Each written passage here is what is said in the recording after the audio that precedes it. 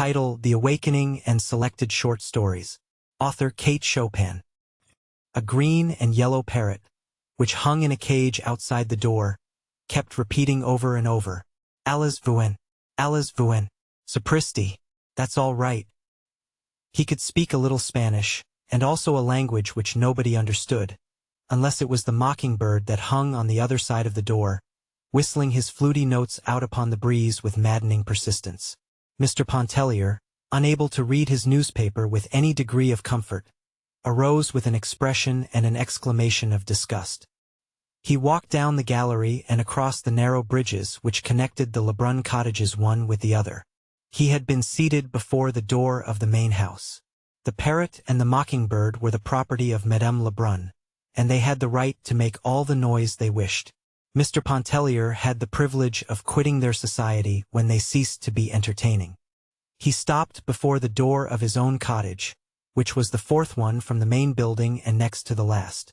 Seating himself in a wicker rocker which was there, he once more applied himself to the task of reading the newspaper. The day was Sunday. The paper was a day old. The Sunday papers had not yet reached Grand Isle. He was already acquainted with the market reports, and he glanced restlessly over the editorials and bits of news which he had not had time to read before quitting New Orleans the day before. Mr. Pontellier wore eyeglasses. He was a man of 40, of medium height and rather slender build. He stooped a little. His hair was brown and straight, parted on one side. His beard was neatly and closely trimmed. Once in a while he withdrew his glance from the newspaper and looked about him. There was more noise than ever over at the house. The main building was called the house, to distinguish it from the cottages. The chattering and whistling birds were still at it. Two young girls, the Farival twins, were playing a duet from Zampa upon the piano. Madame Lebrun was bustling in and out, giving orders in a high key to a yard boy whenever she got inside the house, and directions in an equally high voice to a dining-room servant whenever she got outside. She was a fresh, pretty woman, clad always in white with elbow sleeves. Her starched skirts crinkled as she came and went. Farther down, before one of the cottages, a lady in black was walking demurely up and down, telling her beads. A good many persons of the pension had gone over to the Chenier Caminada in Budlett's Lugger to hear mass. Some young people were out under the water oaks playing croquet. Mr. Pontellier's two children were there, sturdy little fellows of 4 and 5. A quadroon nurse followed them about with a faraway, meditative air. Mr. Pontellier finally lit a cigar and began to smoke, letting the paper drag idly from his hand. He fixed his gaze upon a white sunshade that was advancing at snail's pace from the beach. He could see it plainly between the gaunt trunks of the water oaks and across the stretch of yellow chamomile. The gulf looked far away, melting hazily into the blue of the horizon. The sunshade continued to approach slowly.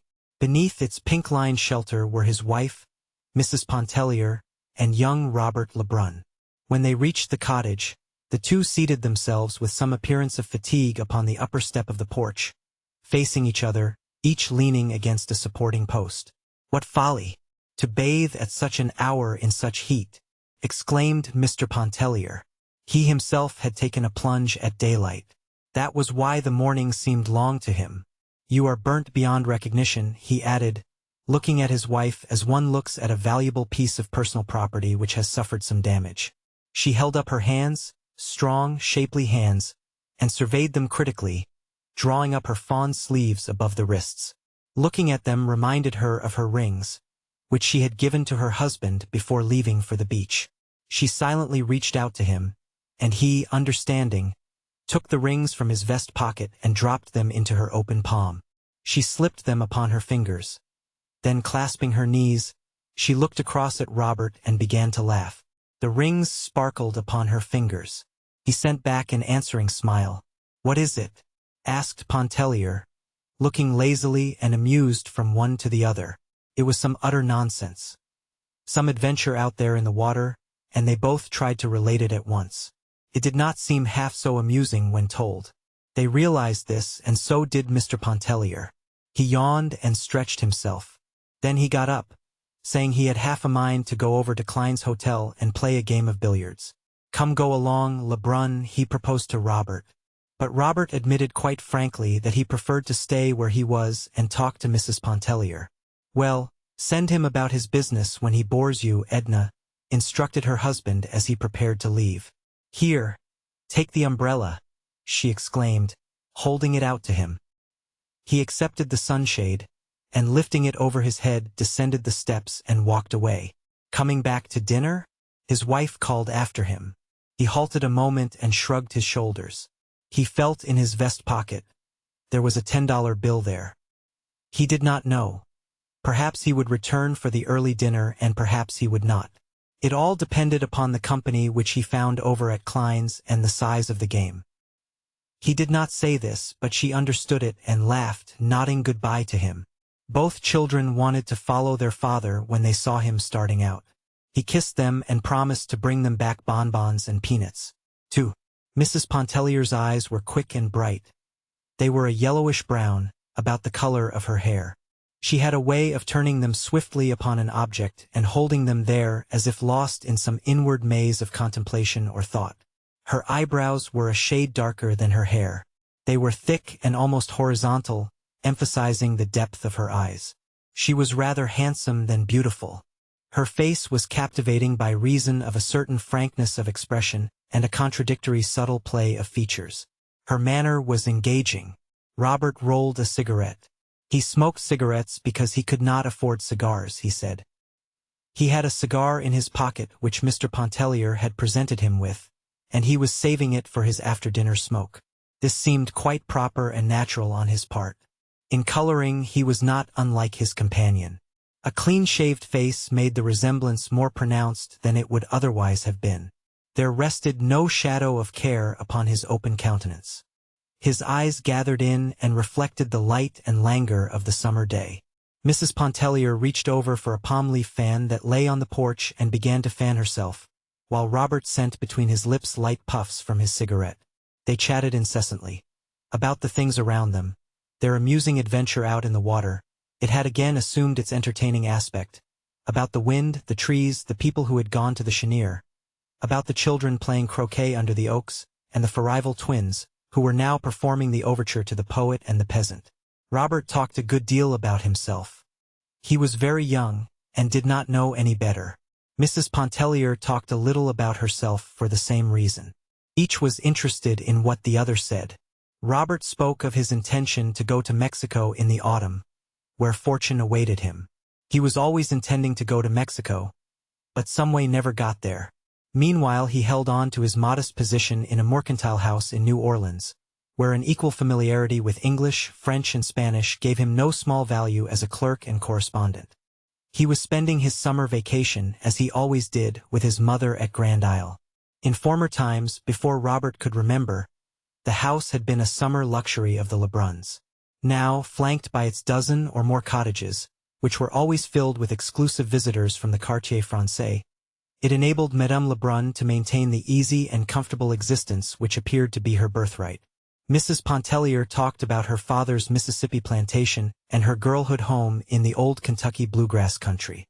She was an American woman, with a small infusion of French which seemed to have been lost in dilution. She read a letter from her sister, who was away in the East, and who had engaged herself to be married. Robert was interested and wanted to know what manner of girls the sisters were, what the father was like, and how long the mother had been dead. When Mrs. Pontellier folded the letter, it was time for her to dress for the early dinner. "I see Leonce isn't coming back," she said, with a glance in the direction whence her husband had disappeared. Robert supposed he was not, as there were a good many New Orleans clubmen over at Klein's. When Mrs. Pontellier left him to enter her room, the young man descended the steps and strolled over toward the croquet players, where, during the half-hour before dinner, he amused himself with the little Pontellier children, who were very fond of him. 3. It was 11 o'clock that night when Mr. Pontellier returned from Klein's hotel. He was in an excellent humor, in high spirits, and very talkative. His entrance awoke his wife, who was in bed and fast asleep when he came in. He talked to her while he undressed, telling her anecdotes and bits of news and gossip that he had gathered during the day.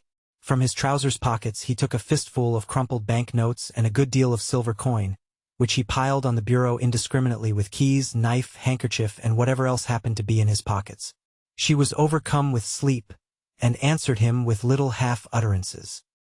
He thought it very discouraging that his wife, who was the sole object of his existence, evinced so little interest in things which concerned him, and valued so little his conversation. Mr. Pontellier had forgotten the bonbons and peanuts for the boys, notwithstanding he loved them very much, and went into the adjoining room where they slept to take a look at them and make sure that they were resting comfortably. The result of his investigation was far from satisfactory. He turned and shifted the youngsters about in bed. One of them began to kick and talk about a basket full of crabs. Mr. Pontellier returned to his wife with the information that Raoul had a high fever and needed looking after. Then he lit a cigar and went and sat near the open door to smoke it. Mrs. Pontellier was quite sure Raoul had no fever. He had gone to bed perfectly well, she said, and nothing had ailed him all day. Mr. Pontellier was too well acquainted with fever symptoms to be mistaken. He assured her the child was consuming at that moment in the next room. He reproached his wife with her inattention, her habitual neglect of the children. If it was not a mother's place to look after children, whose on earth was it? He himself had his hands full with his brokerage business. He could not be in two places at once, making a living for his family on the street, and staying at home to see that no harm befell them. He talked in a monotonous, insistent way. Mrs. Pontellier sprang out of bed and went into the next room. She soon came back and sat on the edge of the bed, leaning her head down on the pillow. She said nothing, and refused to answer her husband when he questioned her. When his cigar was smoked out he went to bed, and in half a minute he was fast asleep. Mrs. Pontellier was by that time thoroughly awake. She began to cry a little, and wiped her eyes on the sleeve of her peignoir. Blowing out the candle, which her husband had left burning, she slipped her bare feet into a pair of satin mules at the foot of the bed and went out on the porch, where she sat down in the wicker chair and began to rock gently to and fro. It was then past midnight. The cottages were all dark. A single faint light gleamed out from the hallway of the house. There was no sound abroad except the hooting of an old owl in the top of a water oak, and the everlasting voice of the sea, that was not uplifted at that soft hour. It broke like a mournful lullaby upon the night. The tears came so fast to Mrs. Pontellier's eyes that the damp sleeve of her peignoir no longer served to dry them. She was holding the back of her chair with one hand. Her loose sleeve had slipped almost to the shoulder of her uplifted arm. Turning, she thrust her face, steaming and wet, into the bend of her arm, and she went on crying there, not caring any longer to dry her face, her eyes, her arms. She could not have told why she was crying. Such experiences as the foregoing were not uncommon in her married life. They seemed never before to have weighed much against the abundance of her husband's kindness and a uniform devotion which had come to be tacit and self-understood. An indescribable oppression, which seemed to generate in some unfamiliar part of her consciousness, filled her whole being with a vague anguish. It was like a shadow, like a mist passing across her soul's summer day. It was strange and unfamiliar. It was a mood. She did not sit there inwardly upbraiding her husband, lamenting at fate, which had directed her footsteps to the path which they had taken. She was just having a good cry all to herself. The mosquitoes made merry over her, biting her firm, round arms and nipping at her bare insteps. The little stinging, buzzing imps succeeded in dispelling a mood which might have held her there in the darkness half a night longer. The following morning Mr. Pontellier was up in good time to take the rockaway, which was to convey him to the steamer at the wharf. He was returning to the city to his business, and they would not see him again at the island till the coming Saturday. He had regained his composure, which seemed to have been somewhat impaired the night before. He was eager to be gone, as he looked forward to a lively week in Carondelet Street. Mr. Pontellier gave his wife half of the money which he had brought away from Klein's hotel the evening before. She liked money as well as most women, and accepted it with no little satisfaction. "It will buy a handsome wedding present for Sister Janet," she exclaimed, smoothing out the bills as she counted them one by one. "Oh, we'll treat Sister Janet better than that, my dear," he laughed, as he prepared to kiss her good-bye. The boys were tumbling about, clinging to his legs, imploring that numerous things be brought back to them. Mr. Pontellier was a great favorite, and ladies, men, children, even nurses, were always on hand to say goodbye to him. His wife stood smiling and waving, the boys shouting, as he disappeared in the old rockaway down the sandy road. A few days later, a box arrived for Mrs. Pontellier from New Orleans. It was from her husband. It was filled with friandises, with luscious and toothsome bits, the finest of fruits, pates, a rare bottle or two, delicious syrups, and bonbons in abundance. Mrs. Pontellier was always very generous with the contents of such a box. She was quite used to receiving them when away from home. The pates and fruit were brought to the dining room, the bonbons were passed around, and the ladies, selecting with dainty and discriminating fingers and a little greedily, all declared that Mr. Pontellier was the best husband in the world. Mrs. Pontellier was forced to admit that she knew of none better, for it would have been a difficult matter for Mr. Pontellier to define to his own satisfaction or anyone else's wherein his wife failed in her duty toward their children. It was something which he felt rather than perceived, and he never voiced the feeling without subsequent regret and ample atonement. If one of the little Pontellier boys took a tumble whilst at play, he was not apt to rush crying to his mother's arms for comfort. He would more likely pick himself up, wipe the water out of his eyes and the sand out of his mouth, and go on playing. Tots as they were, they pulled together and stood their ground in childish battles with doubled fists and uplifted voices, which usually prevailed against the other mother tots.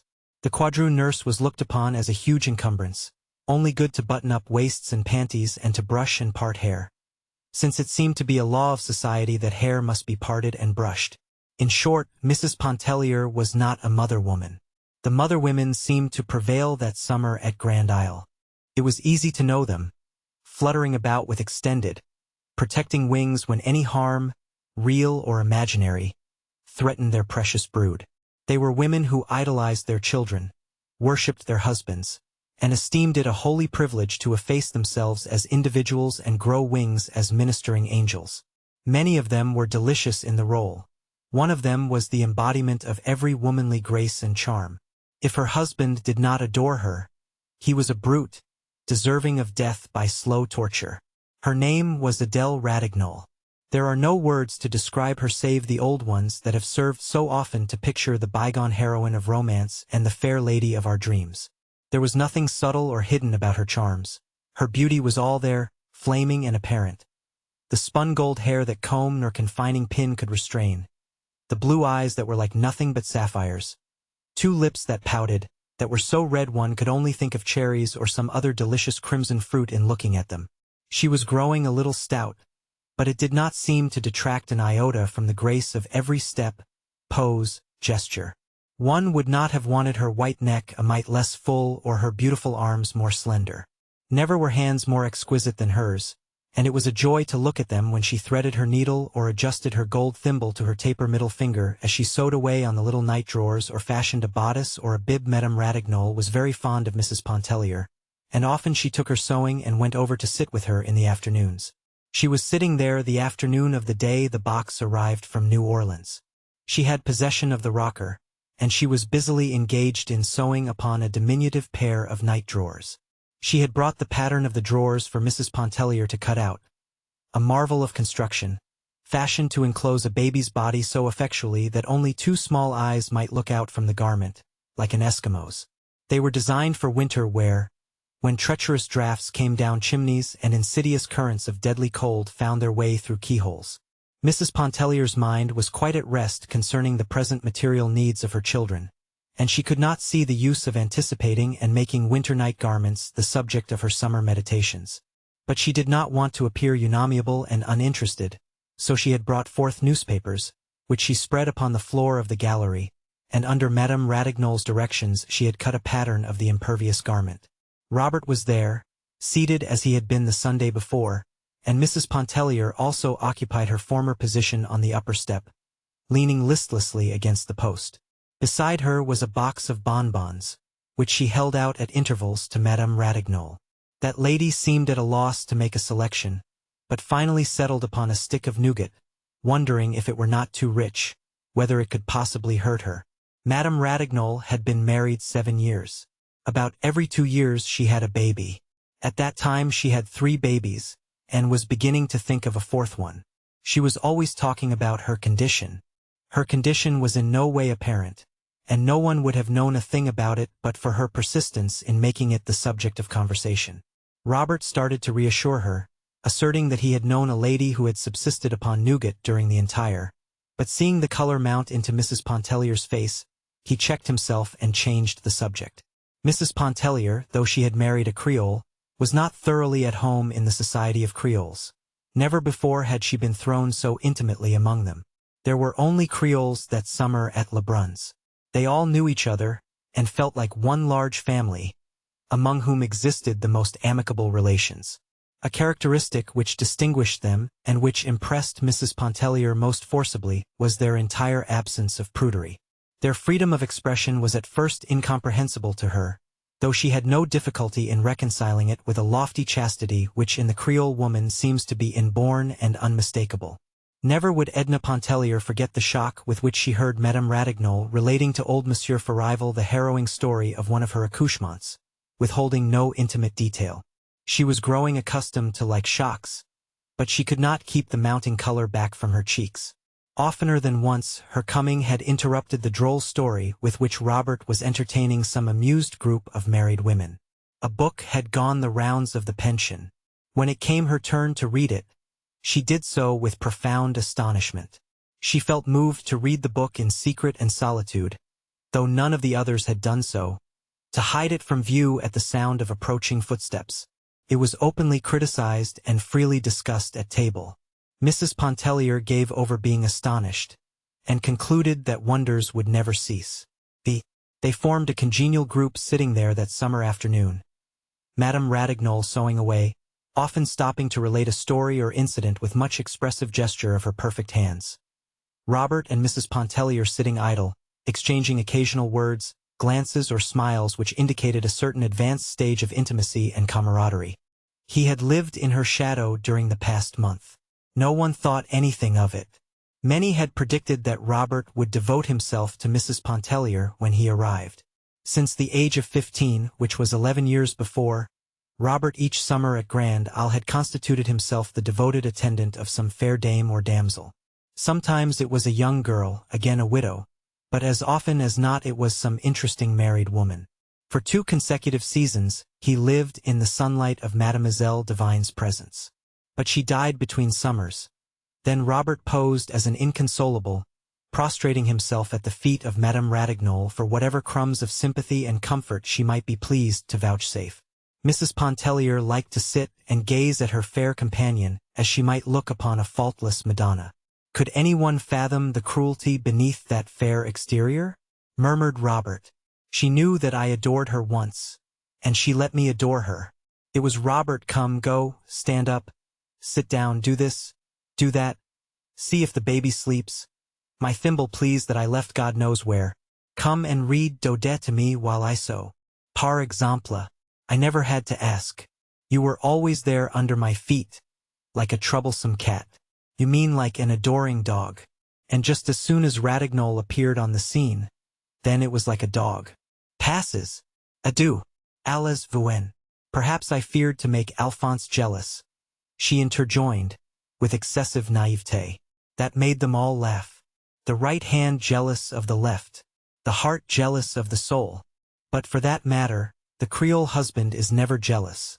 With him the gangrene passion is one which has become dwarfed by disuse." Meanwhile Robert, addressing Mrs. Pontellier, continued to tell of his one-time hopeless passion for Madame Ratignolles, of sleepless nights, of consuming flames till the very sea sizzled when he took his daily plunge.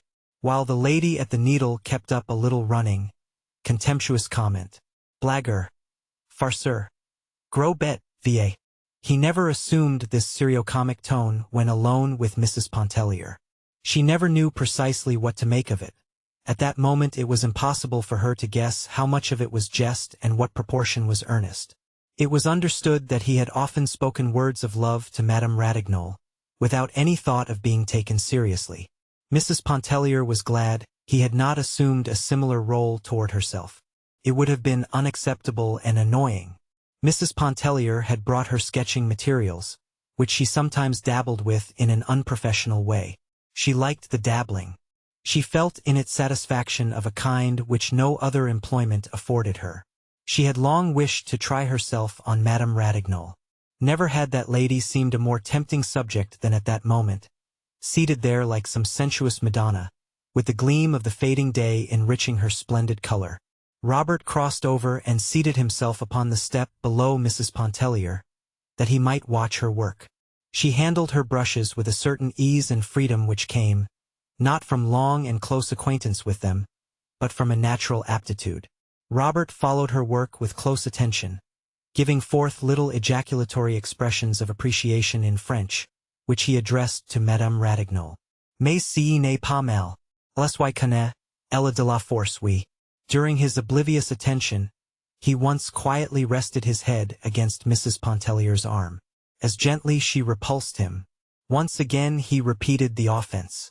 She could not but believe it to be thoughtlessness on his part, yet that was no reason she should submit to it. She did not remonstrate, except again to repulse him quietly but firmly. He offered no apology. The picture completed bore no resemblance to Madame Ratignolles. She was greatly disappointed to find that it did not look like her. But it was a fair enough piece of work, and in many respects satisfying. Mrs. Pontellier evidently did not think so. After surveying the sketch critically, she drew a broad smudge of paint across its surface, and crumpled the paper between her hands. The youngsters came tumbling up the steps, the quadroon following at the respectful distance which they required her to observe. Mrs. Pontellier made them carry her paints and things into the house. She sought to detain them for a little talk and some pleasantry. But they were greatly in earnest. They had only come to investigate the contents of the bonbon box. They accepted without murmuring what she chose to give them, each holding out two chubby hands scoop-like, in the vain hope that they might be filled, and then away they went. The sun was low in the west, and the breeze soft and languorous that came up from the south, charged with the seductive odor of the sea. Children freshly befurbelowed were gathering for their games under the oaks. Their voices were high and penetrating. Madame Ratignolles folded her sewing, placing thimble, scissors, and thread all neatly together in the roll, which she pinned securely. She complained of faintness. Mrs. Pontellier flew for the cologne water and a fan. She bathed Madame Ratignolles' face with cologne, while Robert plied the fan with unnecessary vigor. The spell was soon over, and Mrs. Pontellier could not help wondering if there were not a little imagination responsible for its origin, for the rose tint had never faded from her friend's face. She stood watching the fair woman walk down the long line of galleries with the grace and majesty which queens are sometimes supposed to possess. Her little ones ran to meet her. Two of them clung about her white skirts. The third she took from its nurse and with 1,000 endearments bore it along in her own fond, encircling arms. Though, as everybody well knew, the doctor had forbidden her to lift so much as a pin. "Are you going bathing?" asked Robert of Mrs. Pontellier. It was not so much a question as a reminder. "Oh no," she answered, with a tone of indecision. "I'm tired. I think not." Her glance wandered from his face away toward the gulf, whose sonorous murmur reached her like a loving but imperative entreaty. "Oh, come," he insisted. "You mustn't miss your bath. Come on. The water must be delicious. It will not hurt you. Come." He reached up for her big, rough straw hat that hung on a peg outside the door, and put it on her head. They descended the steps, and walked away together toward the beach. The sun was low in the west and the breeze was soft and warm. 6. Edna Pontellier could not have told why, wishing to go to the beach with Robert, she should in the first place have declined, and in the second place have followed in obedience to one of the two contradictory impulses which impelled her. A certain light was beginning to dawn dimly within her, the light which, showing the way, forbids it. At that early period it served but to bewilder her. It moved her to dreams, to thoughtfulness, to the shadowy anguish which had overcome her the midnight when she had abandoned herself to tears. In short, Mrs. Pontellier was beginning to realize her position in the universe as a human being, and to recognize her relations as an individual to the world within and about her. This may seem like a ponderous weight of wisdom to descend upon the soul of a young woman of 28. perhaps more wisdom than the Holy Ghost is usually pleased to vouchsafe to any woman. But the beginning of things, of a world especially, is necessarily vague, tangled, chaotic, and exceedingly disturbing. How few of us ever emerge from such beginning! How many souls perish in its tumult! The voice of the sea is seductive, never ceasing, whispering, clamoring, murmuring, inviting the soul to wander for a spell in abysses of solitude, to lose itself in mazes of inward contemplation. The voice of the sea speaks to the soul. The touch of the sea is sensuous, enfolding the body in its soft, close embrace. 7. Mrs. Pontellier was not a woman given to confidences, a characteristic hitherto contrary to her nature. Even as a child she had lived her own small life all within herself. At a very early period she had apprehended instinctively the dual life, that outward existence which conforms, the inward life which questions. That summer at Grand Isle she began to loosen a little the mantle of reserve that had always enveloped her. There must have been, influences both subtle and apparent, working in their several ways to induce her to do this. But the most obvious was the influence of Adele Ratignol. The excessive physical charm of the Creole had first attracted her, for Edna had a sensuous susceptibility to beauty. Then the candor of the woman's whole existence, which everyone might read, and which formed so striking a contrast to her own habitual reserve, this might have furnished a link. Who can tell what metals the gods use in forging the subtle bond which we call sympathy, which we might as well call love? The two women went away one morning to the beach together, arm in arm, under the huge white sunshade. Edna had prevailed upon Madame Ratignol to leave the children behind, though she could not induce her to relinquish a diminutive roll of needlework, which Adele begged to be allowed to slip into the depths of her pocket. In some unaccountable way they had escaped from Robert. The walk to the beach was no inconsiderable one, consisting as it did of a long sandy path, upon which a sporadic and tangled growth that bordered it on either side made frequent and unexpected inroads. There were acres of yellow chamomile reaching out on either hand. Further away still, vegetable gardens abounded, with frequent small plantations of orange or lemon trees intervening. The dark green clusters glistened from afar in the sun. The women were both of goodly height, Madame Ratignol possessing the more feminine and matronly figure. The charm of Edna Pontellier's physique stole insensibly upon you. The lines of her body were long, clean, and symmetrical. It was a body which occasionally fell into splendid poses. There was no suggestion of the trim, stereotyped fashion plate about it. A casual and indiscriminating observer, in passing, might not cast a second glance upon the figure. But with more feeling and discernment, he would have recognized the noble beauty of its modeling, and the graceful severity of poise and movement, which made Edna Pontellier different from the crowd. She wore a cool muslin that morning, white, with a waving vertical line of brown running through it, also a white linen collar and the big straw hat which she had taken from the peg outside the door. The hat rested anyway on her yellow-brown hair, that waved a little, was heavy, and clung close to her head. Madame Ratignol, more careful of her complexion, had twined a gauze veil about her head. She wore dogskin gloves, with gauntlets that protected her wrists. She was dressed in pure white, with a fluffiness of ruffles that became her. The draperies and fluttering things which she wore suited her rich, luxuriant beauty as a greater severity of line could not have done. There were a number of bathhouses along the beach, of rough but solid construction, built with small, protecting galleries facing the water. Each house consisted of 2 compartments, and each family at Lebrun's possessed a compartment for itself, fitted out with all the essential paraphernalia of the bath and whatever other conveniences the owners might desire. The 2 women had no intention of bathing. They had just strolled down to the beach for a walk and to be alone and near the water. The Pontellier and Ratignol compartments adjoined one another under the same roof. Mrs. Pontellier had brought down her key through force of habit. Unlocking the door of her bathroom, she went inside, and soon emerged, bringing a rug, which she spread upon the floor of the gallery, and 2 huge hair pillows covered with crash, which she placed against the front of the building. The 2 seated themselves there in the shade of the porch, side by side, with their backs against the pillows and their feet extended.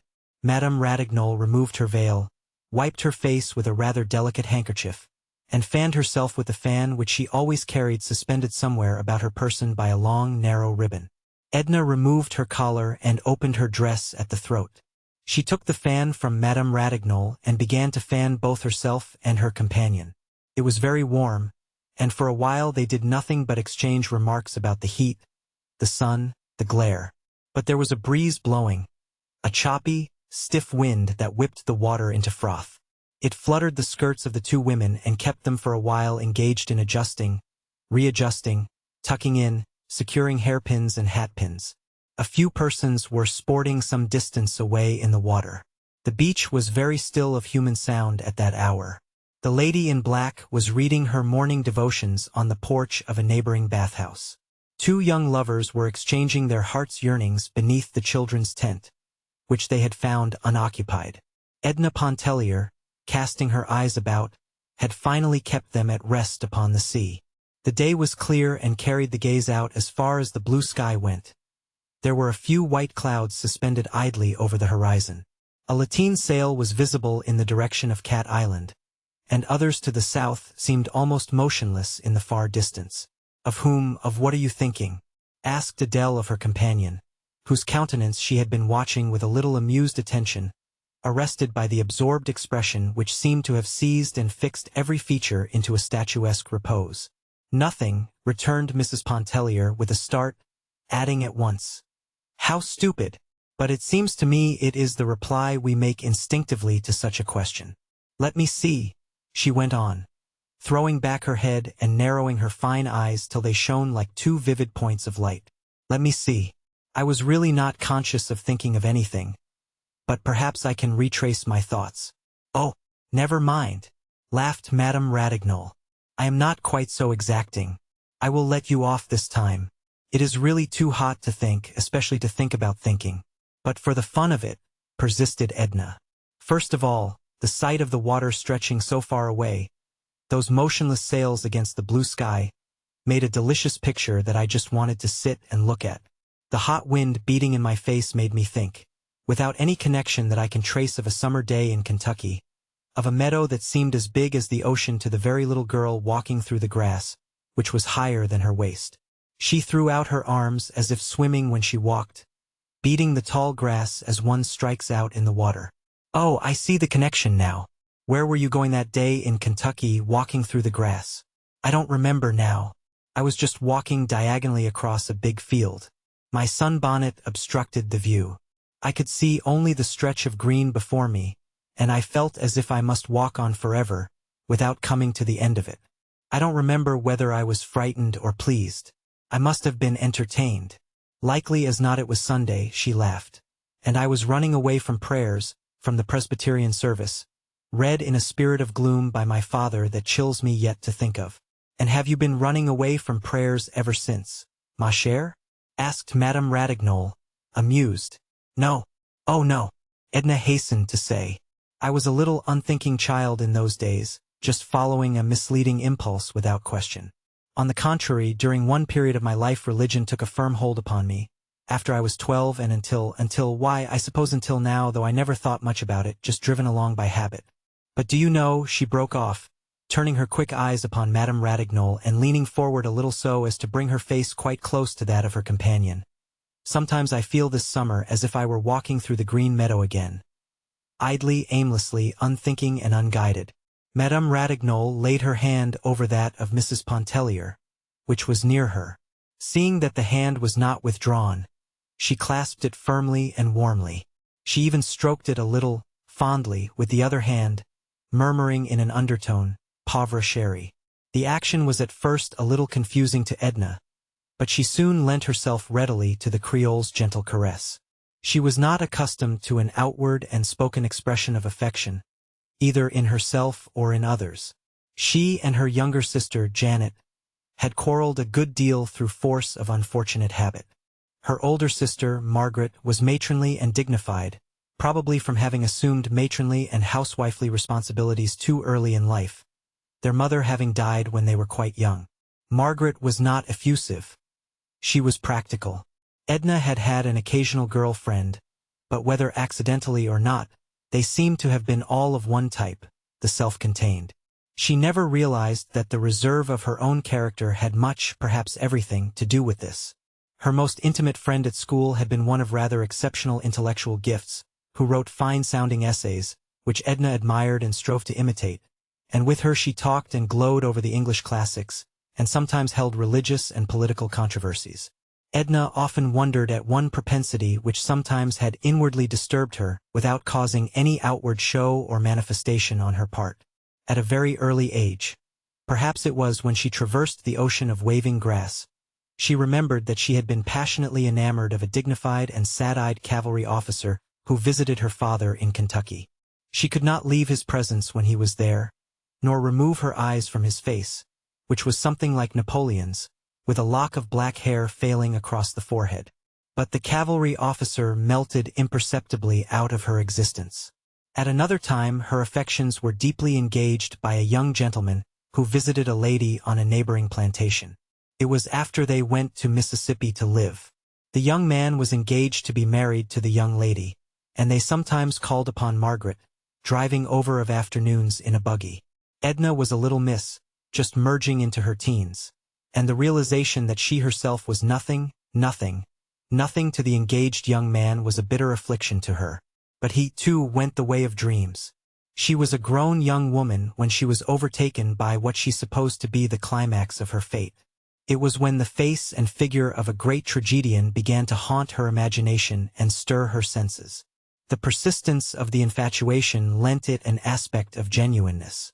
The hopelessness of it colored it with the lofty tones of a great passion. The picture of the tragedian stood enframed upon her desk. Anyone may possess the portrait of a tragedian without exciting suspicion or comment. This was a sinister reflection which she cherished. In the presence of others she expressed admiration for his exalted gifts, as she handed the photograph around and dwelt upon the fidelity of the likeness. When alone she sometimes picked it up and kissed the cold glass passionately. Her marriage to Edna Pontellier was purely an accident, in this respect resembling many other marriages which masquerade as the decrees of fate. It was in the midst of her secret great passion that she met him. He fell in love, as men are in the habit of doing, and pressed his suit with an earnestness and an ardor which left nothing to be desired. He pleased her. His absolute devotion flattered her.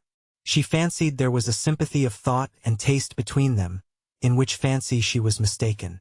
Add to this the violent opposition of her father and her sister Margaret to her marriage with a Catholic, and we need seek no further for the motives which led her to accept Monsieur Pontellier for her husband. The acme of bliss, which would have been a marriage with the tragedian, was not for her in this world. As the devoted wife of a man who worshipped her, she felt she would take her place with a certain dignity in the world of reality, closing the portals forever behind her upon the realm of romance and dreams. But it was not long before the tragedian had gone to join the cavalry officer and the engaged young man and a few others, and Edna found herself face to face with the realities. She grew fond of her husband, realizing with some unaccountable satisfaction that no trace of passion or excessive and fictitious warmth colored her affection, thereby threatening its dissolution. She was fond of her children in an uneven, impulsive way. She would sometimes gather them passionately to her heart. She would sometimes forget them. The year before they had spent part of the summer with their grandmother Pontellier in Iberville. Feeling secure regarding their happiness and welfare, she did not miss them except with an occasional intense longing. Their absence was a sort of relief, though she did not admit this even to herself. It seemed to free her of a responsibility which she had blindly assumed and for which fate had not fitted her. Edna did not reveal so much as all this to Madame Ratignolle that summer day when they sat with faces turned to the sea. But a good part of it escaped her. She had put her head down on Madame Ratignolle's shoulder. She was flushed and felt intoxicated with the sound of her own voice and the unaccustomed taste of candor. It muddled her like wine, or like a first breath of freedom. There was the sound of approaching voices. It was Robert, surrounded by a troop of children, searching for them. The two little Pontelliers were with him, and he carried Madame Ratignolle's little girl in his arms. There were other children beside, and two nursemaids followed, looking disagreeable and resigned. The women at once rose and began to shake out their draperies and relax their muscles. Mrs. Pontellier threw the cushions and rug into the bathhouse. The children all scampered off to the awning, and they stood there in a line, gazing upon the intruding lovers, still exchanging their vows and sighs. The lovers got up, with only a silent protest, and walked slowly away somewhere else. The children possessed themselves of the tent, and Mrs. Pontellier went over to join them. Madame Ratignolles begged Robert to accompany her to the house. She complained of cramp in her limbs and stiffness of the joints. She leaned draggingly upon his arm as they walked. "Do me a favor, Robert," spoke the pretty woman at his side, almost as soon as she and Robert had started their slow, homeward way. She looked up in his face, leaning on his arm beneath the encircling shadow of the umbrella which he had lifted. "Granted.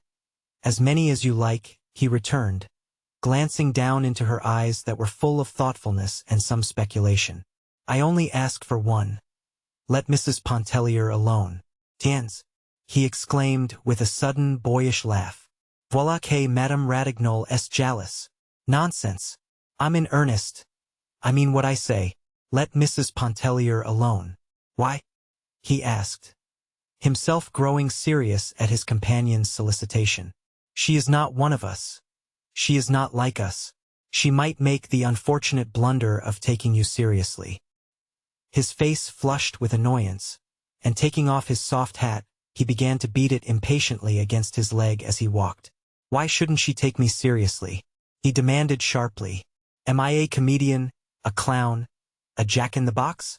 Why shouldn't she? You Creoles, I have no patience with you. Am I always to be regarded as a feature of an amusing program? I hope Mrs. Pontellier does take me seriously. I hope she has discernment enough to find in me something besides the blagueur. If I thought there was any doubt—" "Oh, enough, Robert," she broke into his heated outburst. "You are not thinking of what you are saying. You speak with about as little reflection as we might expect from one of those children down there playing in the sand. If your attentions to any married women here were ever offered with any intention of being convincing, you would not be the gentleman we all know you to be, and you would be unfit to associate with the wives and daughters of the people who trust you." Madame Ratignolles had spoken what she believed to be the law and the gospel. The young man shrugged his shoulders impatiently. "Oh, well, that isn't it," slamming his hat down vehemently upon his head. "You ought to feel that such things are not flattering to say to a fellow. Should our whole intercourse consist of an exchange of compliments? Ma foi, it isn't pleasant to have a woman tell you," he went on unheedingly, but breaking off suddenly. "Now if I were like Arabin, you remember Alcée Arabin and that story of the consul's wife at Biloxi?" And he related the story of Alcée Arabin and the consul's wife, and another about the tenor of the French opera who received letters which should never have been written, and still other stories, grave and gay, till Mrs. Pontellier and her possible propensity for taking young men seriously was apparently forgotten. Madame Ratignolles, when they had regained her cottage, went in to take the hour's rest which she considered helpful. Before leaving her, Robert begged her pardon for the impatience. He called it rudeness, with which he had received her well-meant caution. "You made one mistake, Adele," he said, with a light smile. "There is no earthly possibility of Mrs. Pontellier ever taking me seriously. You should have warned me against taking myself seriously. Your advice might then have carried some weight and given me subject for some reflection. Au revoir. But you look tired," he added solicitously. "Would you like a cup of bouillon? Shall I stir you a toddy? Let me mix you a toddy with a drop of Angostura." She acceded to the suggestion of bouillon, which was grateful and acceptable. He went himself to the kitchen, which was a building apart from the cottages and lying to the rear of the house, and he himself brought her the golden-brown bouillon, in a dainty Sèvres cup, with a flaky cracker or two on the saucer. She thrust a bare, white arm from the curtain which shielded her open door, and received the cup from his hands. She told him he was a bon garçon, and she meant it. Robert thanked her and turned away toward the house. The lovers were just entering the grounds of the pension. They were leaning toward each other as the water oaks bent from the sea. There was not a particle of earth beneath their feet. Their heads might have been turned upside down, so absolutely did they tread upon blue ether. The lady in black, creeping behind them, looked a trifle paler and more jaded than usual. There was no sign of Mrs. Pontellier and the children. Robert scanned the distance for any such apparition. They would doubtless remain away till the dinner hour. The young man ascended to his mother's room. It was situated at the top of the house, made up of odd angles and a queer, sloping ceiling. 2 broad dormer windows looked out toward the gulf, and as far across it as a man's eye might reach. The furnishings of the room were light, cool, and practical. Madame Lebrun was busily engaged at the sewing machine. A little black girl sat on the floor, and with her hands worked the treadle of the machine. The Creole woman does not take any chances which may be avoided of imperiling her health. Robert went over and seated himself on the broad sill of one of the dormer windows. He took a book from his pocket and began energetically to read it, judging by the precision and frequency with which he turned the leaves. The sewing machine made a resounding clatter in the room. It was of a ponderous, bygone make. In the lulls, Robert and his mother exchanged bits of desultory conversation. "Where is Mrs. Pontellier?" "Down at the beach with the children. I promised to lend her the Goncourt. Don't forget to take it down when you go. It's there on the bookshelf over the small table." Clatter, clatter, clatter, bang, for the next 5 or 8 minutes.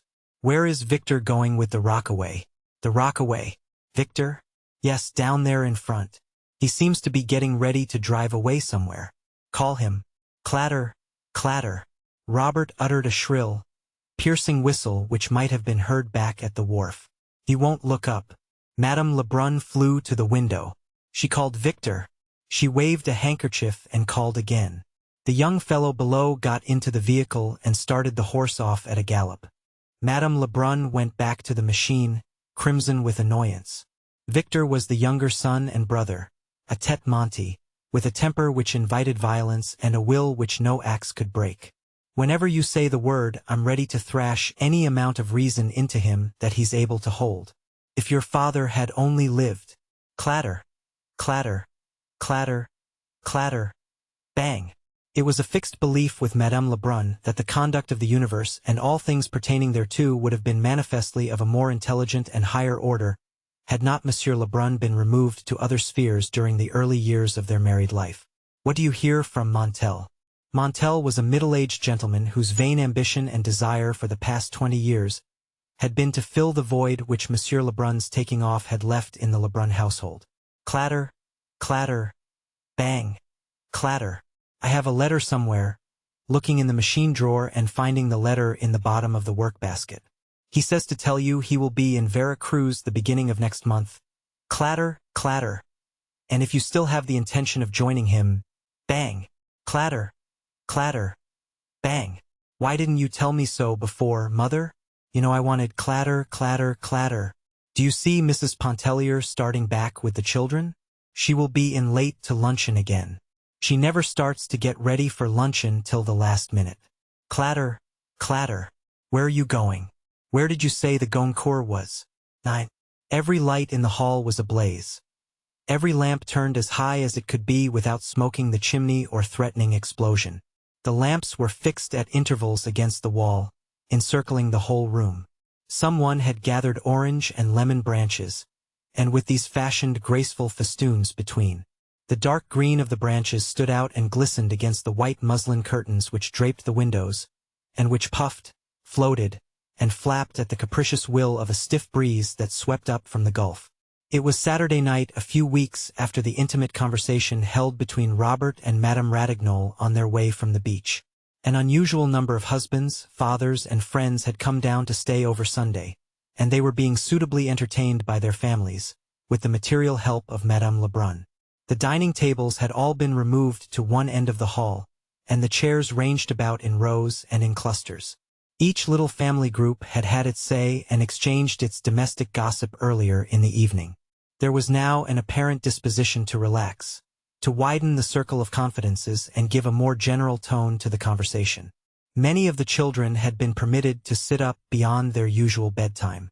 A small band of them were lying on their stomachs on the floor looking at the colored sheets of the comic papers which Mr. Pontellier had brought down. The little Pontellier boys were permitting them to do so, and making their authority felt. Music, dancing, and a recitation or two were the entertainments furnished, or rather offered. But there was nothing systematic about the program, no appearance of prearrangement nor even premeditation. At an early hour in the evening the Farival twins were prevailed upon to play the piano. They were girls of 14, always clad in the Virgin's colors, blue and white, having been dedicated to the Blessed Virgin at their baptism.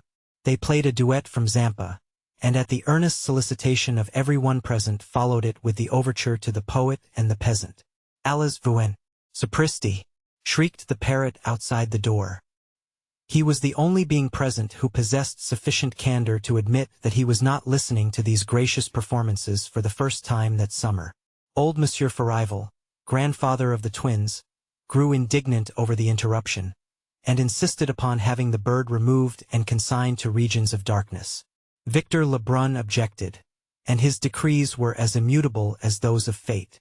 The parrot fortunately offered no further interruption to the entertainment, the whole venom of his nature apparently having been cherished up and hurled against the twins in that one impetuous outburst.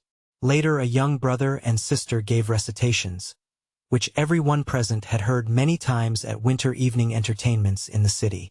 A little girl performed a skirt dance in the center of the floor. The mother played her accompaniments and at the same time watched her daughter with greedy admiration and nervous apprehension. She need have had no apprehension. The child was mistress of the situation. She had been properly dressed for the occasion in black tulle and black silk tights. Her little neck and arms were bare, and her hair, artificially crimped, stood out like fluffy black plumes over her head. Her poses were full of grace, and her little black shod toes twinkled as they shot out and upward with a rapidity and suddenness which were bewildering. But there was no reason why every one should not dance. Madame Ratignolles could not, so it was she who gaily consented to play for the others. She played very well, keeping excellent waltz time and infusing an expression into the strains which was indeed inspiring. She was keeping up her music on account of the children, she said, because she and her husband both considered it a means of brightening the home and making it attractive.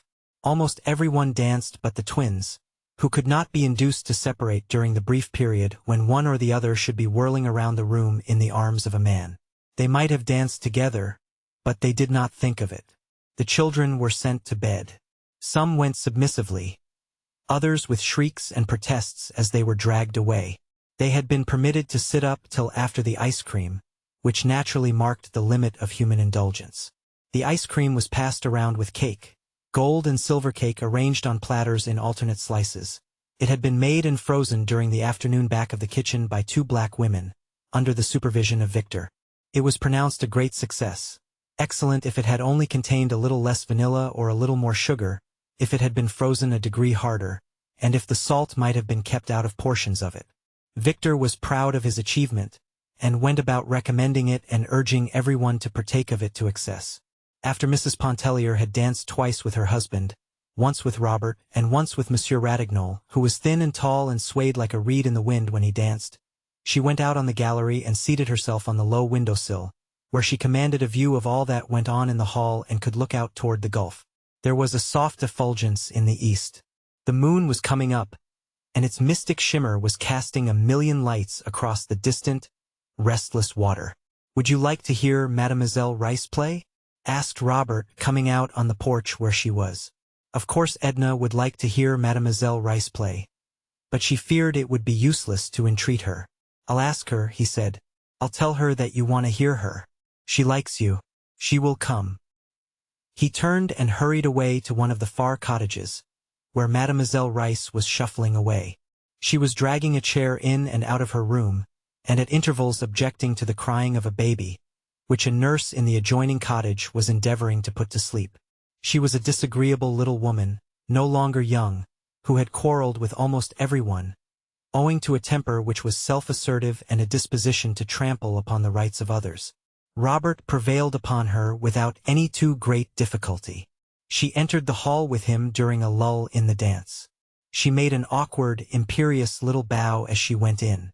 She was a homely woman, with a small weazened face and body and eyes that glowed. She had absolutely no taste in dress, and wore a batch of rusty black lace with a bunch of artificial violets pinned to the side of her hair. "Ask Mrs. Pontellier what she would like to hear me play," she requested of Robert. She sat perfectly still before the piano, not touching the keys, while Robert carried her message to Edna at the window. A general air of surprise and genuine satisfaction fell upon everyone as they saw the pianist enter. There was a settling down, and a prevailing air of expectancy everywhere.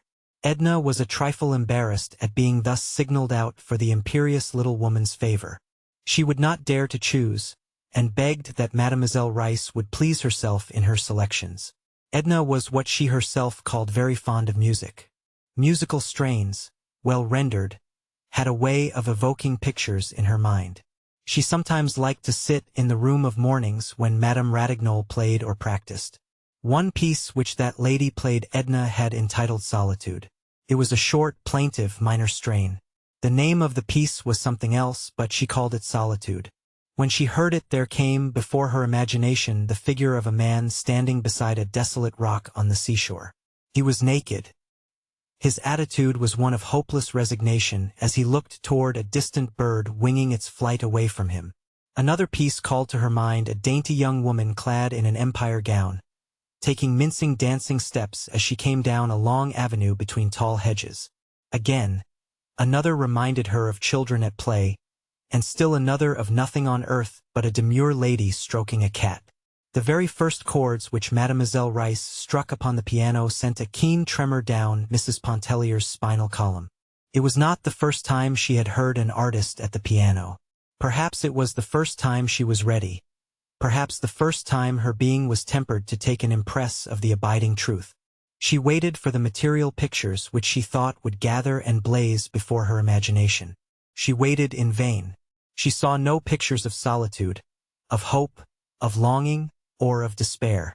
But the very passions themselves were aroused within her soul, swaying it, lashing it, as the waves daily beat upon her splendid body. She trembled. She was choking, and the tears blinded her. Mademoiselle had finished. She arose and bowing her stiff, lofty bow, she went away, stopping for neither thanks nor applause. As she passed along the gallery, she patted Edna upon the shoulder. "Well, how did you like my music?" she asked. The young woman was unable to answer. She pressed the hand of the pianist convulsively. Mademoiselle Rice perceived her agitation and even her tears. She patted her again upon the shoulder as she said, "You are the only one worth playing for. Those others? Bah!" And she went shuffling and sidling on down the gallery toward her room. But she was mistaken about those others. Her playing had aroused a fever of enthusiasm. What passion! What an artist! I have always said no one could play Chopin like Mademoiselle Rice. That last prelude, bon Dieu, it shakes a man. It was growing late, and there was a general disposition to disband. But someone, perhaps it was Robert, thought of a bath at that mystic hour and under that mystic moon. At all events Robert proposed it, and there was not a dissenting voice. There was not one but was ready to follow when he led the way. He did not lead the way, however, he directed the way, and he himself loitered behind with the lovers, who had betrayed a disposition to linger and hold themselves apart. He walked between them, whether with malicious or mischievous intent was not wholly clear, even to himself. The Pontelliers and Ratignolles walked ahead, the women leaning upon the arms of their husbands. Edna could hear Robert's voice behind them, and could sometimes hear what he said. She wondered why he did not join them. It was unlike him not to.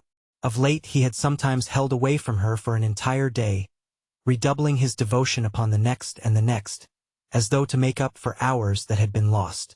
She missed him the days when some pretext served to take him away from her, just as one misses the sun on a cloudy day without having thought much about the sun when it was shining. The people walked in little groups toward the beach. They talked and laughed. Some of them sang. There was a band playing down at Klein's hotel, and the strains reached them faintly, tempered by the distance. There were strange, rare odors abroad. A tangle of the sea smell and of weeds and damp, new-plowed earth, mingled with the heavy perfume of a field of white blossoms somewhere near. But the night sat lightly upon the sea and the land. There was no weight of darkness. There were no shadows. The white light of the moon had fallen upon the world like the mystery and the softness of sleep. Most of them walked into the water as though into a native element. The sea was quiet now, and swelled lazily in broad billows that melted into one another and did not break except upon the beach in little foamy crests that coiled back like slow, white serpents. Edna had attempted all summer to learn to swim. She had received instructions from both the men and women, in some instances from the children. Robert had pursued a system of lessons almost daily, and he was nearly at the point of discouragement in realizing the futility of his efforts. A certain ungovernable dread hung about her when in the water, unless there was a hand nearby that might reach out and reassure her. But that night she was like the little tottering, stumbling, clutching child, who of a sudden realizes its powers, and walks for the first time alone, boldly and with overconfidence. She could have shouted for joy. She did shout for joy, as with a sweeping stroke or two she lifted her body to the surface of the water. A feeling of exultation overtook her, as if some power of significant import had been given her to control the working of her body and her soul. She grew daring and reckless, overestimating her strength. She wanted to swim far out, where no woman had swum before. Her unlooked-for achievement was the subject of wonder, applause, and admiration. Each one congratulated himself that his special teachings had accomplished this desired end. "How easy it is," she thought. "It is nothing," she said aloud. "Why did I not discover before that it was nothing? Think of the time I have lost splashing about like a baby." She would not join the groups in their sports and bouts, but intoxicated with her newly conquered power, she swam out alone. She turned her face seaward to gather in an impression of space and solitude, which the vast expanse of water, meeting and melting with the moonlit sky, conveyed to her excited fancy. As she swam, she seemed to be reaching out for the unlimited in which to lose herself. Once she turned and looked toward the shore, toward the people she had left there.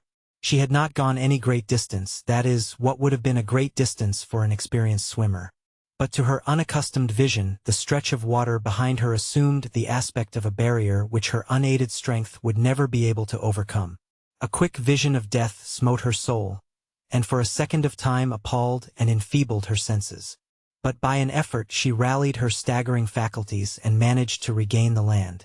She made no mention of her encounter with death and her flash of terror, except to say to her husband, "I thought I should have perished out there alone." "You were not so very far, my dear. I was watching you," he told her. Edna went at once to the bathhouse, and she had put on her dry clothes and was ready to return home before the others had left the water. She started to walk away alone. They all called to her and shouted to her. She waved a dissenting hand, and went on, paying no further heed to their renewed cries which sought to detain her. "Sometimes I am tempted to think that Mrs. Pontellier is capricious," said Madame Lebrun, who was amusing herself immensely and feared that Edna's abrupt departure might put an end to the pleasure. "I know she is," assented Mr. Pontellier. "Sometimes, not often." Edna had not traversed a quarter of the distance on her way home before she was overtaken by Robert. "Did you think I was afraid?" she asked him without a shade of annoyance. "No, I knew you weren't afraid. Then why did you come? Why didn't you stay out there with the others?" "I never thought of it." "Thought of what?" "Of anything. What difference does it make?" "I'm very tired," she uttered, complainingly. "I know you are. You don't know anything about it. Why should you know? I never was so exhausted in my life. But it isn't unpleasant. 1,000 emotions have swept through me tonight. I don't comprehend half of them. Don't mind what I'm saying. I am just thinking aloud. I wonder if I shall ever be stirred again as Mademoiselle Rice's playing moved me tonight.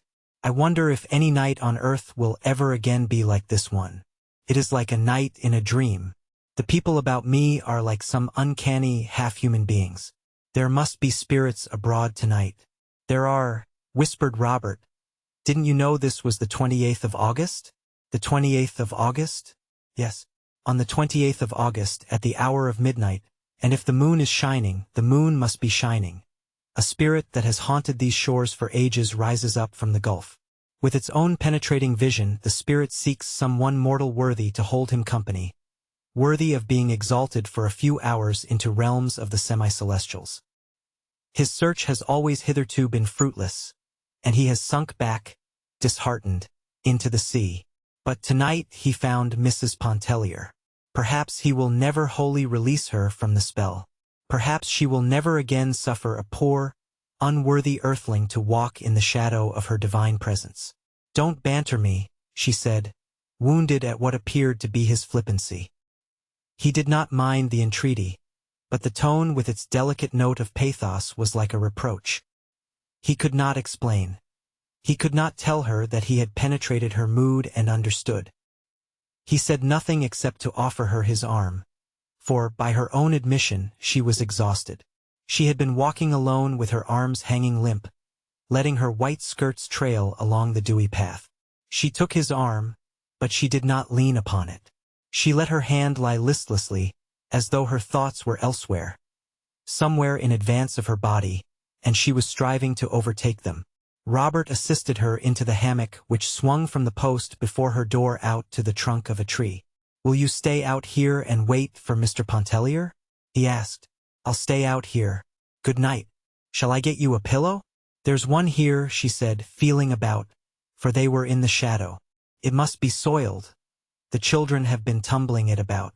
"No matter." And having discovered the pillow, she adjusted it beneath her head.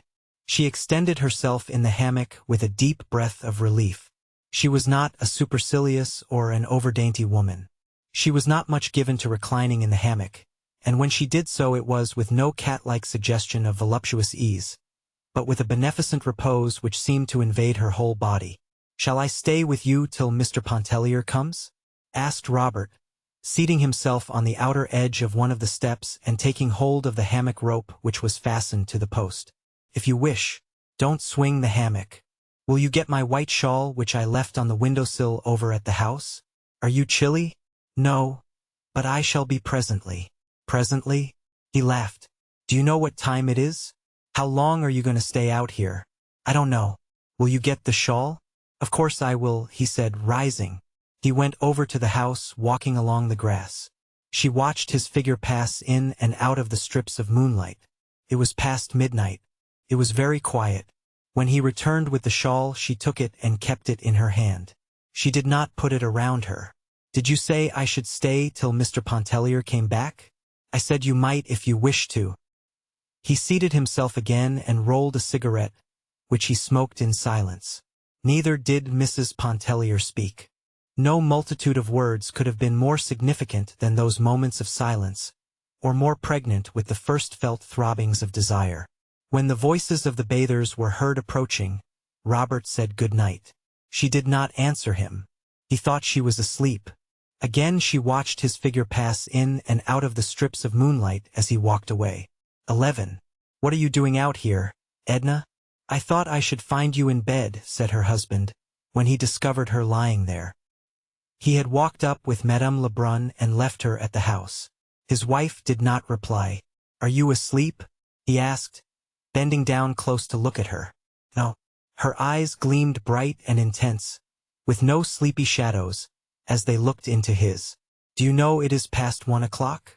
Come on," and he mounted the steps and went into their room. "Edna," called Mr. Pontellier from within, after a few moments had gone by. "Don't wait for me," she answered. He thrust his head through the door. "You will take cold out there," he said irritably. "What folly is this? Why don't you come in?" "It isn't cold. I have my shawl." "The mosquitoes will devour you." "There are no mosquitoes."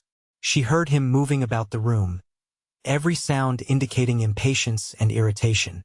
Another time she would have gone in at his request. She would, through habit, have yielded to his desire. Not with any sense of submission or obedience to his compelling wishes, but unthinkingly, as we walk, move, sit, stand, go through the daily treadmill of the life which has been portioned out to us. "Edna, dear, are you not coming in soon?" he asked again, this time fondly, with a note of entreaty. "No, I am going to stay out here." "This is more than folly," he blurted out. "I can't permit you to stay out there all night. You must come in the house instantly." With a writhing motion, she settled herself more securely in the hammock. She perceived that her will had blazed up, stubborn and resistant. She could not at that moment have done other than denied and resisted. She wondered if her husband had ever spoken to her like that before, and if she had submitted to his command. Of course she had. She remembered that she had. But she could not realize why or how she should have yielded, feeling as she then did. Leonce, go to bed. She said, I mean to stay out here. I don't wish to go in, and I don't intend to. Don't speak to me like that again. I shall not answer you. Mr. Pontellier had prepared for bed, but he slipped on an extra garment. He opened a bottle of wine, of which he kept a small and select supply in a buffet of his own. He drank a glass of the wine and went out on the gallery and offered a glass to his wife. She did not wish any.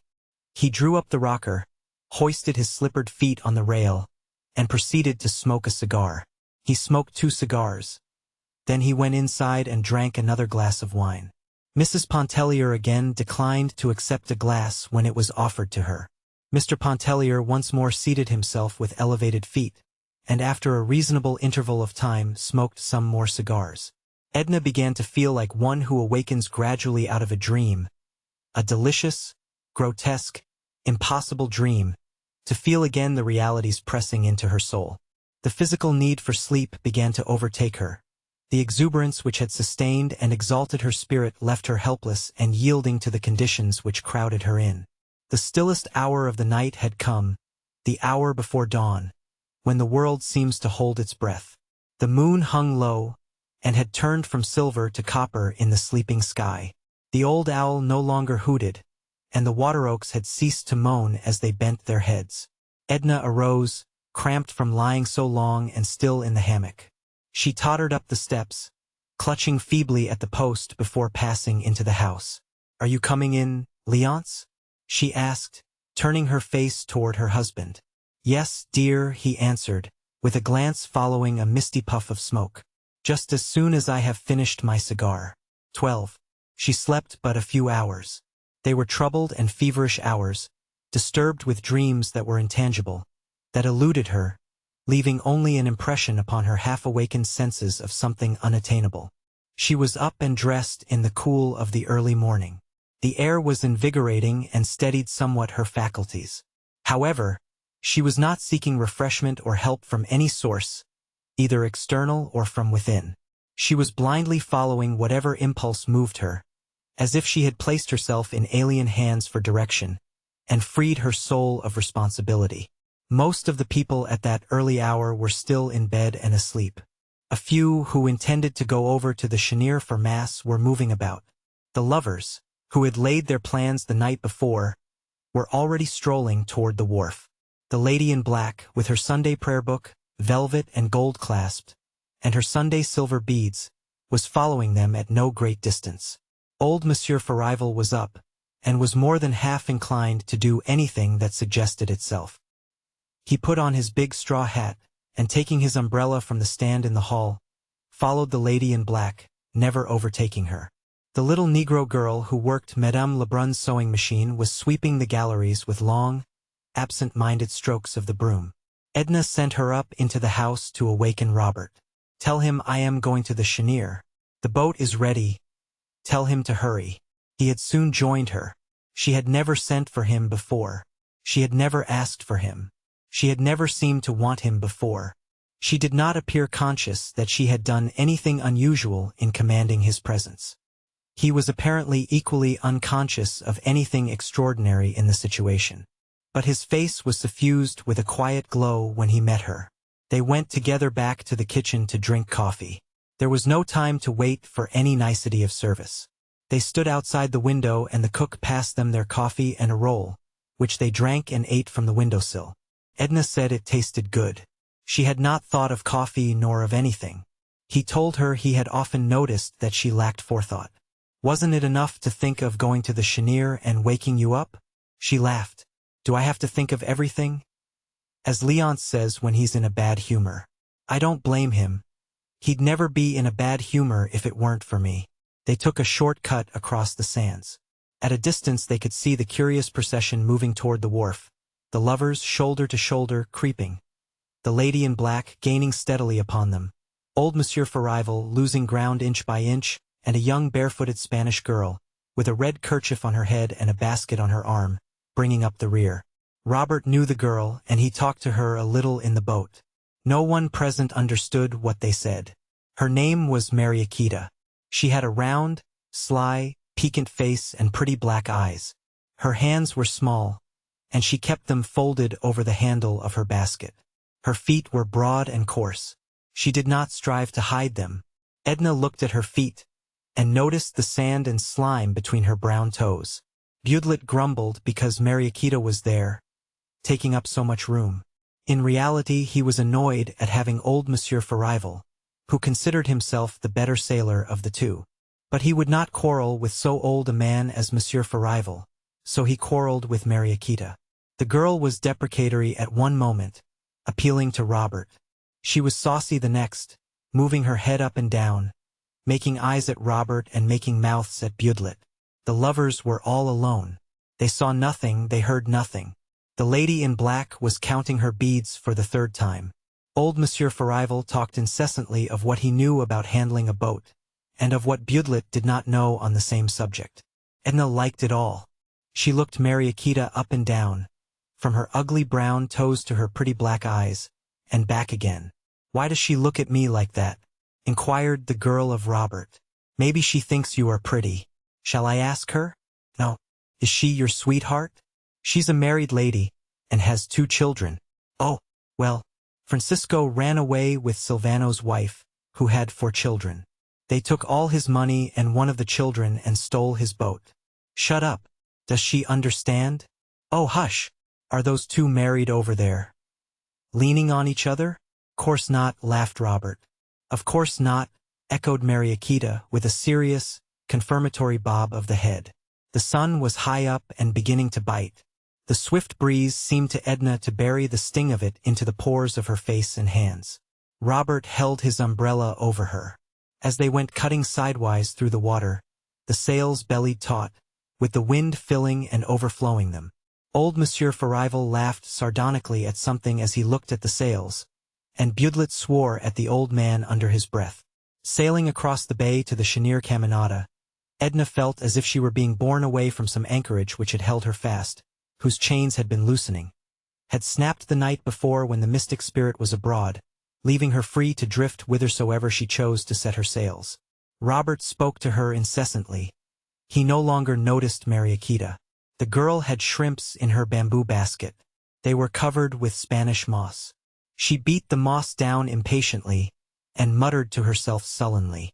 "Let us go to Grande Terre tomorrow?" said Robert in a low voice. "What shall we do there?" "Climb up the hill to the old fort and look at the little wriggling gold snakes, and watch the lizards sun themselves." She gazed away toward Grande Terre and thought she would like to be alone there with Robert, in the sun, listening to the ocean's roar and watching the slimy lizards writhe in and out among the ruins of the old fort. "And the next day or the next we can sail to the Bayou Brulot," he went on. "What shall we do there?" "Anything, cast bait for fish." "No, we'll go back to Grande Terre. Let the fish alone." "We'll go wherever you like," he said. "I'll have Tony come over and help me patch and trim my boat. We shall not need Budlet nor anyone. Are you afraid of the pirogue?" "Oh no." "Then I'll take you some night in the pirogue when the moon shines. Maybe your Gulf spirit will whisper to you in which of these islands the treasures are hidden, direct you to the very spot, perhaps. And in a day we should be rich." She laughed. "I'd give it all to you, the pirate gold and every bit of treasure we could dig up. I think you would know how to spend it. Pirate gold isn't a thing to be hoarded or utilized. It is something to squander and throw to the 4 winds, for the fun of seeing the golden specks fly. We'd share it and scatter it together," he said. His face flushed. They all went together up to the quaint little Gothic church of Our Lady of Lourdes, gleaming all brown and yellow with paint in the sun's glare. Only Budlet remained behind, tinkering at his boat, and Mariakita walked away with her basket of shrimps, casting a look of childish ill-humor and reproach at Robert from the corner of her eye.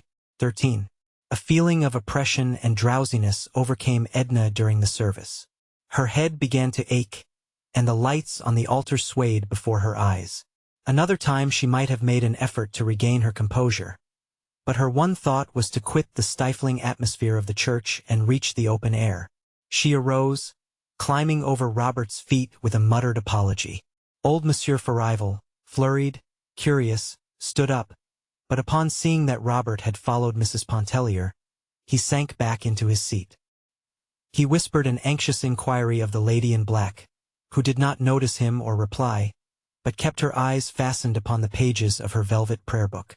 "I felt giddy and almost overcome," Edna said, lifting her hands instinctively to her head and pushing her straw hat up from her forehead.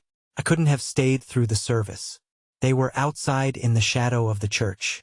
Robert was full of solicitude. It was folly to have thought of going in the first place, let alone staying. "Come over to Madame Antoine's, you can rest there." He took her arm and led her away, looking anxiously and continuously down into her face. How still it was, with only the voice of the sea whispering through the reeds that grew in the saltwater pools. The long line of little gray, weather-beaten houses nestled peacefully among the orange trees.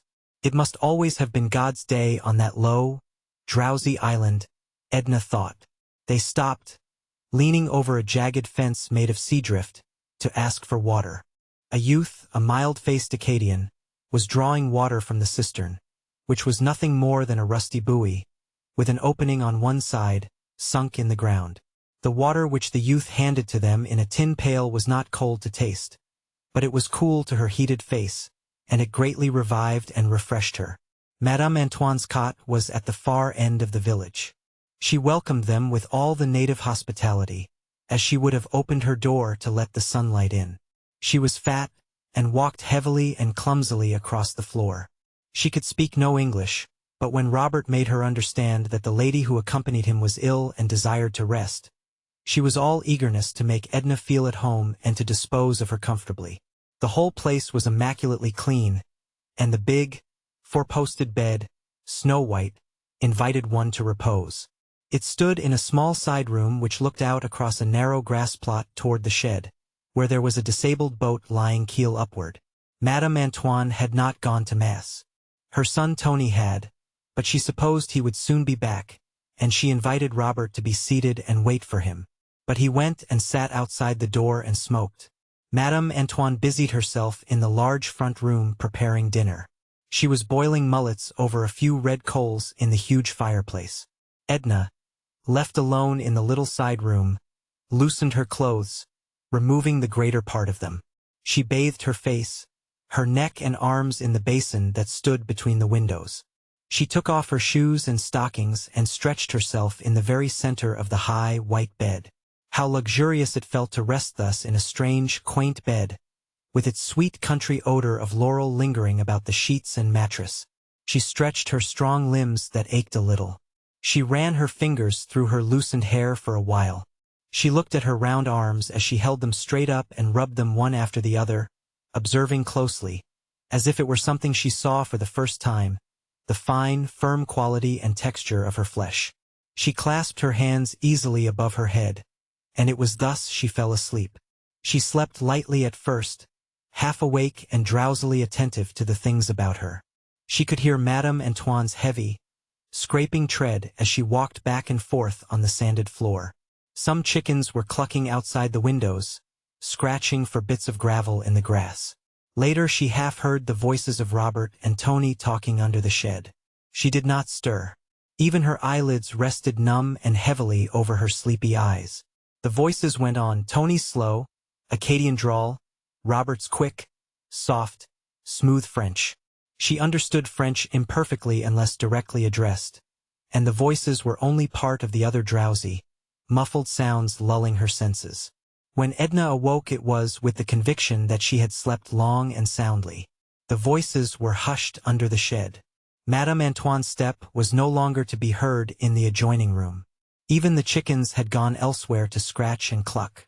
The mosquito bar was drawn over her. The old woman had come in while she slept and let down the bar. Edna arose quietly from the bed, and looking between the curtains of the window, she saw by the slanting rays of the sun that the afternoon was far advanced. Robert was out there under the shed, reclining in the shade against the sloping keel of the overturned boat. He was reading from a book. Tony was no longer with him. She wondered what had become of the rest of the party. She peeped out at him 2 or 3 times as she stood washing herself in the little basin between the windows. Madame Antoine had laid some coarse, clean towels upon a chair, and had placed a box of poudre de riz within easy reach. Edna dabbed the powder upon her nose and cheeks as she looked at herself closely in the little distorted mirror which hung on the wall above the basin. Her eyes were bright and wide awake and her face glowed. When she had completed her toilet, she walked into the adjoining room. She was very hungry. No one was there. But there was a cloth spread upon the table that stood against the wall, and a cover was laid for one, with a crusty brown loaf and a bottle of wine beside the plate. Edna bit a piece from the brown loaf, tearing it with her strong, white teeth. She poured some of the wine into the glass and drank it down. Then she went softly out of doors, and plucking an orange from the low-hanging bough of a tree, threw it at Robert, who did not know she was awake and up. An illumination broke over his whole face when he saw her and joined her under the orange tree. "How many years have I slept?" she inquired. "The whole island seems changed. A new race of beings must have sprung up, leaving only you and me as past relics. How many ages ago did Madame Antoine and Tony die? And when did our people from Grand Isle disappear from the earth?" He familiarly adjusted a ruffle upon her shoulder. "You have slept precisely 100 years. I was left here to guard your slumbers, and for 100 years I have been out under the shed reading a book. The only evil I couldn't prevent was to keep a broiled fowl from drying up. If it has turned to stone, still will I eat it," said Edna, moving with him into the house. "But really, what has become of Monsieur Farival and the others?" "Gone hours ago. When they found that you were sleeping, they thought it best not to awake you. Anyway, I wouldn't have let them. What was I here for? I wonder if Leonce will be uneasy," she speculated, as she seated herself at table. "Of course not.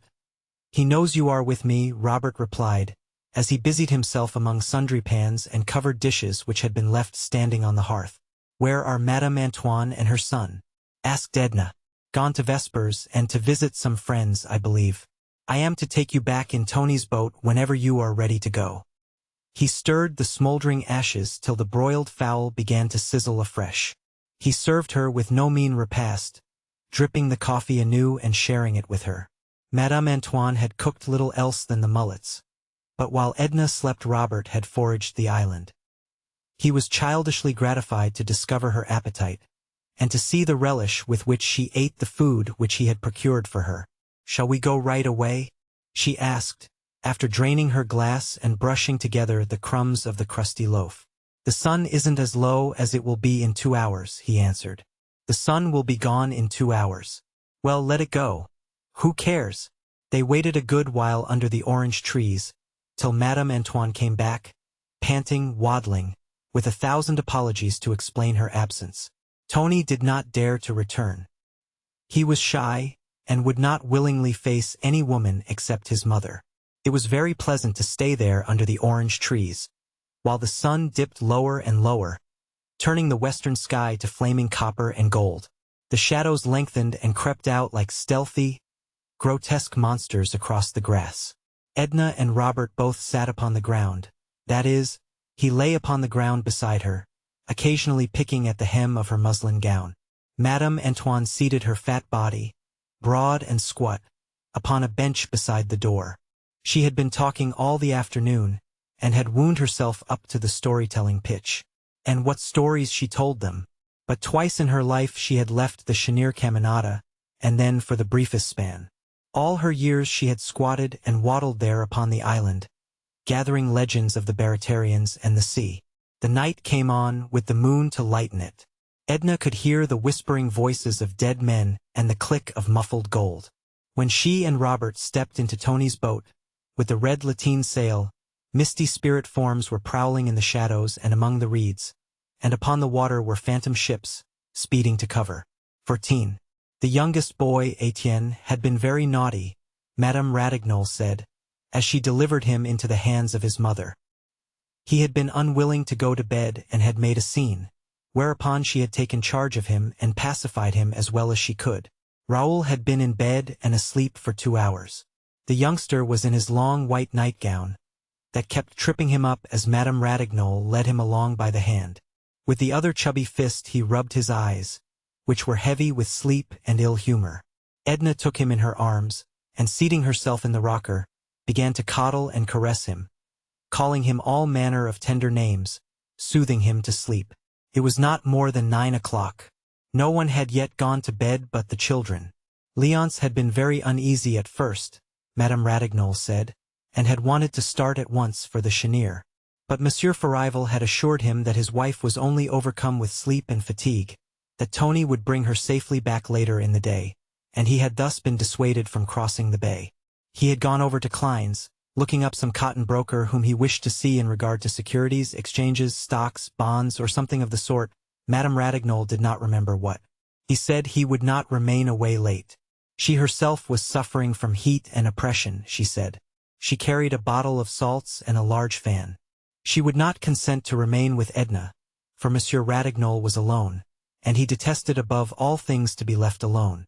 When Etienne had fallen asleep, Edna bore him into the back room, and Robert went and lifted the mosquito bar that she might lay the child comfortably in his bed. The quadroon had vanished. When they emerged from the cottage, Robert bade Edna good night. "Do you know we have been together the whole livelong day, Robert, since early this morning?" she said at parting. "All but the 100 years when you were sleeping. Good night." He pressed her hand and went away in the direction of the beach. He did not join any of the others, but walked alone toward the Gulf. Edna stayed outside, awaiting her husband's return. She had no desire to sleep or to retire, nor did she feel like going over to sit with the Ratignolles, or to join Madame Lebrun and a group whose animated voices reached her as they sat in conversation before the house.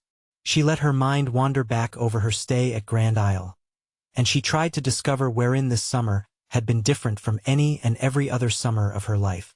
She could only realize that she herself, her present self, was in some way different from the other self, that she was seeing with different eyes and making the acquaintance of new conditions in herself that colored and changed her environment.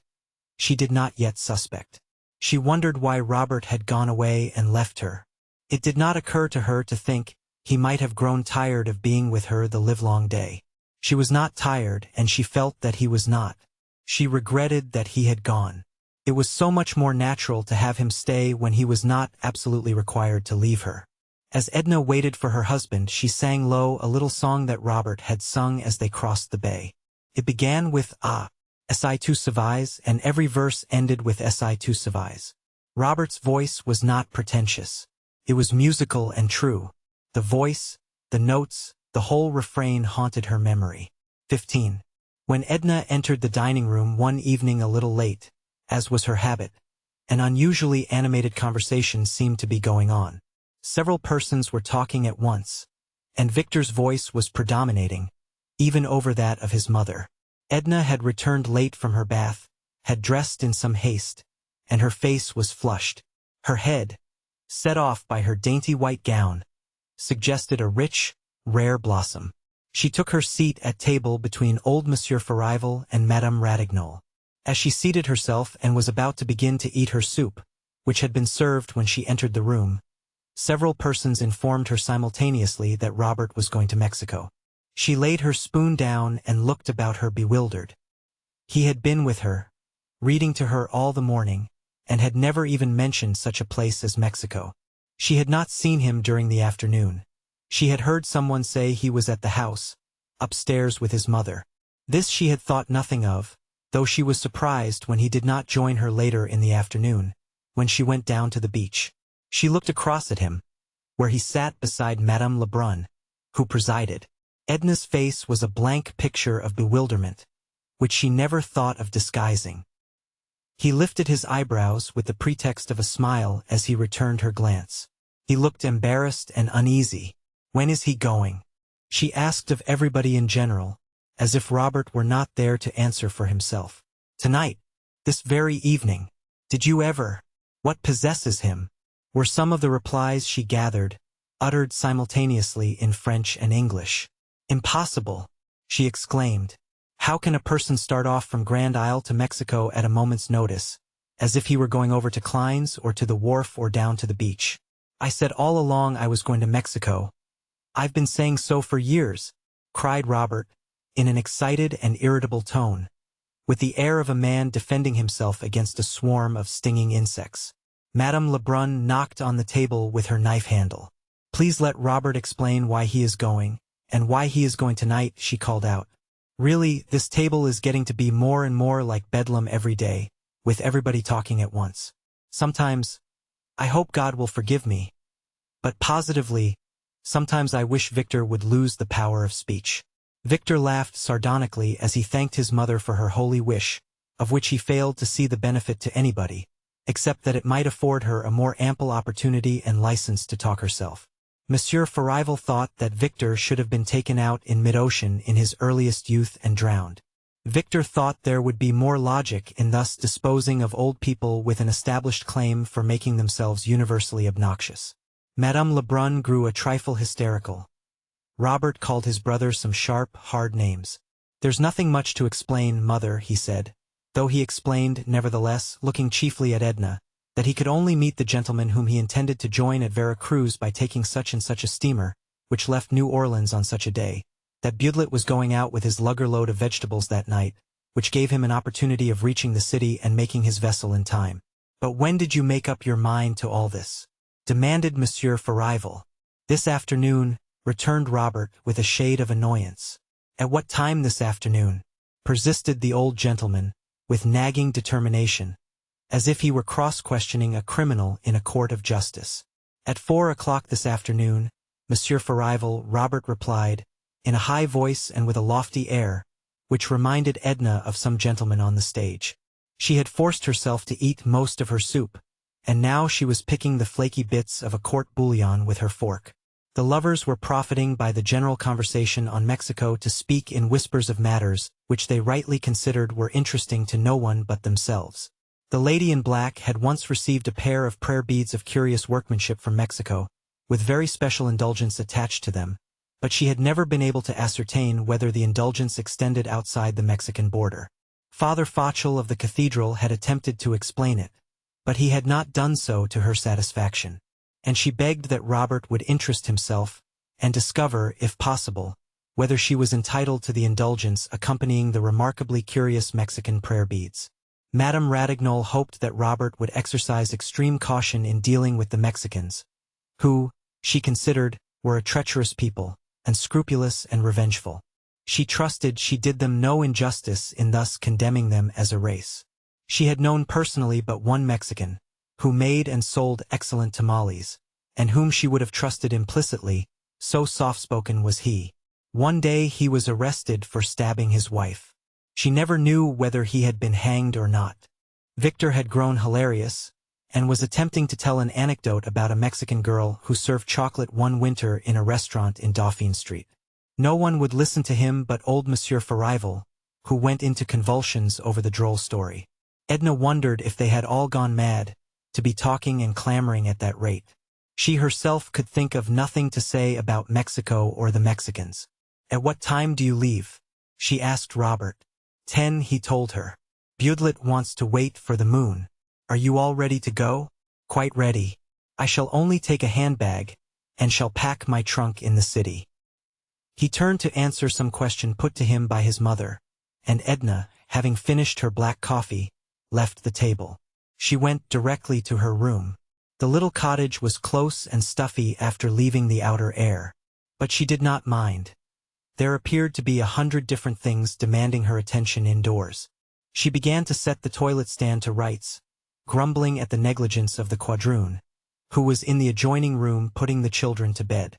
She gathered together stray garments that were hanging on the backs of chairs, and put each where it belonged in closet or bureau drawer. She changed her gown for a more comfortable and commodious wrapper. She rearranged her hair, combing and brushing it with unusual energy.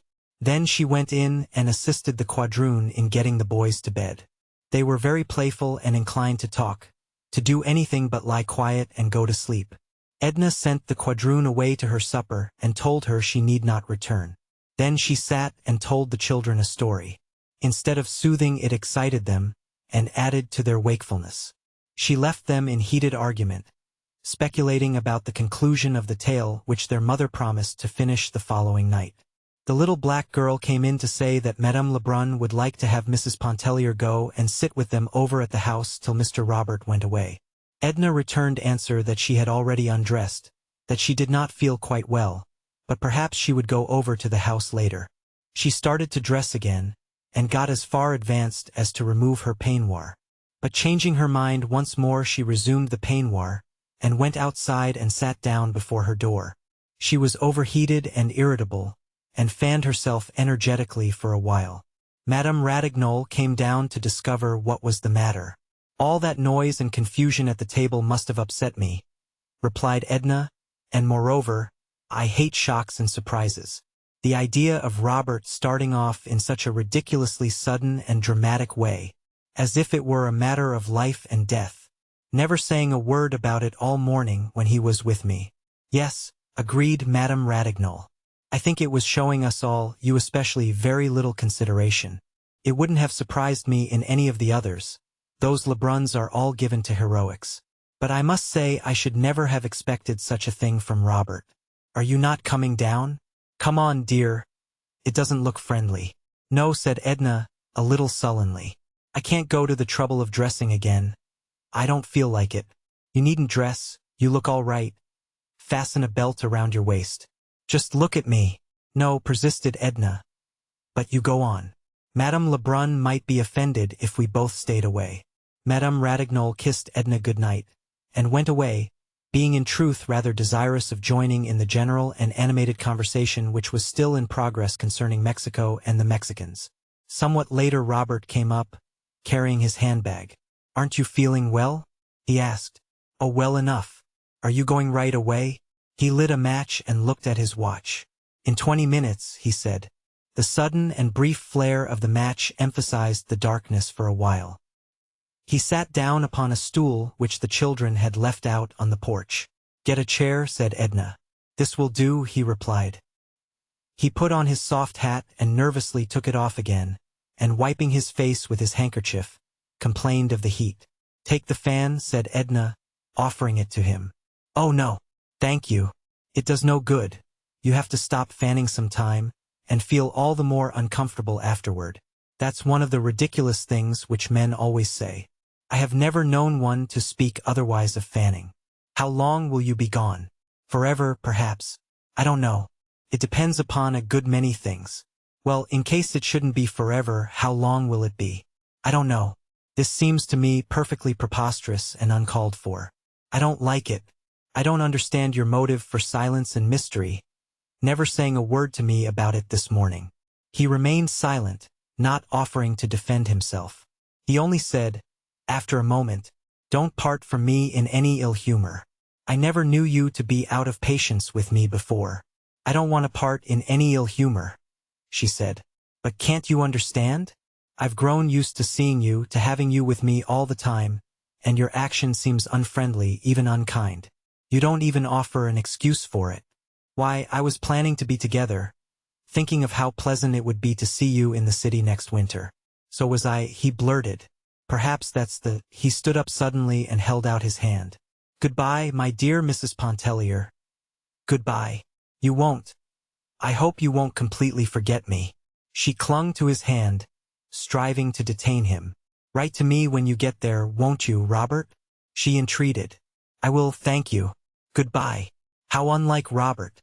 The merest acquaintance would have said something more emphatic than "I will, thank you, goodbye" to such a request. He had evidently already taken leave of the people over at the house, for he descended the steps and went to join Budlet, who was out there with an oar across his shoulder waiting for Robert. They walked away in the darkness. She could only hear Budlet's voice. Robert had apparently not even spoken a word of greeting to his companion. Edna bit her handkerchief convulsively, striving to hold back and to hide, even from herself as she would have hidden from another, the emotion which was troubling, tearing her. Her eyes were brimming with tears. For the first time she recognized the symptoms of infatuation which she had felt incipiently as a child, as a girl in her earliest teens, and later as a young woman. The recognition did not lessen the reality, the poignancy of the revelation by any suggestion or promise of instability. The past was nothing to her, offered no lesson which she was willing to heed. The future was a mystery which she never attempted to penetrate.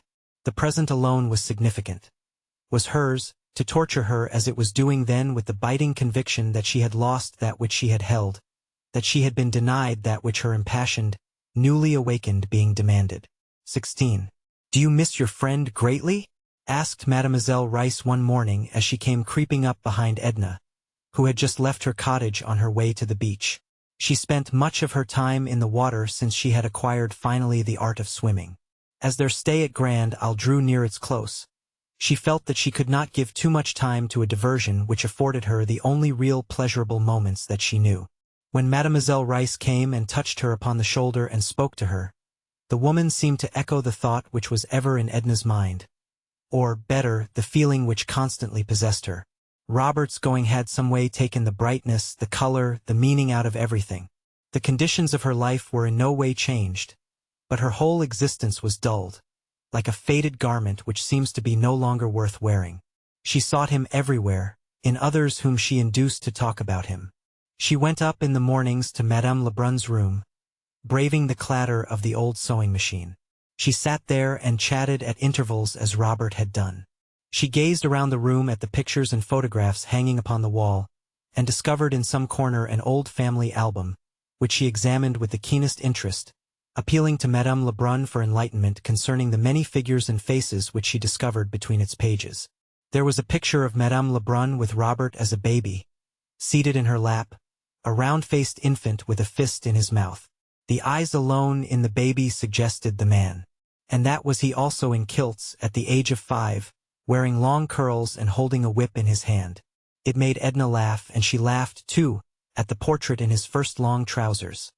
While another interested her, taken when he left for college, looking thin, long-faced, with eyes full of fire, ambition and great intentions. But there was no recent picture, none which suggested the Robert who had gone away 5 days ago, leaving a void and wilderness behind him. Oh, Robert stopped having his pictures taken when he had to pay for them himself. He found wiser use for his money, he says, explained Madame Lebrun. She had a letter from him, written before he left New Orleans. Edna wished to see the letter, and Madame Lebrun told her to look for it either on the table or the dresser, or perhaps it was on the mantelpiece. The letter was on the bookshelf. It possessed the greatest interest and attraction for Edna. The envelope, its size and shape, the postmark, the handwriting. She examined every detail of the outside before opening it. There were only a few lines, setting forth that he would leave the city that afternoon, that he had packed his trunk in good shape, that he was well, and sent her his love and begged to be affectionately remembered to all.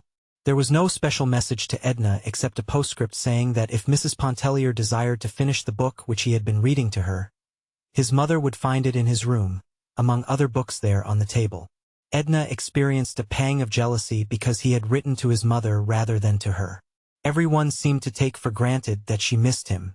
Even her husband, when he came down the Saturday following Robert's departure, expressed regret that he had gone. "How do you get on without him, Edna?" he asked.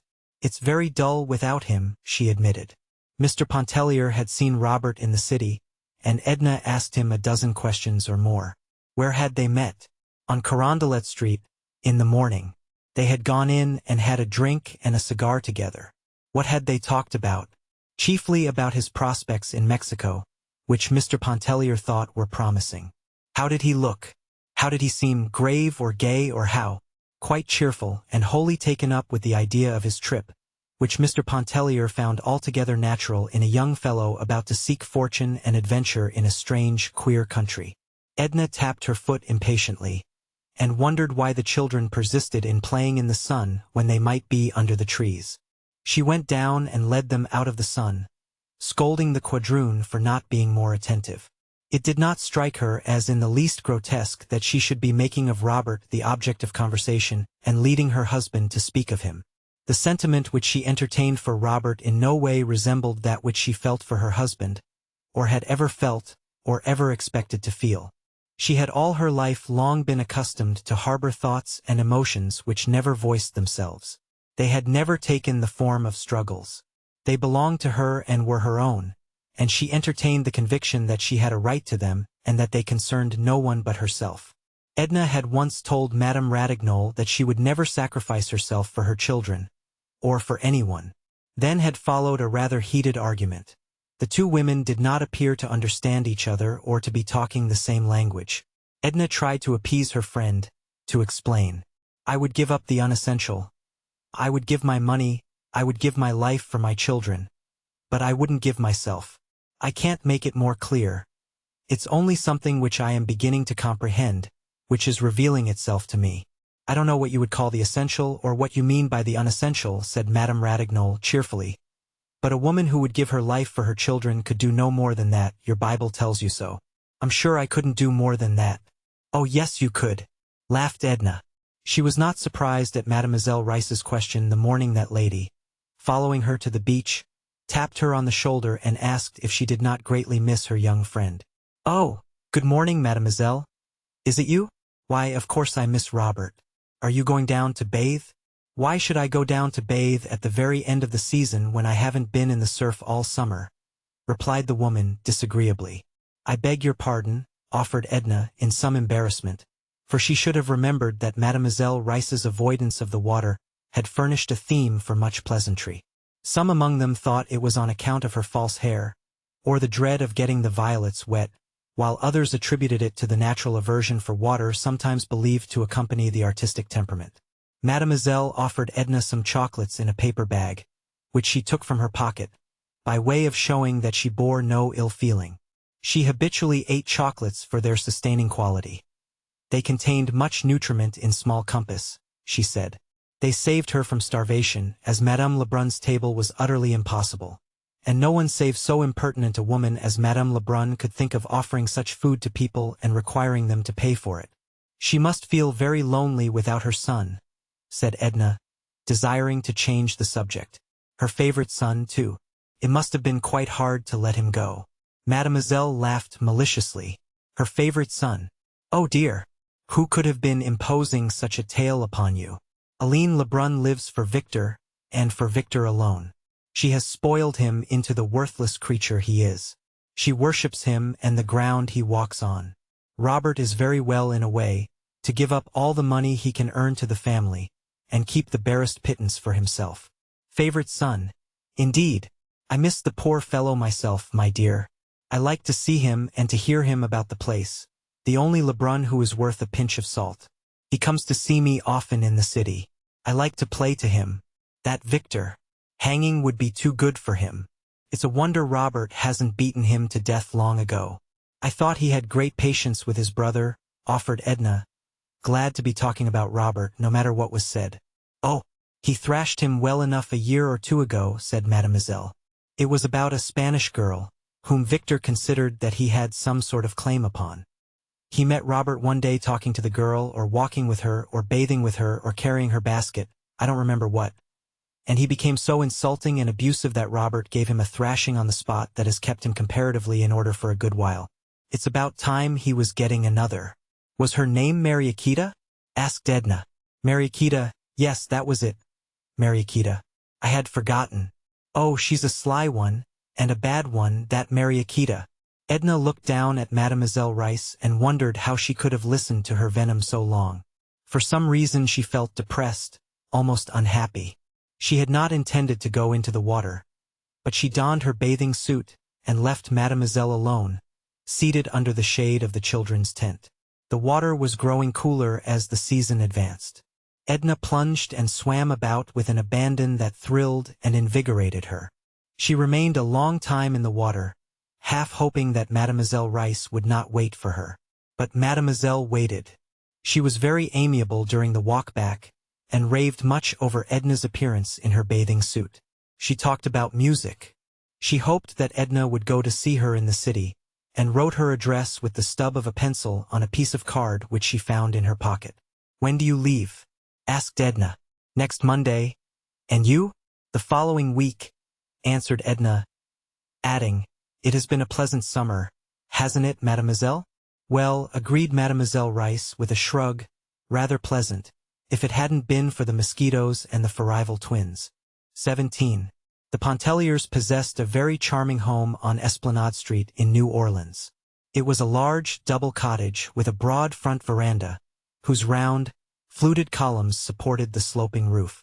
The house was painted a dazzling white. The outside shutters or jalousies were green.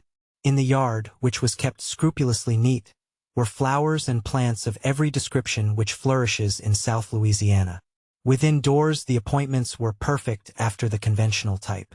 The softest carpets and rugs covered the floors. Rich and tasteful draperies hung at doors and windows. There were paintings, selected with judgment and discrimination, upon the walls. The cut glass, the silver, the heavy damask which daily appeared upon the table were the envy of many women whose husbands were less generous than Mr. Pontellier. Mr. Pontellier was very fond of walking about his house examining its various appointments and details, to see that nothing was amiss. He greatly valued his possessions, chiefly because they were his, and derived genuine pleasure from contemplating a painting, a statuette, a rare lace curtain, no matter what, after he had bought it and placed it among his household gods. On Tuesday afternoons, Tuesday being Mrs. Pontellier's reception day, there was a constant stream of callers, women who came in carriages or in the streetcars, or walked when the air was soft and distance permitted. A light-colored mulatto boy, in dress coat and bearing a diminutive silver tray for the reception of cards, admitted them. A maid, in white fluted cap, offered the callers liqueur, coffee, or chocolate, as they might desire. Mrs. Pontellier, attired in a handsome reception gown, remained in the drawing-room the entire afternoon receiving her visitors. Men sometimes called in the evening with their wives. This had been the program which Mrs. Pontellier had religiously followed since her marriage, 6 years before. Certain evenings during the week she and her husband attended the opera or sometimes the play. Mr. Pontellier left his home in the mornings between 9 and 10 o'clock, and rarely returned before 6:30 or 7 in the evening, dinner being served at 7:30. He and his wife seated themselves at table one Tuesday evening, a few weeks after their return from Grand Isle. They were alone together. The boys were being put to bed. The patter of their bare, escaping feet could be heard occasionally, as well as the pursuing voice of the quadroon, lifted in mild protest and entreaty. Mrs. Pontellier did not wear her usual Tuesday reception gown. She was in ordinary house dress. Mr. Pontellier, who was observant about such things, noticed it, as he served the soup and handed it to the boy in waiting. "Tired out, Edna? Whom did you have? Many callers?" he asked. He tasted his soup and began to season it with pepper, salt, vinegar, mustard, everything within reach. "There were a good many," replied Edna, who was eating her soup with evident satisfaction. "I found their cards when I got home. I was out," exclaimed her husband, with something like genuine consternation in his voice as he laid down the vinegar cruet and looked at her through his glasses. "Why, what could have taken you out on Tuesday? What did you have to do?" "Nothing. I simply felt like going out, and I went out." "Well, I hope you left some suitable excuse," said her husband, somewhat appeased, as he added a dash of cayenne pepper to the soup. "No, I left no excuse. I told Joe to say I was out, that was all." "Why, my dear, I should think you'd understand by this time that people don't do such things. We've got to observe less convenances if we ever expect to get on and keep up with the procession. If you felt that you had to leave home this afternoon, you should have left some suitable explanation for your absence. This soup is really impossible. It's strange that woman hasn't learned yet to make a decent soup. Any free lunch stand in town serves a better one. Was Mrs. Belthrop here? Bring the tray with the cards, Joe. I don't remember who was here." The boy retired and returned after a moment, bringing the tiny silver tray, which was covered with ladies' visiting cards. He handed it to Mrs. Pontellier. "Give it to Mr. Pontellier," she said. Joe offered the tray to Mr. Pontellier and removed the soup. Mr. Pontellier scanned the names of his wife's callers, reading some of them aloud, with comments as he read. "The Mrs. de Lassidas. I worked a big deal in futures for their father this morning. Nice girls. It's time they were getting married. Mrs. Belthrop. I tell you what it is, Edna, you can't afford to snub Mrs. Belthrop. Why, Belthrop could buy and sell us 10 times over. His business is worth a good, round sum to me. You'd better write her a note. Mrs. James Highcamp. Hugh. The less you have to do with Mrs. Highcamp, the better. Madame LaForce. Came all the way from Carrollton too, poor old soul. Miss Wiggs. Mrs. Eleanor Bolton's." He pushed the cards aside. "Mercy!" exclaimed Edna, who had been fuming. "Why are you taking the thing so seriously and making such a fuss over it?" "I'm not making any fuss over it. But it's just such seeming trifles that we've got to take seriously. Such things count." The fish was scorched. Mr. Pontellier would not touch it. Edna said she did not mind a little scorched taste. The roast was in some way not to his fancy, and he did not like the manner in which the vegetables were served. "It seems to me," he said, "we spend money enough in this house to procure at least one meal a day which a man could eat and retain his self-respect." "You used to think the cook was a treasure," returned Edna, indifferently. "Perhaps she was when she first came. But cooks are only human.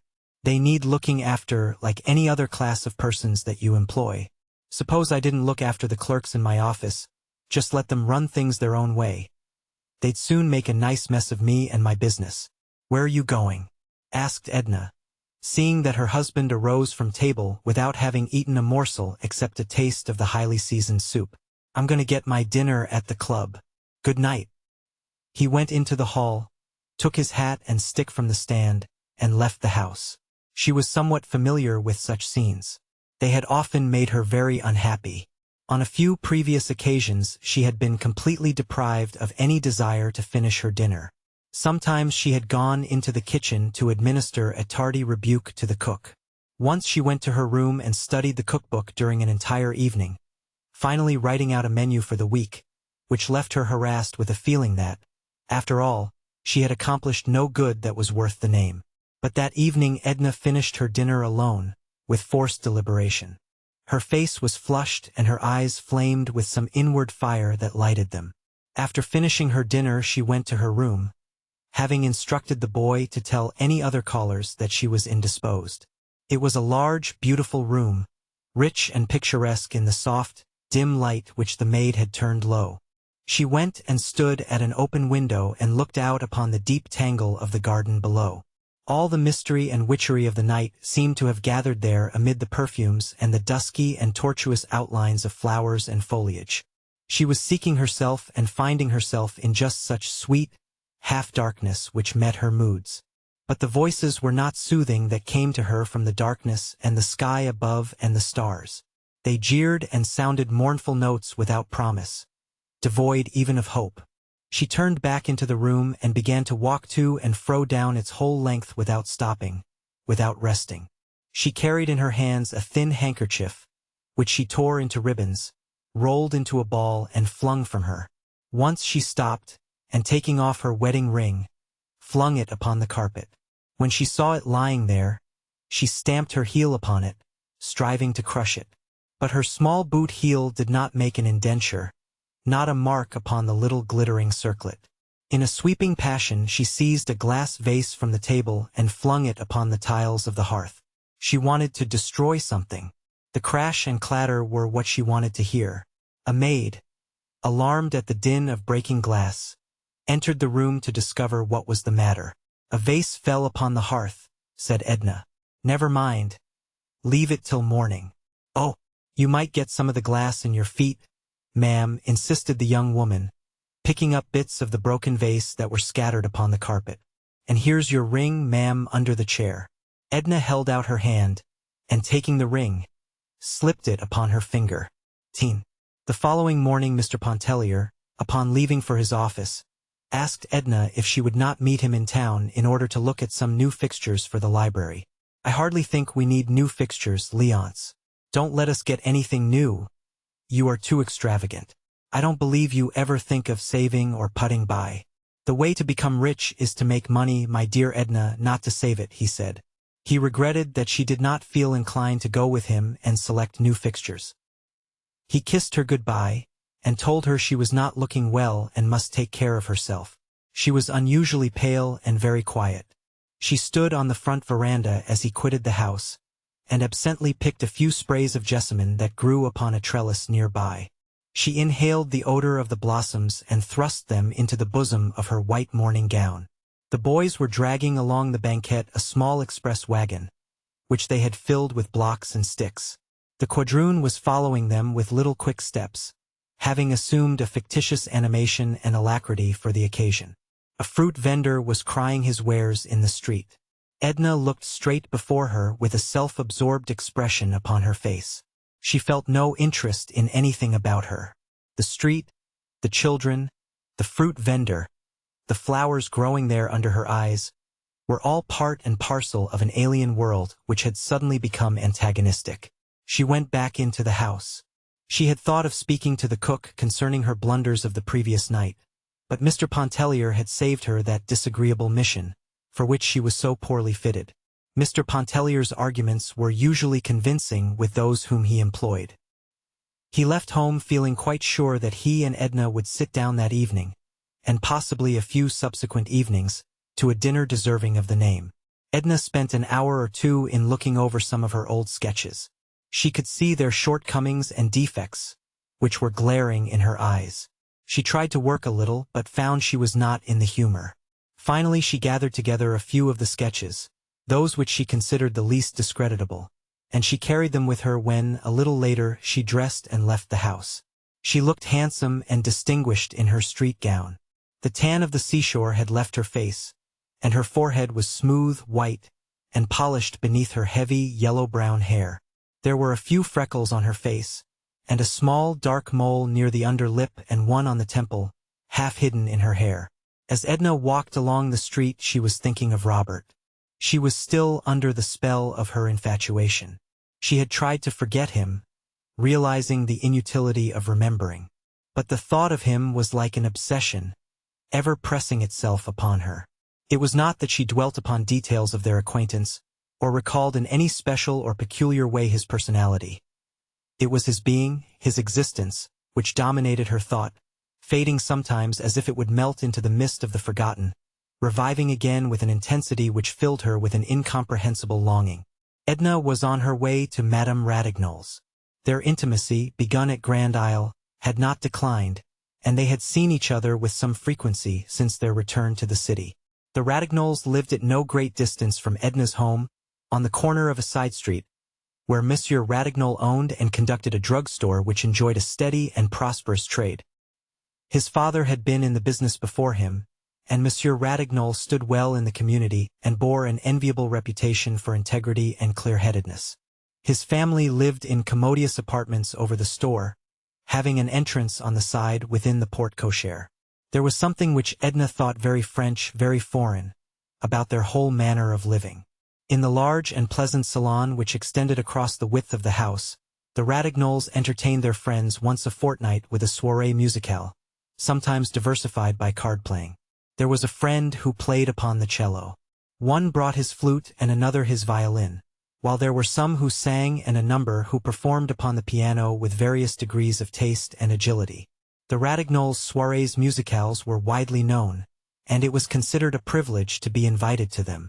Edna found her friend engaged in assorting the clothes which had returned that morning from the laundry. She at once abandoned her occupation upon seeing Edna, who had been ushered without ceremony into her presence. "Sight can do it as well as I. It is really her business," she explained to Edna, who apologized for interrupting her. And she summoned a young black woman, whom she instructed, in French, to be very careful in checking off the list which she handed her.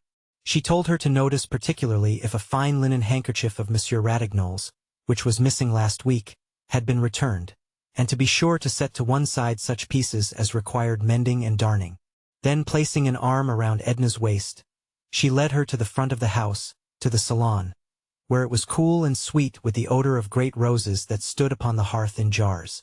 Madame Ratignolle looked more beautiful than ever there at home, in a negligée which left her arms almost wholly bare and exposed the rich, melting curves of her white throat. "Perhaps I shall be able to paint your picture some day," said Edna with a smile when they were seated. She produced the roll of sketches and started to unfold them. "I believe I ought to work again. I feel as if I wanted to be doing something. What do you think of them? Do you think it worth while to take it up again and study some more? I might study for a while with Laidpoor." She knew that Madame Ratignolle's opinion in such a matter would be next to valueless, that she herself had not alone decided but determined. But she sought the words of praise and encouragement that would help her to put heart into her venture. "Your talent is immense, dear." "Nonsense," protested Edna, well pleased. "Immense, I tell you," persisted Madame Ratignolle, surveying the sketches one by one, at close range, then holding them at arm's length, narrowing her eyes, and dropping her head on one side. Surely, this Bavarian peasant is worthy of framing. And this basket of apples. Never have I seen anything more lifelike. One might almost be tempted to reach out a hand and take one. Edna could not control a feeling which bordered upon complacency at her friend's praise, even realizing, as she did, its true worth. She retained a few of the sketches, and gave all the rest to Madame Ratignolles, who appreciated the gift far beyond its value and proudly exhibited the pictures to her husband when he came up from the store a little later for his midday dinner.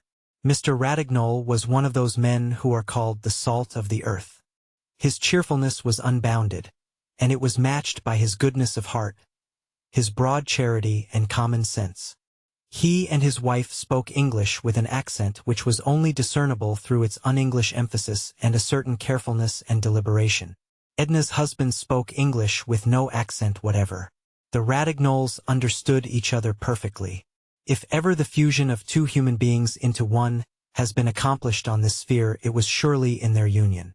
As Edna seated herself at table with them, she thought, better a dinner of herbs, though it did not take her long to discover that it was no dinner of herbs, but a delicious repast, simple, choice, and in every way satisfying. Monsieur Ratignolles was delighted to see her, though he found her looking not so well as at Grand Isle, and he advised a tonic. He talked a good deal on various topics, a little politics, some city news and neighborhood gossip. He spoke with an animation and earnestness that gave an exaggerated importance to every syllable he uttered. His wife was keenly interested in everything he said, laying down her fork the better to listen, chiming in, taking the words out of his mouth. Edna felt depressed rather than soothed after leaving them. The little glimpse of domestic harmony which had been offered her gave her no regret, no longing. It was not a condition of life which fitted her, and she could see in it but an appalling and hopeless ennui. She was moved by a kind of commiseration for Madame Ratignolles, a pity for that colorless existence which never uplifted its possessor beyond the region of blind contentment, in which no moment of anguish ever visited her soul, in which she would never have the taste of life's delirium. Edna vaguely wondered what she meant by life's delirium. It had crossed her thought like some unsought, extraneous impression. 19. Edna could not help but think that it was very foolish, very childish, to have stamped upon her wedding ring and smashed the crystal vase upon the tiles.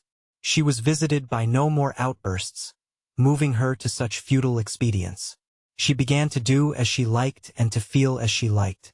She completely abandoned her Tuesdays at home, and did not return the visits of those who had called upon her.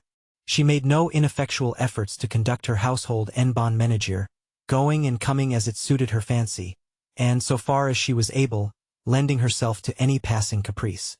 Mr. Pontellier had been a rather courteous husband so long as he met a certain tacit submissiveness in his wife. But her new and unexpected line of conduct completely bewildered him, shocked him. Then her absolute disregard for her duties as a wife angered him.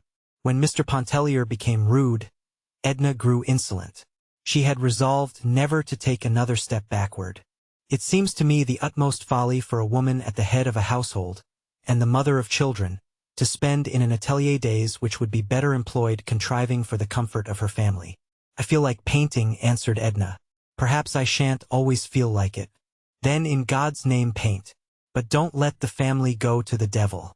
There's Madame Ratignolles. Because she keeps up her music, she doesn't let everything else go to chaos. And she's more of a musician than you are a painter. She isn't a musician and I'm not a painter. It isn't on account of painting that I let things go. On account of what, then? Oh, I don't know. Let me alone. You bother me. It sometimes entered Mr. Pontellier's mind to wonder if his wife were not growing a little unbalanced mentally. He could see plainly that she was not herself. That is, he could not see that she was becoming herself and daily casting aside that fictitious self which we assume like a garment with which to appear before the world. Her husband let her alone as she requested, and went away to his office. Edna went up to her atelier, a bright room in the top of the house. She was working with great energy and interest, without accomplishing anything, however, which satisfied her even in the smallest degree. For a time she had the whole household enrolled in the service of art. The boys posed for her. They thought it amusing at first, but the occupation soon lost its attractiveness when they discovered that it was not a game arranged especially for their entertainment. The quadroon sat for hours before Edna's pallet, patient as a savage, while the housemaid took charge of the children, and the drawing room went undusted. But the housemaid, too, served her term as model when Edna perceived that the young woman's back and shoulders were molded on classic lines, and that her hair, loosened from its confining cap, became an inspiration. While Edna worked, she sometimes sang low the little air, "Ah, si tu savais." It moved her with recollections. She could hear again the ripple of the water, the flapping sail. She could see the glint of the moon upon the bay, and could feel the soft, gusty beating of the hot south wind. A subtle current of desire passed through her body, weakening her hold upon the brushes and making her eyes burn. There were days when she was very happy without knowing why. She was happy to be alive and breathing, when her whole being seemed to be one with the sunlight, the color, the odors, the luxuriant warmth of some perfect southern day. She liked then to wander alone into strange and unfamiliar places. She discovered many a sunny, sleepy corner, fashioned to dream in, and she found it good to dream and to be alone and unmolested.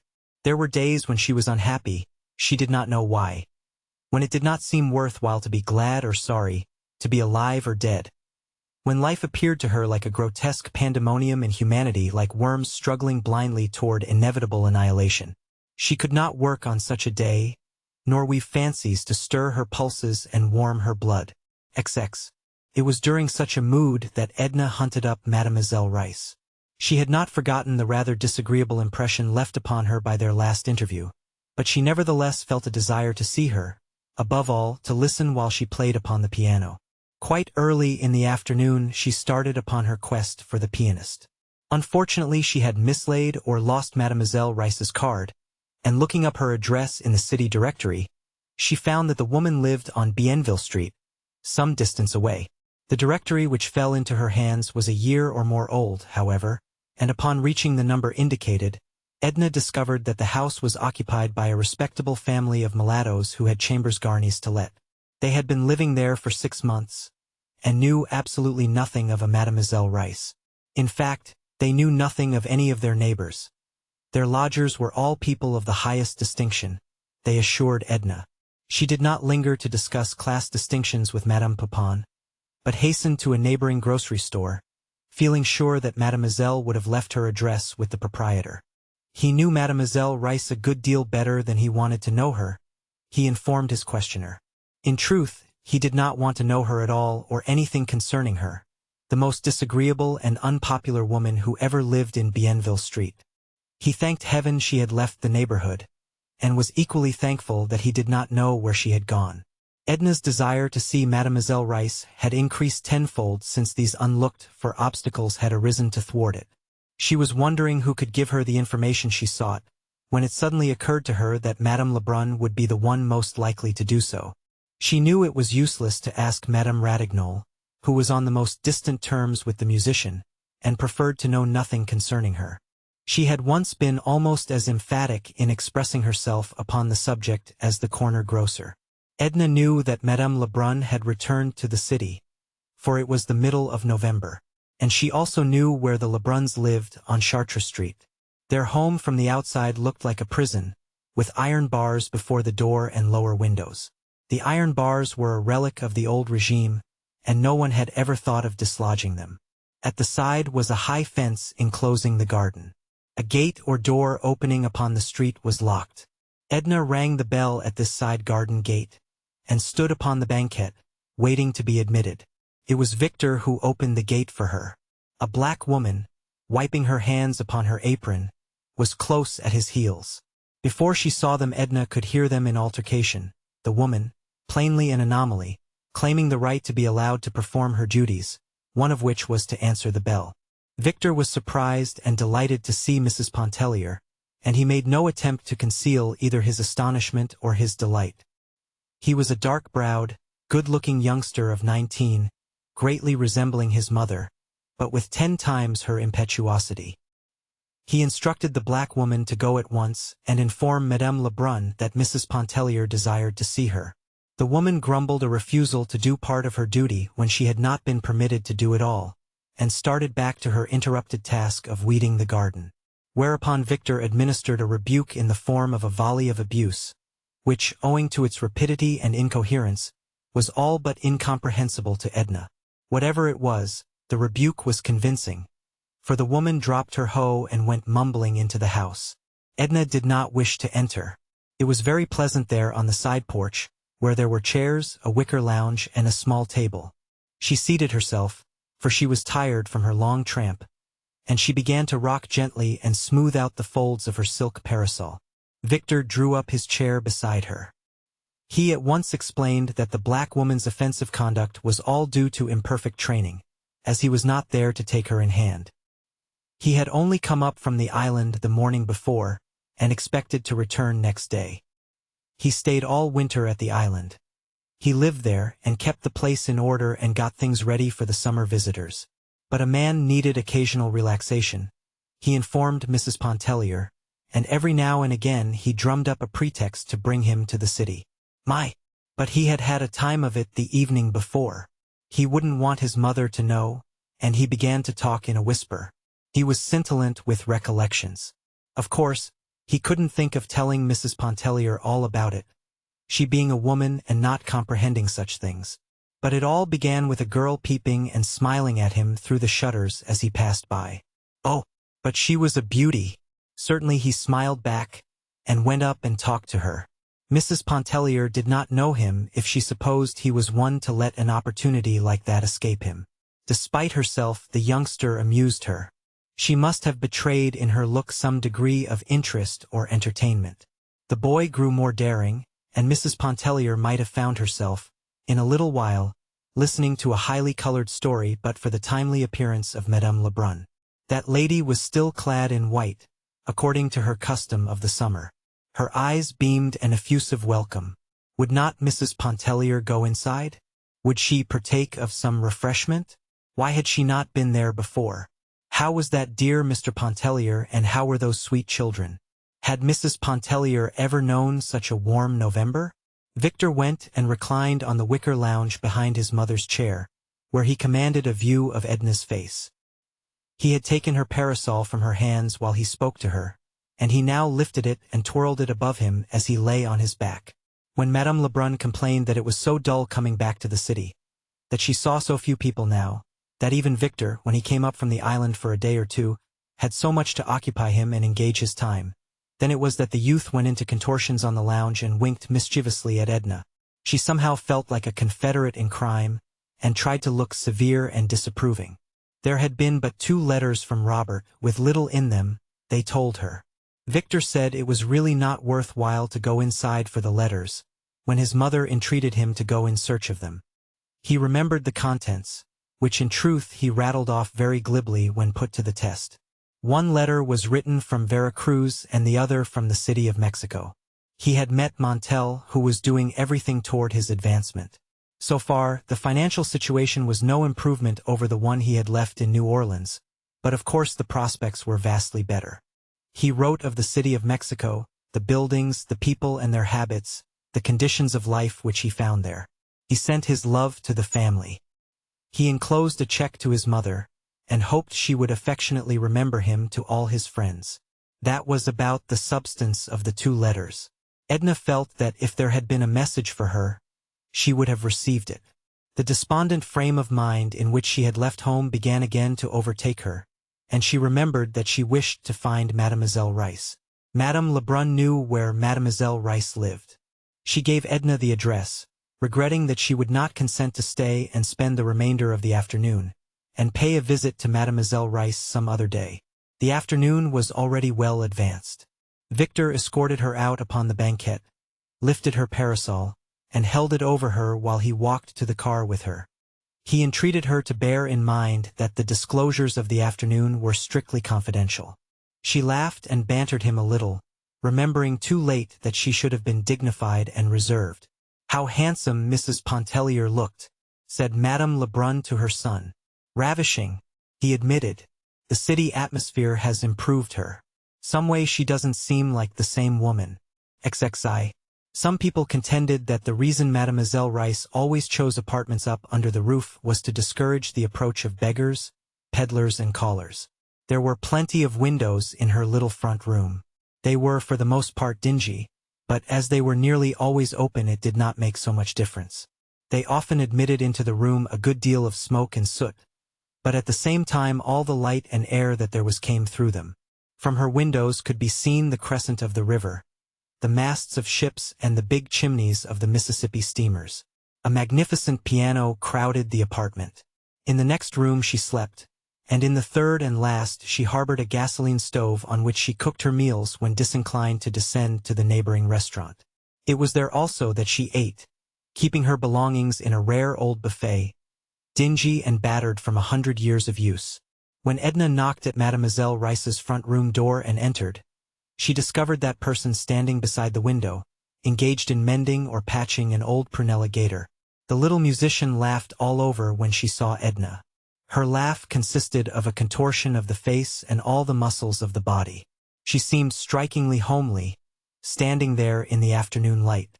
She still wore the shabby lace and the artificial bunch of violets on the side of her head. "So you remembered me at last," said Mademoiselle. "I had said to myself, 'Ah, bah!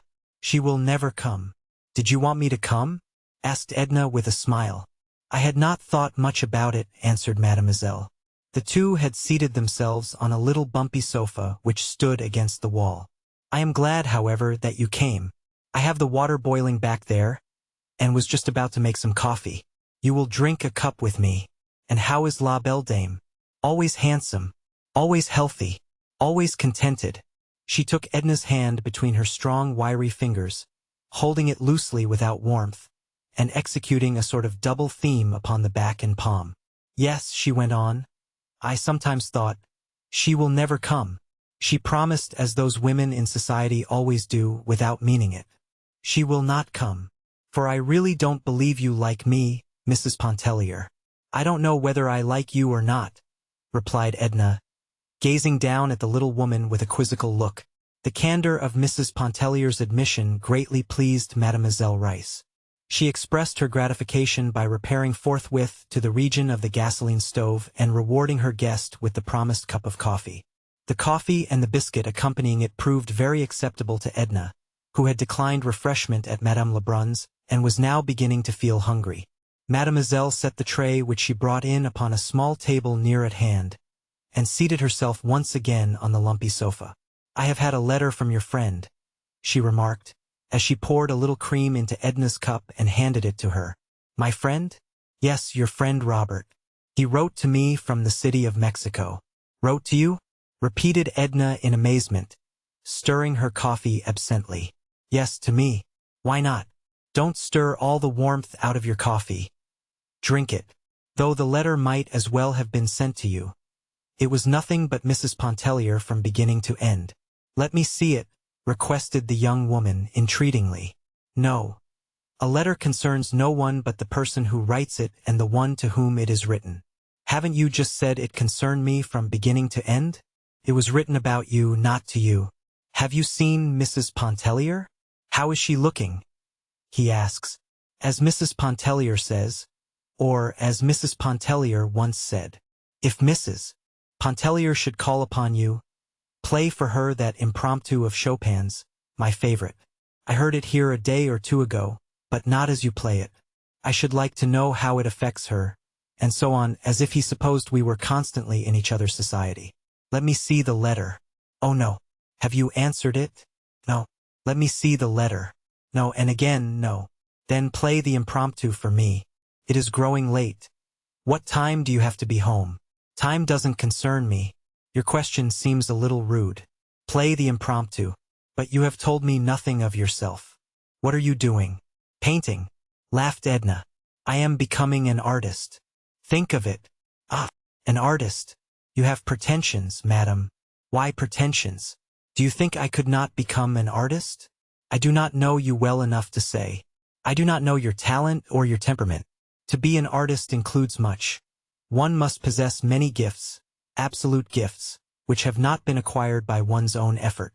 And, moreover, to succeed, the artist must possess the courageous soul. What do you mean by the courageous soul? Courageous, maifoi, the brave soul, the soul that dares and defies.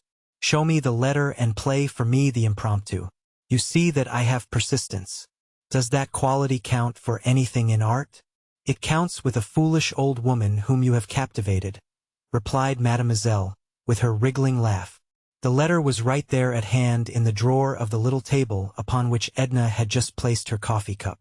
Mademoiselle opened the drawer and drew forth the letter, the topmost one.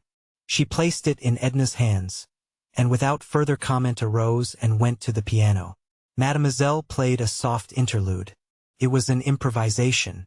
She sat low at the instrument, and the lines of her body settled into ungraceful curves and angles that gave it an appearance of deformity. Gradually and imperceptibly, the interlude melted into the soft opening minor chords of the Chopin impromptu. Edna did not know when the impromptu began or ended. She sat in the sofa corner reading Robert's letter by the fading light. Mademoiselle had glided from the Chopin into the quivering love notes of Isolde's song, and back again to the impromptu with its soulful and poignant longing. The shadows deepened in the little room. The music grew strange and fantastic, turbulent, insistent, plaintive and soft with entreaty. The shadows grew deeper. The music filled the room. It floated out upon the night, over the housetops, the crescent of the river, losing itself in the silence of the upper air. Edna was sobbing, just as she had wept one midnight at Grand Isle when strange, new voices awoke in her. She arose in some agitation to take her departure. "May I come again, mademoiselle?" she asked at the threshold. "Come whenever you feel like it. Be careful. The stairs and landings are dark. Don't stumble." Mademoiselle re-entered and lit a candle. Robert's letter was on the floor. She stooped and picked it up. It was crumpled and damp with tears. Mademoiselle smoothed the letter out, restored it to the envelope, and replaced it in the table drawer. XXII. One morning on his way into town, Mr. Pontellier stopped at the house of his old friend and family physician, Dr. Mandelet. The doctor was a semi-retired physician, resting, as the saying is, upon his laurels. He bore a reputation for wisdom rather than skill, leaving the active practice of medicine to his assistants and younger contemporaries, and was much sought for in matters of consultation. A few families, united to him by bonds of friendship, he still attended when they required the services of a physician. The Pontelliers were among these. Mr. Pontellier found the doctor reading at the open window of his study.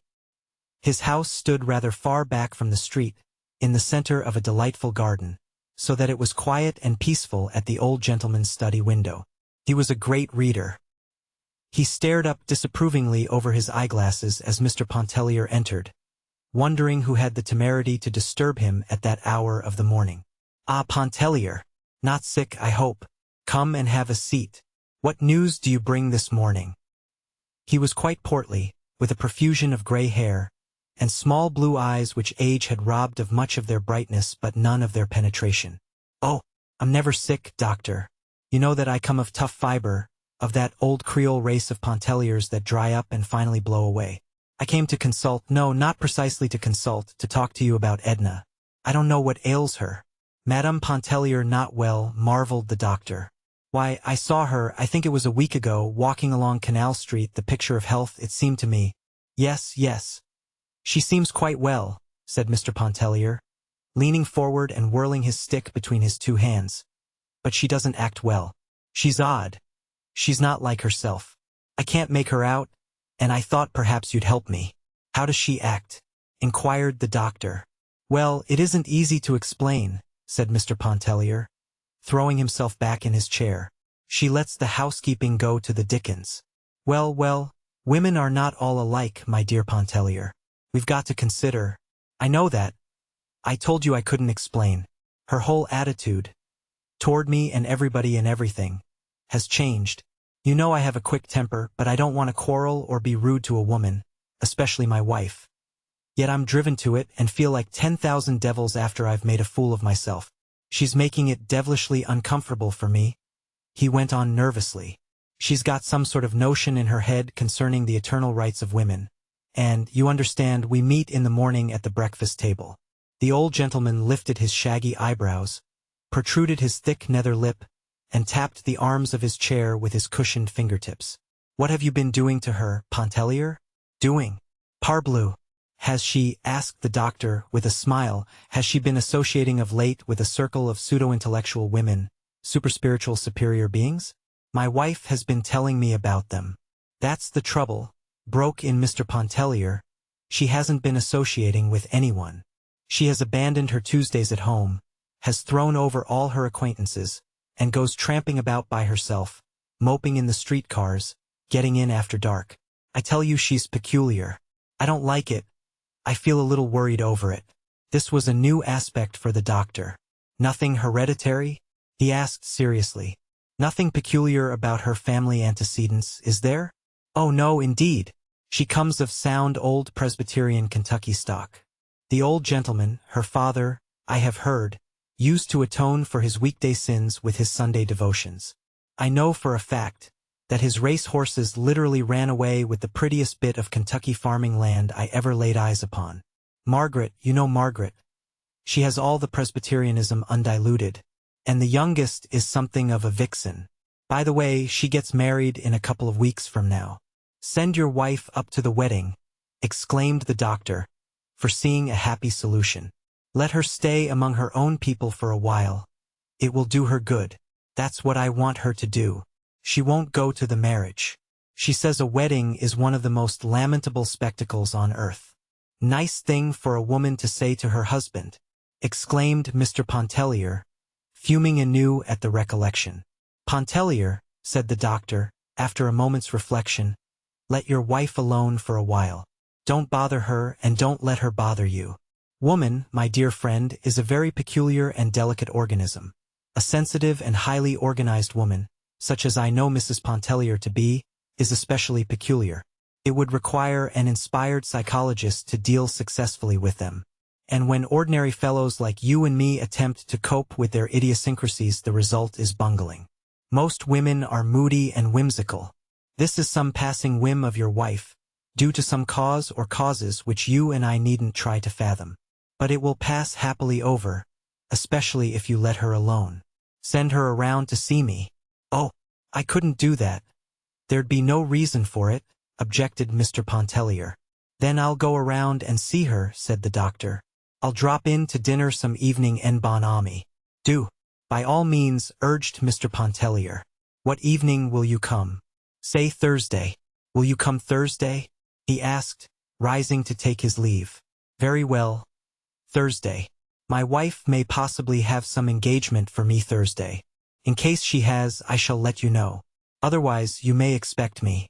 Mr. Pontellier turned before leaving to say, "I am going to New York on business very soon. I have a big scheme on hand, and want to be on the field proper to pull the ropes and handle the ribbons." "We'll let you in on the inside if you say so, doctor," he laughed. "No, I thank you, my dear sir," returned the doctor. "I leave such ventures to you younger men with the fever of life still in your blood. What I wanted to say," continued Mr. Pontellier with his hand on the knob, "I may have to be absent a good while. Would you advise me to take Edna along?" "By all means, if she wishes to go. If not, leave her here. Don't contradict her. The mood will pass, I assure you. It may take a month, 2, 3 months. Possibly longer, but it will pass. Have patience." "Well, goodbye, Judy," said Mr. Pontellier, as he let himself out. The doctor would have liked during the course of conversation to ask, "Is there any man in the case?" But he knew his Creole too well to make such a blunder as that. He did not resume his book immediately, but sat for a while meditatively looking out into the garden. XCI. Edna's father was in the city, and had been with them several days. She was not very warmly or deeply attached to him, but they had certain tastes in common, and when together they were companionable. His coming was in the nature of a welcome disturbance. It seemed to furnish a new direction for her emotions. He had come to purchase a wedding gift for his daughter, Janet, and an outfit for himself in which he might make a creditable appearance at her marriage. Mr. Pontellier had selected the bridal gift, as everyone immediately connected with him always deferred to his taste in such matters. And his suggestions on the question of dress, which too often assumes the nature of a problem, were of inestimable value to his father-in-law. But for the past few days the old gentleman had been upon Edna's hands, and in his society she was becoming acquainted with a new set of sensations. He had been a colonel in the Confederate Army, and still maintained, with the title, the military bearing which had always accompanied it. His hair and mustache were white and silky, emphasizing the rugged bronze of his face. He was tall and thin, and wore his coats padded, which gave a fictitious breadth and depth to his shoulders and chest. Edna and her father looked very distinguished together, and excited a good deal of notice during their perambulations. Upon his arrival she began by introducing him to her atelier and making a sketch of him. He took the whole matter very seriously. If her talent had been tenfold greater than it was, it would not have surprised him, convinced as he was that he had bequeathed to all of his daughters the germs of a masterful capability, which only depended upon their own efforts to be directed toward successful achievement. Before her pencil he sat rigid and unflinching, as he had faced the cannon's mouth in days gone by. He resented the intrusion of the children, who gaped with wondering eyes at him, sitting so stiff up there in their mother's bright atelier. When they drew near he motioned them away with an expressive action of the foot, loath to disturb the fixed lines of his countenance, his arms, or his rigid shoulders. Edna, anxious to entertain him, invited Mademoiselle Rice to meet him, having promised him a treat in her piano playing. But Mademoiselle declined the invitation. So together they attended a soirée musicale at the Ratignolles. Monsieur and Madame Ratignolles made much of the colonel, installing him as the guest of honor and engaging him at once to dine with them the following Sunday, or any day which he might select. Madame coquetted with him in the most captivating and naive manner, with eyes, gestures, and a profusion of compliments, till the colonel's old head felt 30 years younger on his padded shoulders. Edna marveled, not comprehending. She herself was almost devoid of coquetry. There were one or two men whom she observed at the soirée musicale, but she would never have felt moved to any kittenish display to attract their notice, to any feline or feminine wiles to express herself toward them. Their personality attracted her in an agreeable way. Her fancy selected them, and she was glad when a lull in the music gave them an opportunity to meet her and talk with her. Often on the street the glance of strange eyes had lingered in her memory, and sometimes had disturbed her. Mr. Pontellier did not attend these soirées musicales. He considered them bourgeois, and found more diversion at the club. To Madame Ratignolles he said the music dispensed at her soirées was too heavy, too far beyond his untrained comprehension. His excuse flattered her. But she disapproved of Mr. Pontellier's club, and she was frank enough to tell Edna so. "It's a pity Mr. Pontellier doesn't stay home more in the evenings. I think you would be more, well, if you don't mind my saying it, more united if he did." "Oh, dear no," said Edna, with a blank look in her eyes. "What should I do if he stayed home? We wouldn't have anything to say to each other." She had not much of anything to say to her father, for that matter, but he did not antagonize her. She discovered that he interested her, though she realized that he might not interest her long, and for the first time in her life she felt as if she were thoroughly acquainted with him. He kept her busy serving him and ministering to his wants. It amused her to do so. She would not permit a servant or one of the children to do anything for him which she might do herself. Her husband noticed, and thought it was the expression of a deep filial attachment which he had never suspected. The colonel drank numerous toddies during the course of the day, which left him, however, imperturbed. He was an expert at concocting strong drinks. He had even invented some, to which he had given fantastic names, and for whose manufacture he required diverse ingredients that it devolved upon Edna to procure for him. When Dr. Mandelet dined with the Pontelliers on Thursday, he could discern in Mrs. Pontellier no trace of that morbid condition which her husband had reported to him. She was excited and in a manner radiant.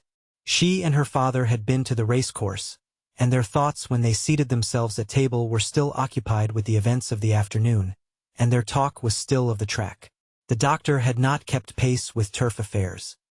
He had certain recollections of racing in what he called the good old times when the Lecomte stables flourished, and he drew upon this fund of memories so that he might not be left out and seem wholly devoid of the modern spirit. But he failed to impose upon the colonel, and was even far from impressing him with this trumped-up knowledge of bygone days. Edna had staked her father on his last venture, with the most gratifying results to both of them. Besides, they had met some very charming people, according to the Colonel's impressions. Mrs. Mortimer Merriman and Mrs. James Highcamp, who were there with Alcée Arobin, had joined them and had enlivened the hours in a fashion that warmed him to think of. Mr. Pontellier himself had no particular leaning toward horse racing, and was even rather inclined to discourage it as a pastime, especially when he considered the fate of that bluegrass farm in Kentucky. He endeavored, in a general way, to express a particular disapproval, and only succeeded in arousing the ire and opposition of his father-in-law. A pretty dispute followed, in which Edna warmly espoused her father's cause and the doctor remained neutral. He observed his hostess attentively from under his shaggy brows, and noted a subtle change which had transformed her from the listless woman he had known into a being who, for the moment, seemed palpitant with the forces of life. Her speech was warm and energetic. There was no repression in her glance or gesture. She reminded him of some beautiful, sleek animal waking up in the sun. The dinner was excellent. The claret was warm and the champagne was cold, and under their beneficent influence the threatened unpleasantness melted and vanished with the fumes of the wine. Mr. Pontellier warmed up and grew reminiscent.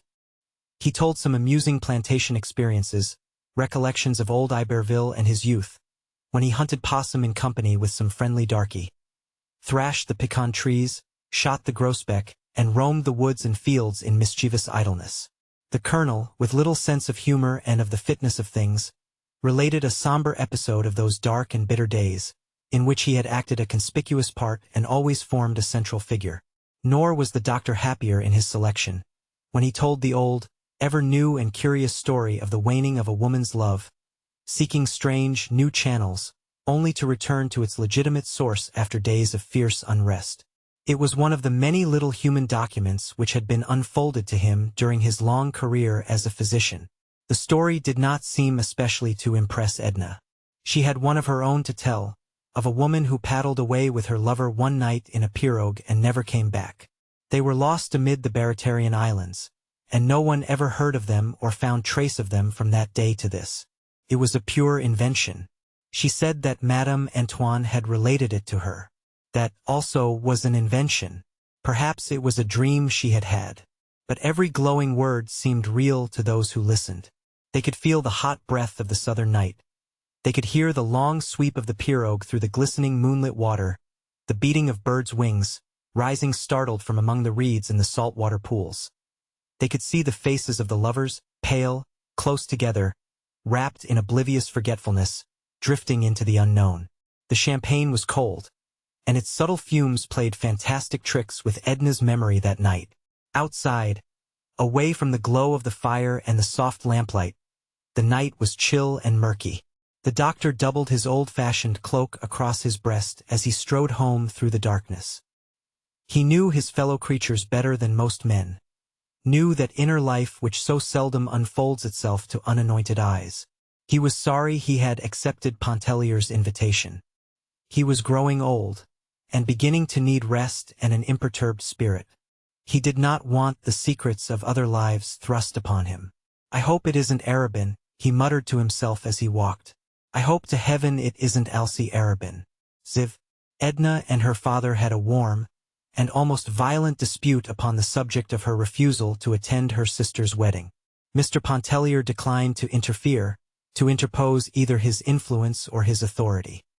He was following Dr. Mandelet's advice, and letting her do as she liked. The Colonel reproached his daughter for her lack of filial kindness and respect, her want of sisterly affection and womanly consideration. His arguments were labored and unconvincing. He doubted if Janet would accept any excuse, forgetting that Edna had offered none. He doubted if Janet would ever speak to her again, and he was sure Margaret would not. Edna was glad to be rid of her father when he finally took himself off with his wedding garments and his bridal gifts, with his padded shoulders, his Bible reading, his toddies and ponderous oaths. Mr. Pontellier followed him closely. He meant to stop at the wedding on his way to New York and endeavor by every means which money and love could devise to atone somewhat for Edna's incomprehensible action. "You are too lenient by far, Leonce," asserted the Colonel. Authority, coercion are what is needed. Put your foot down good and hard. The only way to manage a wife. Take my word for it. The colonel was perhaps unaware that he had coerced his own wife into her grave. Mr. Pontellier had a vague suspicion of it, which he thought it needless to mention at that late day. Edna was not so consciously gratified at her husband's leaving home as she had been over the departure of her father.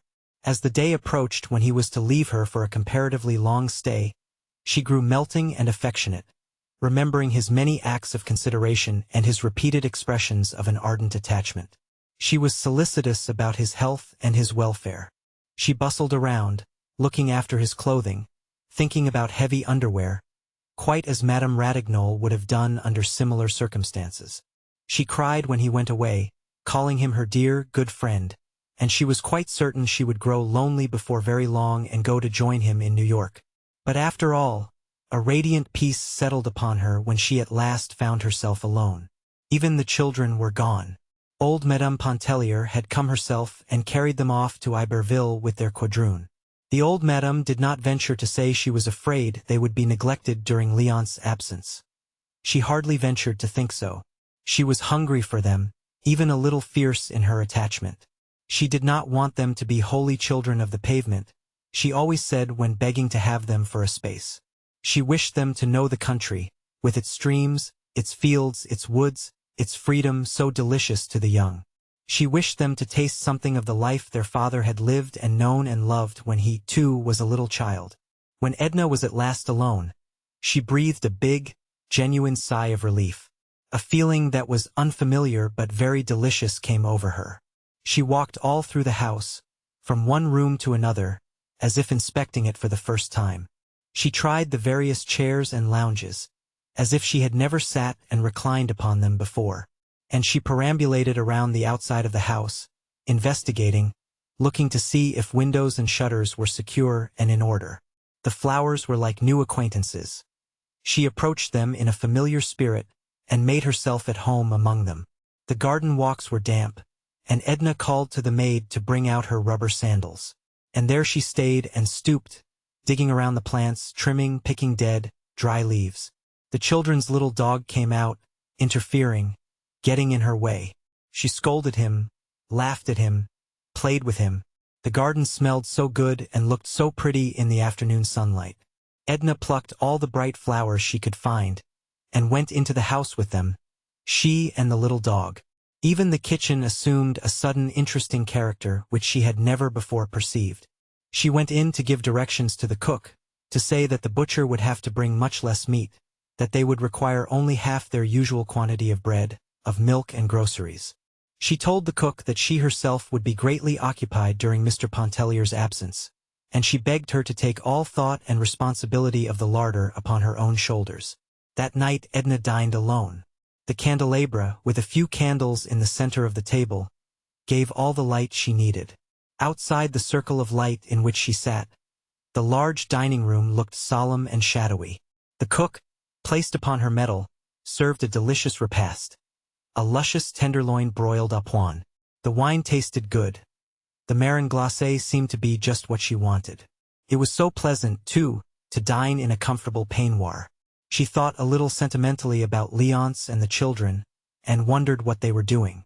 As she gave a dainty scrap or two to the doggie, she talked intimately to him about Etienne and Raoul. He was beside himself with astonishment and delight over these companionable advances, and showed his appreciation by his little quick, snappy barks and a lively agitation. Then Edna sat in the library after dinner and read Emerson until she grew sleepy. She realized that she had neglected her reading, and determined to start anew upon a course of improving studies, now that her time was completely her own to do with as she liked. After a refreshing bath, Edna went to bed. And as she snuggled comfortably beneath the eiderdown, a sense of restfulness invaded her, such as she had not known before. XXV. When the weather was dark and cloudy, Edna could not work. She needed the sun to mellow and temper her mood to the sticking point. She had reached a stage when she seemed to be no longer feeling her way, working, when in the humor, with sureness and ease, and being devoid of ambition, and striving not toward accomplishment. She drew satisfaction from the work in itself. On rainy or melancholy days Edna went out and sought the society of the friends she had made at Grand Isle.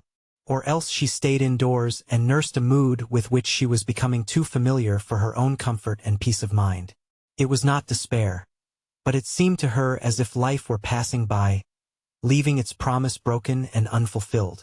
Yet there were other days when she listened, was led on and deceived by fresh promises which her youth held out to her. She went again to the races, and again. Alcée Arobin and Mrs. Highcamp called for her one bright afternoon in Arobin's drag. Mrs. Highcamp was a worldly but unaffected, intelligent, slim, tall blonde woman in the 40s, with an indifferent manner and blue eyes that stared. She had a daughter who served her as a pretext for cultivating the society of young men of fashion. Alcée Arobin was one of them. He was a familiar figure at the racecourse, the opera, the fashionable clubs. There was a perpetual smile in his eyes, which seldom failed to awaken a corresponding cheerfulness in anyone who looked into them and listened to his good-humored voice. His manner was quiet, and at times a little insolent. He possessed a good figure, a pleasing face, not overburdened with depth of thought or feeling, and his dress was that of the conventional man of fashion. He admired Edna extravagantly, after meeting her at the races with her father. He had met her before on other occasions, but she had seemed to him unapproachable until that day. It was at his instigation that Mrs. Highcamp called to ask her to go with them to the Jockey Club to witness the turf event of the season. There were possibly a few track men out there who knew the racehorse as well as Edna, but there was certainly none who knew it better. She sat between her two companions as one having authority to speak. She laughed at Arobin's pretensions, and deplored Mrs. Highcamp's ignorance. The racehorse was a friend and intimate associate of her childhood. The atmosphere of the stables and the breath of the blue-grass paddock revived in her memory and lingered in her nostrils. She did not perceive that she was talking like her father as the sleek geldings ambled in review before them. She played for very high stakes, and fortune favored her. The fever of the game flamed in her cheeks and eyes, and it got into her blood and into her brain like an intoxicant. People turned their heads to look at her, and more than one lent an attentive ear to her utterances, hoping thereby to secure the elusive but ever-desired tip. Arobin caught the contagion of excitement which drew him to Edna like a magnet. Mrs. Highcamp remained, as usual, unmoved, with her indifferent stare and uplifted eyebrows. Edna stayed and dined with Mrs. Highcamp upon being urged to do so. Arobin also remained and sent away his drag. The dinner was quiet and uninteresting, save for the cheerful efforts of Arobin to enliven things. Mrs. Highcamp deplored the absence of her daughter from the races, and tried to convey to her what she had missed by going to the Dante reading instead of joining them. The girl held a geranium leaf up to her nose and said nothing, but looked knowing and non-committal. Mr. Highcamp was a plain, bald-headed man, who only talked under compulsion. He was unresponsive. Mrs. Highcamp was full of delicate courtesy and consideration toward her husband. She addressed most of her conversation to him at table. They sat in the library after dinner and read the evening papers together under the droplight, while the younger people went into the drawing-room nearby and talked. Miss Highcamp played some selections from Grieg upon the piano. She seemed to have apprehended all of the composer's coldness and none of his poetry. While Edna listened, she could not help wondering if she had lost her taste for music. When the time came for her to go home, Mr. Highcamp grunted a lame offer to escort her, looking down at his slippered feet with tactless concern. It was Arobin who took her home. The car ride was long, and it was late when they reached Esplanade Street. Arobin asked permission to enter for a second to light his cigarette. His match safe was empty. He filled his match safe, but did not light his cigarette until he left her, after she had expressed her willingness to go to the races with him again. Edna was neither tired nor sleepy. She was hungry again, for the Highcamp dinner, though of excellent quality, had lacked abundance. She rummaged in the larder and brought forth a slice of Gruyere and some crackers. She opened a bottle of beer which she found in the icebox. Edna felt extremely restless and excited. She vacantly hummed a fantastic tune as she poked at the wood embers on the hearth and munched a cracker. She wanted something to happen. Something, anything. She did not know what. She regretted that she had not made Arabin stay a half-hour to talk over the horses with her. She counted the money she had won. But there was nothing else to do, so she went to bed, and tossed there for hours in a sort of monotonous agitation. In the middle of the night she remembered that she had forgotten to write her regular letter to her husband, and she decided to do so next day and tell him about her afternoon at the Jockey Club. She lay wide awake composing a letter which was nothing like the one which she wrote next day. When the maid awoke her in the morning, Edna was dreaming of Mr. Highcamp playing the piano at the entrance of a music store on Canal Street, while his wife was saying to Alcée Arobin, as they boarded an Esplanade streetcar, "What a pity that so much talent has been neglected. But I must go." When, a few days later, Alcée Arobin again called for Edna in his drag, Mrs. Highcamp was not with him. He said they would pick her up. But as that lady had not been apprised of his intention of picking her up, she was not at home. The daughter was just leaving the house to attend the meeting of a branch folklore society, and regretted that she could not accompany them. Arobin appeared nonplussed, and asked Edna if there were anyone else she cared to ask. She did not deem it worth while to go in search of any of the fashionable acquaintances from whom she had withdrawn herself. She thought of Madame Ratignolles, but knew that her fair friend did not leave the house, except to take a languid walk around the block with her husband after nightfall. Mademoiselle Reisz would have laughed at such a request from Edna. Madame Lebrun might have enjoyed the outing, but for some reason Edna did not want her. So they went alone, she and Arobin. The afternoon was intensely interesting to her. The excitement came back upon her like a remittent fever. Her talk grew familiar and confidential. It was no labor to become intimate with Arobin. His manner invited easy confidence. The preliminary stage of becoming acquainted was one which he always endeavored to ignore when a pretty and engaging woman was concerned. He stayed and dined with Edna. He stayed and sat beside the wood fire. They laughed and talked, and before it was time to go he was telling her how different life might have been if he had known her years before. With ingenuous frankness he spoke of what a wicked, ill-disciplined boy he had been, and impulsively drew up his cuff to exhibit upon his wrist the scar from a saber cut which he had received in a duel outside of Paris when he was 19. She touched his hand as she scanned the red cicatrice on the inside of his white wrist. A quick impulse that was somewhat spasmodic impelled her fingers to close in a sort of clutch upon his hand. He felt the pressure of her pointed nails in the flesh of his palm. She arose hastily and walked toward the mantel. "The sight of a wound or scar always agitates and sickens me," she said. "I shouldn't have looked at it." "I beg your pardon," he entreated, following her. "It never occurred to me that it might be repulsive." He stood close to her, and the effrontery in his eyes repelled the old, vanishing self in her, yet drew all her awakening sensuousness. He saw enough in her face to impel him to take her hand and hold it while he said his lingering good night. "Will you go to the races again?" he asked. "No," she said. "I've had enough of the races. I don't want to lose all the money I've won, and I've got to work when the weather is bright instead of—" "Yes, work. To be sure. You promised to show me your work. What morning may I come up to your atelier? Tomorrow? No. Day after? No. Oh, please don't refuse me.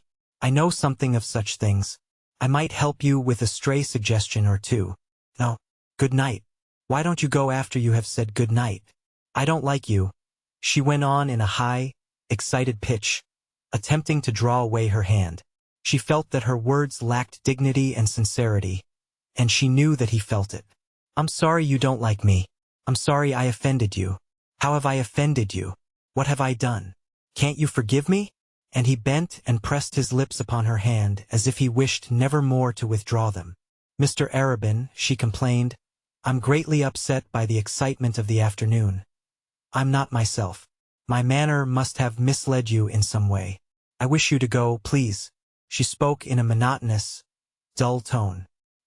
He took his hat from the table and stood with eyes turned from her, looking into the dying fire. For a moment or two he kept an impressive silence. "Your manner has not misled me, Mrs. Pontellier," he said finally. "My own emotions have done that. Couldn't help it. When I'm near you, how could I help it? Don't think anything of it, don't bother, please. You see, I go when you command me. If you wish me to stay away, I shall do so. If you let me come back, You will let me come back? He cast one appealing glance at her, to which she made no response. Alcée Arobin's manner was so genuine that it often deceived even himself. Edna did not care or think whether it were genuine or not. When she was alone, she looked mechanically at the back of her hand which he had kissed so warmly. Then she leaned her head down on the mantelpiece. She felt somewhat like a woman who in a moment of passion is betrayed into an act of infidelity, and realizes the significance of the act without being wholly awakened from its glamour. The thought was passing vaguely through her mind. What would he think? She did not mean her husband. She was thinking of Robert Lebrun. Her husband seemed to her now like a person whom she had married without love as an excuse. She lit a candle and went up to her room. Alcée Arobin was absolutely nothing to her. Yet his presence, his manners, the warmth of his glances, and above all the touch of his lips upon her hand had acted like a narcotic upon her. She slept a languorous sleep, interwoven with vanishing dreams. XXVI. Alcée Arobin wrote Edna an elaborate note of apology, palpitant with sincerity. It embarrassed her. For in a cooler, quieter moment it appeared to her absurd that she should have taken his action so seriously, so dramatically. She felt sure that the significance of the whole occurrence had lain in her own self-consciousness. If she ignored his note, it would give undue importance to a trivial affair. If she replied to it in a serious spirit, it would still leave in his mind the impression that she had in a susceptible moment yielded to his influence. After all, it was no great matter to have one's hand kissed. She was provoked at his having written the apology.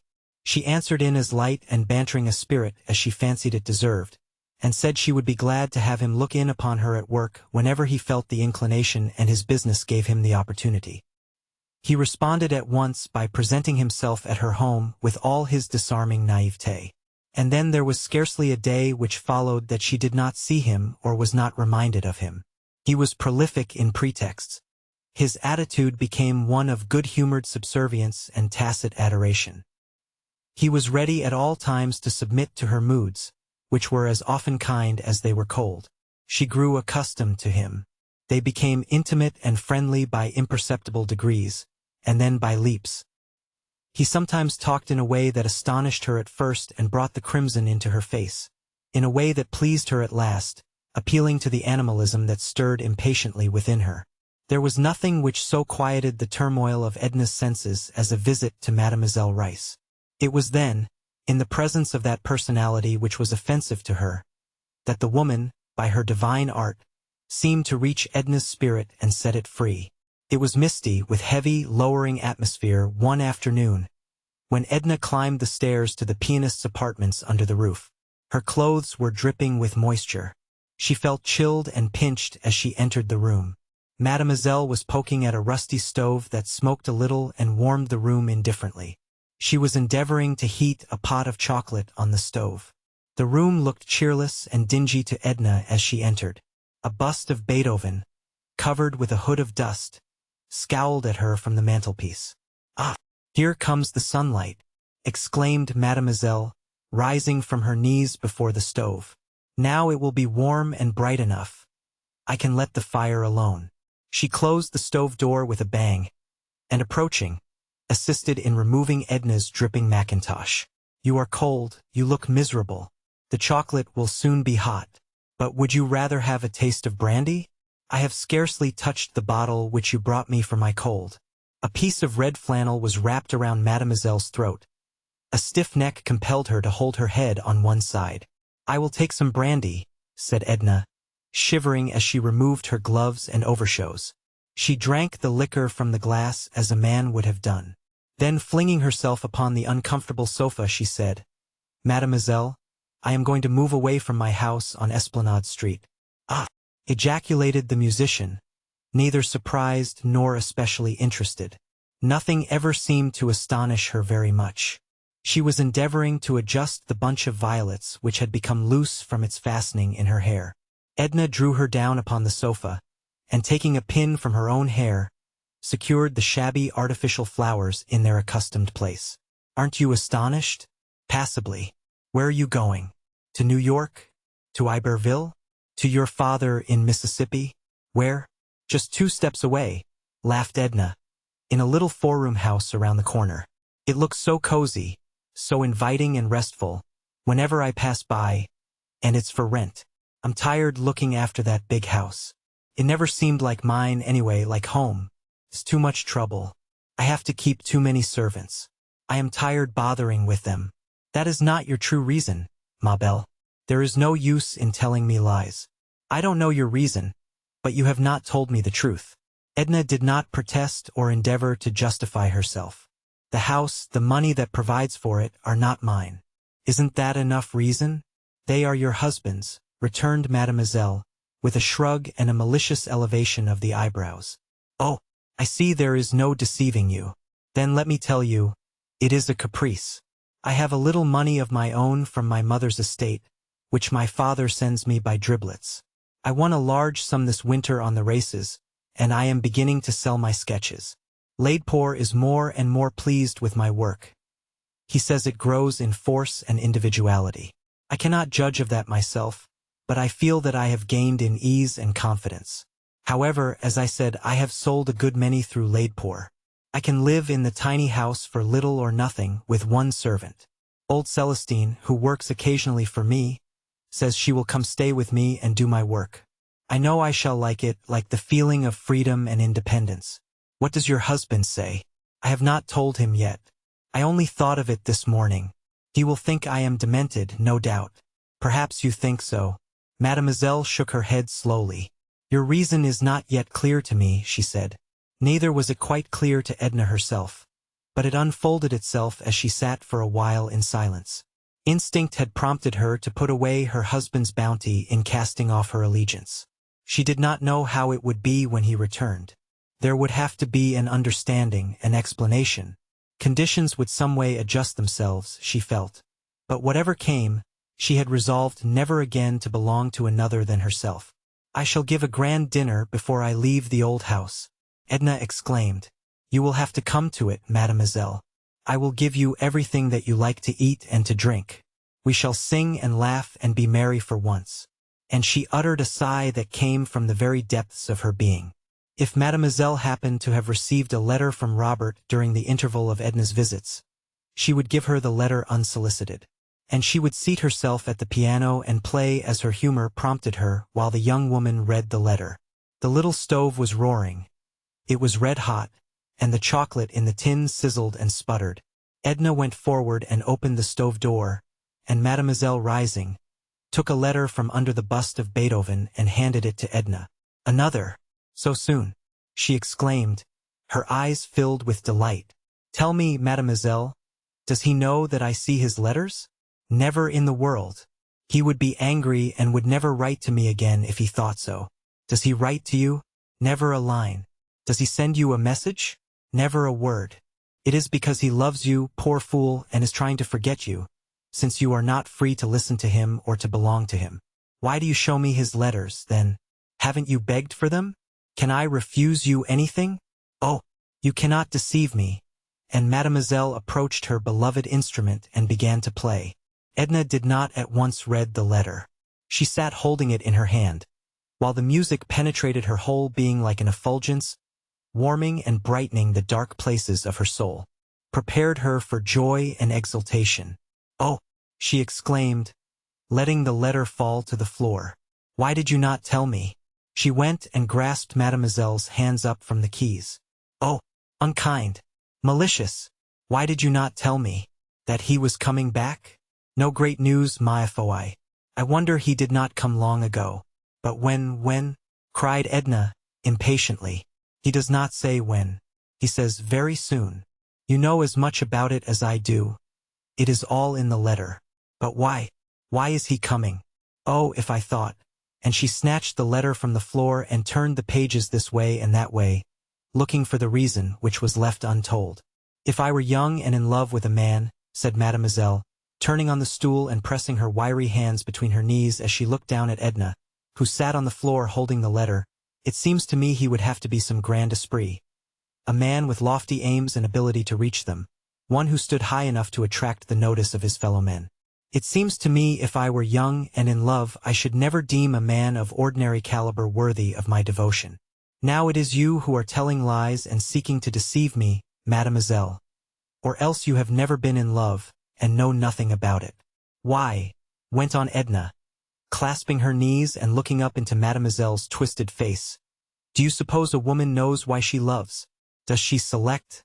Does she say to herself, go to? Here is a distinguished statesman with presidential possibilities. I shall proceed to fall in love with him. Or, I shall set my heart upon this musician, whose fame is on every tongue. Or, this financier, who controls the world's money markets? You are purposely misunderstanding me, Ma Rain. Are you in love with Robert? Yes, said Edna. It was the first time she had admitted it, and a glow overspread her face, blotching it with red spots. Why? Asked her companion. Why do you love him when you ought not to? Edna, with a motion or two, dragged herself on her knees before Mademoiselle Rice, who took the glowing face between her two hands. Why? Because his hair is brown and grows away from his temples. Because he opens and shuts his eyes, and his nose is a little out of drawing. Because he has 2 lips and a square chin, and a little finger which he can't straighten from having played baseball too energetically in his youth. Because you do, in short, laughed Mademoiselle. What will you do when he comes back? She asked. Do? Nothing except feel glad and happy to be alive. She was already glad and happy to be alive at the mere thought of his return. The murky, lowering sky, which had depressed her a few hours before, seemed bracing and invigorating as she splashed through the streets on her way home. She stopped at a confectioner's and ordered a huge box of bonbons for the children in Iberville. She slipped a card in the box, on which she scribbled a tender message and sent an abundance of kisses. Before dinner in the evening, Edna wrote a charming letter to her husband, telling him of her intention to move for a while into the little house around the block, and to give a farewell dinner before leaving, regretting that he was not there to share it, to help out with the menu and assist her in entertaining the guests. Her letter was brilliant and brimming with cheerfulness. XXVII. What is the matter with you? Asked Arabin that evening. I never found you in such a happy mood. Edna was tired by that time, and was reclining on the lounge before the fire. Don't you know the weather prophet has told us we shall see the sun pretty soon? Well, that ought to be reason enough, he acquiesced. You wouldn't give me another if I sat here all night imploring you. He sat close to her on a low taboret, and as he spoke his fingers lightly touched the hair that fell a little over her forehead. She liked the touch of his fingers through her hair, and closed her eyes sensitively. One of these days, she said, I'm going to pull myself together for a while and think, try to determine what character of a woman I am. For, candidly, I don't know. By all the codes which I am acquainted with, I am a devilishly wicked specimen of the sex. But some way I can't convince myself that I am. I must think about it. Don't. What's the use? Why should you bother thinking about it when I can tell you what manner of woman you are? His fingers strayed occasionally down to her warm, smooth cheeks and firm chin, which was growing a little full and double. Oh yes, you will tell me that I am adorable. Everything that is captivating. Spare yourself the effort. No, I shan't tell you anything of the sort, though I shouldn't be lying if I did. Do you know Mademoiselle Rice? She asked irrelevantly. The pianist? I know her by sight. I've heard her play. She says queer things sometimes in a bantering way that you don't notice at the time and you find yourself thinking about afterward. For instance? Well, for instance, when I left her today, she put her arms around me and felt my shoulder blades, to see if my wings were strong, she said. The bird that would soar above the level plane of tradition and prejudice must have strong wings. It is a sad spectacle to see the weaklings bruised, exhausted, fluttering back to earth. Whither would you soar? I'm not thinking of any extraordinary flights. I only half comprehend her. I've heard she's partially demented, said Arabin. She seems to me wonderfully sane, Edna replied. I'm told she's extremely disagreeable and unpleasant. Why have you introduced her at a moment when I desired to talk of you? Oh, talk of me if you like, cried Edna, clasping her hands beneath her head. But let me think of something else while you do. I'm jealous of your thoughts tonight. They're making you a little kinder than usual. But some way I feel as if they were wandering, as if they were not here with me. She only looked at him and smiled. His eyes were very near. He leaned upon the lounge with an arm extended across her, while the other hand still rested upon her hair. They continued silently to look into each other's eyes. When he leaned forward and kissed her, she clasped his head, holding his lips to hers. It was the first kiss of her life to which her nature had really responded. It was a flaming torch that kindled desire. Teeny-eye. Edna cried a little that night after Arobin left her. It was only one phase of the multitudinous emotions which had assailed her. There was with her an overwhelming feeling of irresponsibility.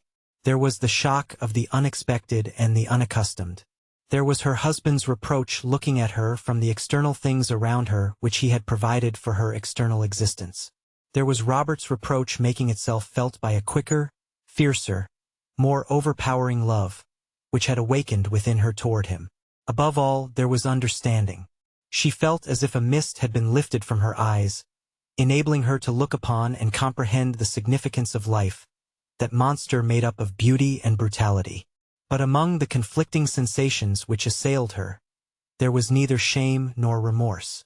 There was a dull pang of regret because it was not the kiss of love which had inflamed her, because it was not love which had held this cup of life to her lips. 6.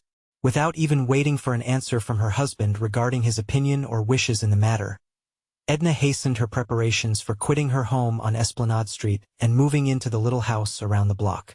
A feverish anxiety attended her every action in that direction. There was no moment of deliberation, no interval of repose between the thought and its fulfillment.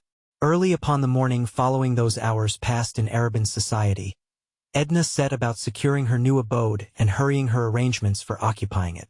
Within the precincts of her home, she felt like one who has entered and lingered within the portals of some forbidden temple in which 1,000 muffled voices bade her begone. Whatever was her own in the house, everything which she had acquired aside from her husband's bounty, she caused to be transported to the other house, supplying simple and meager deficiencies from her own resources. Arobin found her with rolled sleeves, working in company with the housemaid when he looked in during the afternoon. She was splendid and robust, and had never appeared handsomer than in the old blue gown, with a red silk handkerchief knotted at random around her head to protect her hair from the dust. She was mounted upon a high stepladder, unhooking a picture from the wall when he entered. He had found the front door open, and had followed his ring by walking in unceremoniously. "Come down," he said. "Do you want to kill yourself?" She greeted him with affected carelessness, and appeared absorbed in her occupation.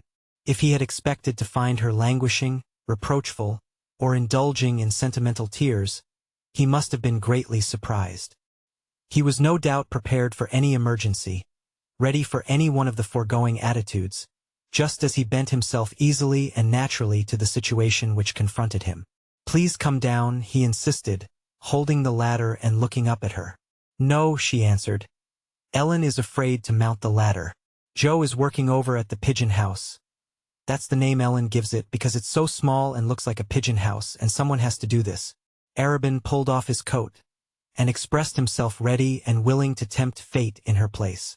Ellen brought him one of her dust caps, and went into contortions of mirth, which she found it impossible to control, when she saw him put it on before the mirror as grotesquely as he could. Edna herself could not refrain from smiling when she fastened it at his request. So it was he who in turn mounted the ladder, unhooking pictures and curtains, and dislodging ornaments as Edna directed. When he had finished, he took off his dust cap and went out to wash his hands. Edna was sitting on the taboret, idly brushing the tips of a feather duster along the carpet when he came in again. "Is there anything more you will let me do?" he asked. "That is all," she answered. "Ellen can manage the rest." She kept the young woman occupied in the drawing room, unwilling to be left alone with Arobin. "What about the dinner?" he asked. "The grand event, the coup d'état?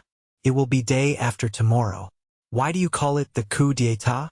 "Oh, it will be very fine. All my best of everything. Crystal, silver and gold, Sèvres, flowers, music and champagne to swim in. I'll let Léonce pay the bills. I wonder what he'll say when he sees the bills. And you ask me why I call it a coup d'état?" Arobin had put on his coat, and he stood before her and asked if his cravat was plumb. She told him it was, looking no higher than the tip of his collar. When do you go to the pigeon house? With all due acknowledgement to Ellen. Day after tomorrow after the dinner. I shall sleep there. Ellen, will you very kindly get me a glass of water? Asked Arabin. The dust in the curtains, if you will pardon me for hinting such a thing, has parched my throat to a crisp. While Ellen gets the water, said Edna, rising, I will say goodbye and let you go. I must get rid of this grime, and I have a million things to do and think of. When shall I see you?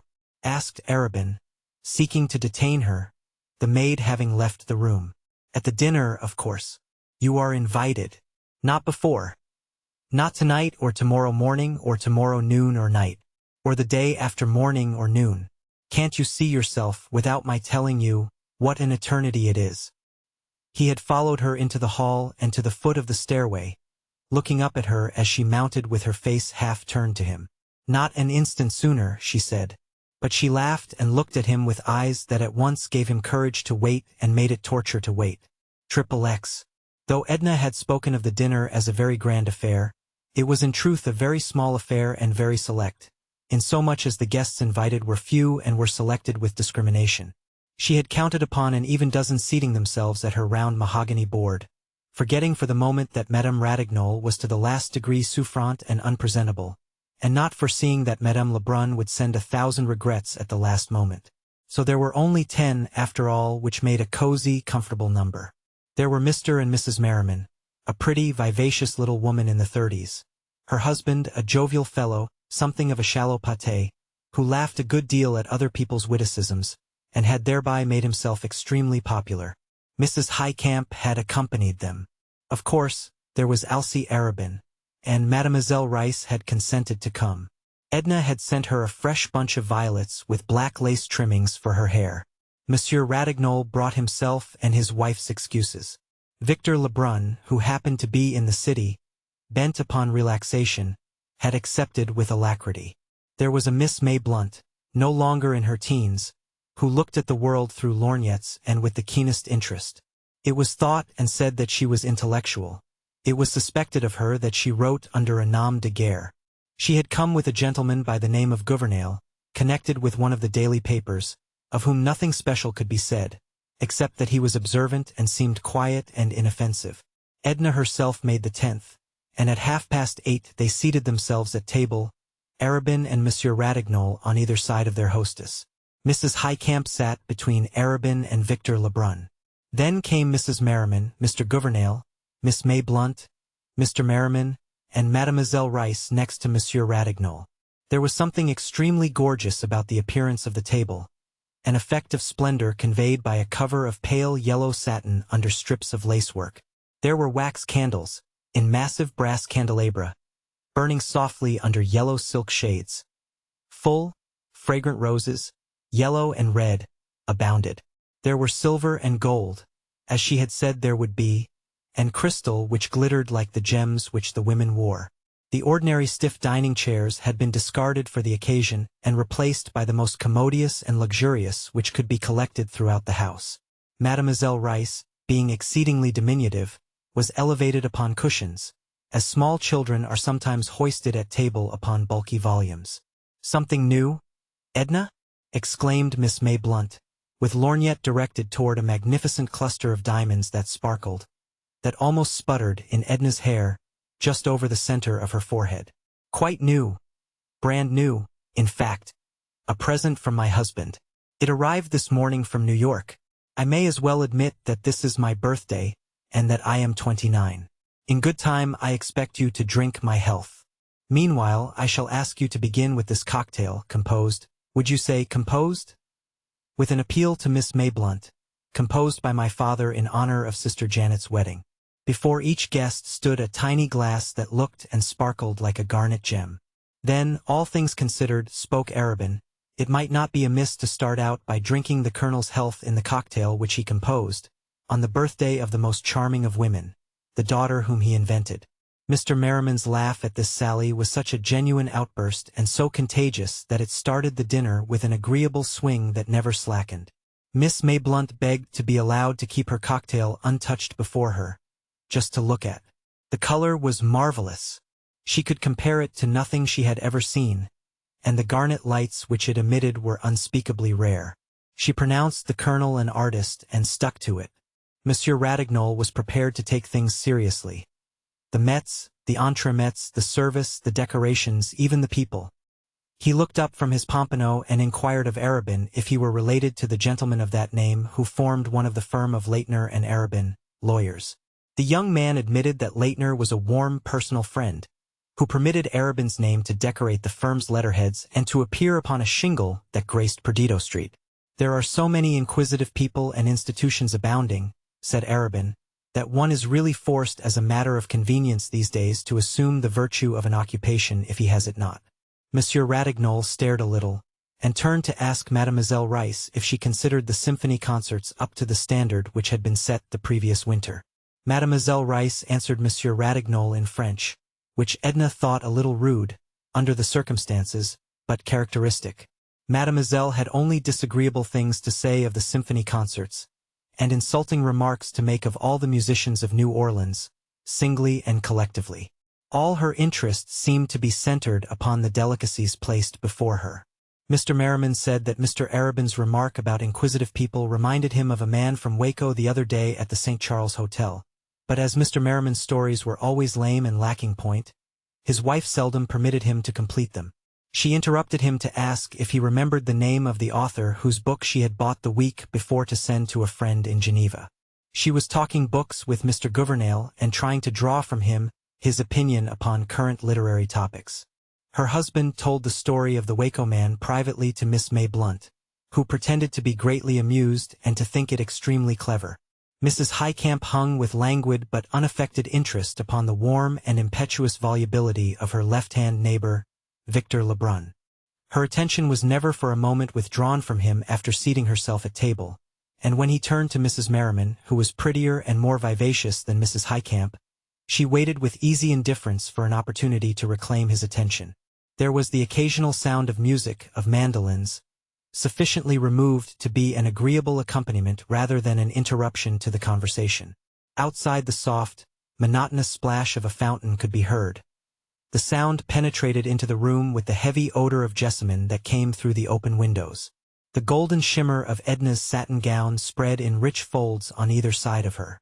There was a soft fall of lace encircling her shoulders. It was the color of her skin, without the glow, the myriad living tints that one may sometimes discover in vibrant flesh. There was something in her attitude, in her whole appearance when she leaned her head against the high-backed chair and spread her arms, which suggested the regal woman, the one who rules, who looks on, who stands alone. But as she sat there amid her guests, she felt the old ennui overtaking her. The hopelessness which so often assailed her, which came upon her like an obsession, like something extraneous, independent of volition. It was something which announced itself, a chill breath that seemed to issue from some vast cavern wherein discords waited. There came over her the acute longing which always summoned into her spiritual vision the presence of the beloved one, overpowering her at once with a sense of the unattainable. The moments glided on, while a feeling of good fellowship passed around the circle like a mystic cord, holding and binding these people together with jest and laughter. Monsieur Ratignol was the first to break the pleasant charm. At 10 o'clock he excused himself. Madame Ratignol was waiting for him at home. She was bien souffrante, and she was filled with vague dread, which only her husband's presence could allay. Mademoiselle Reisz arose with Monsieur Ratignol, who offered to escort her to the car. She had eaten well. She had tasted the good, rich wines, and they must have turned her head, for she bowed pleasantly to all as she withdrew from table. She kissed Edna upon the shoulder, and whispered, "Bonne nuit, ma reine, soyez sage." She had been a little bewildered upon rising, or rather, descending from her cushions, and Monsieur Ratignol gallantly took her arm and led her away. Mrs. Highcamp was weaving a garland of roses, yellow and red. When she had finished the garland, she laid it lightly upon Victor's black curls. He was reclining far back in the luxurious chair, holding a glass of champagne to the light. As if a magician's wand had touched him, the garland of roses transformed him into a vision of oriental beauty. His cheeks were the color of crushed grapes, and his dusky eyes glowed with a languishing fire. "Sapristi!" exclaimed Arobin. But Mrs. Highcamp had one more touch to add to the picture. She took from the back of her chair a white silken scarf, with which she had covered her shoulders in the early part of the evening. She draped it across the boy in graceful folds, and in a way to conceal his black, conventional evening dress. He did not seem to mind what she did to him, only smiled, showing a faint gleam of white teeth, while he continued to gaze with narrowing eyes at the light through his glass of champagne. "Oh, to be able to paint in color rather than in words," exclaimed Miss May Blunt, losing herself in a rhapsodic dream as she looked at him. There was a graven image of desire, painted with red blood on a ground of gold, murmured Gouvernail under his breath. The effect of the wine upon Victor was to change his accustomed volubility into silence. He seemed to have abandoned himself to a reverie, and to be seeing pleasing visions in the amber bead. "Sing," entreated Mrs. Highcamp. "Won't you sing to us?" "Let him alone," said Arabin. "He's posing," offered Mr. Merriman. "Let him have it out." "I believe he's paralyzed," laughed Mrs. Merriman. And leaning over the youth's chair, she took the glass from his hand and held it to his lips. He sipped the wine slowly, and when he had drained the glass she laid it upon the table and wiped his lips with her little filmy handkerchief. "Yes, I'll sing for you," he said, turning in his chair toward Mrs. Highcamp. He clasped his hands behind his head, and looking up at the ceiling began to hum a little, trying his voice like a musician tuning an instrument. Then, looking at Edna, he began to sing. "Ah, si tu savais." "Stop," she cried, "don't sing that. I don't want you to sing it," and she laid her glass so impetuously and blindly upon the table as to shatter it against a carafe. The wine spilled over Arabin's legs, and some of it trickled down upon Mrs. Highcamp's black gauze gown. Victor had lost all idea of courtesy, or else he thought his hostess was not in earnest, for he laughed and went on. "Ah, si tu savais. Ce que tes you me descent." "Oh, you mustn't, exclaimed Edna, and pushing back her chair she got up, and going behind him placed her hand over his mouth. He kissed the soft palm that pressed upon his lips. No, I won't, Mrs. Pontellier. I didn't know you meant it," looking up at her with caressing eyes. The touch of his lips was like a pleasing sting to her hand. She lifted the garland of roses from his head and flung it across the room. "Come, Victor, you've posed long enough. Give Mrs. Highcamp her scarf." Mrs. Highcamp undraped the scarf from about him with her own hands. Miss May Blunt and Mr. Gouvernail suddenly conceived the notion that it was time to say good night, and Mr. and Mrs. Merriman wondered how it could be so late. Before parting from Victor, Mrs. Highcamp invited him to call upon her daughter, who she knew would be charmed to meet him and talk French and sing French songs with him. Victor expressed his desire and intention to call upon Miss Highcamp at the first opportunity which presented itself. He asked if Arabin were going his way. Arabin was not. The mandolin players had long since stolen away. A profound stillness had fallen upon the broad, beautiful street. The voices of Edna's disbanding guests jarred like a discordant note upon the quiet harmony of the night. "XXXI. Well?" questioned Arabin, who had remained with Edna after the others had departed. "Well," she reiterated, and stood up, stretching her arms, and feeling the need to relax her muscles after having been so long seated. "What next?" he asked. "The servants are all gone. They left when the musicians did. I have dismissed them. The house has to be closed and locked, and I shall trot around to the pigeon house, and shall send Celestine over in the morning to straighten things up." He looked around and began to turn out some of the lights. "What about upstairs?" he inquired. "I think it is all right, but there may be a window or two unlatched. We had better look.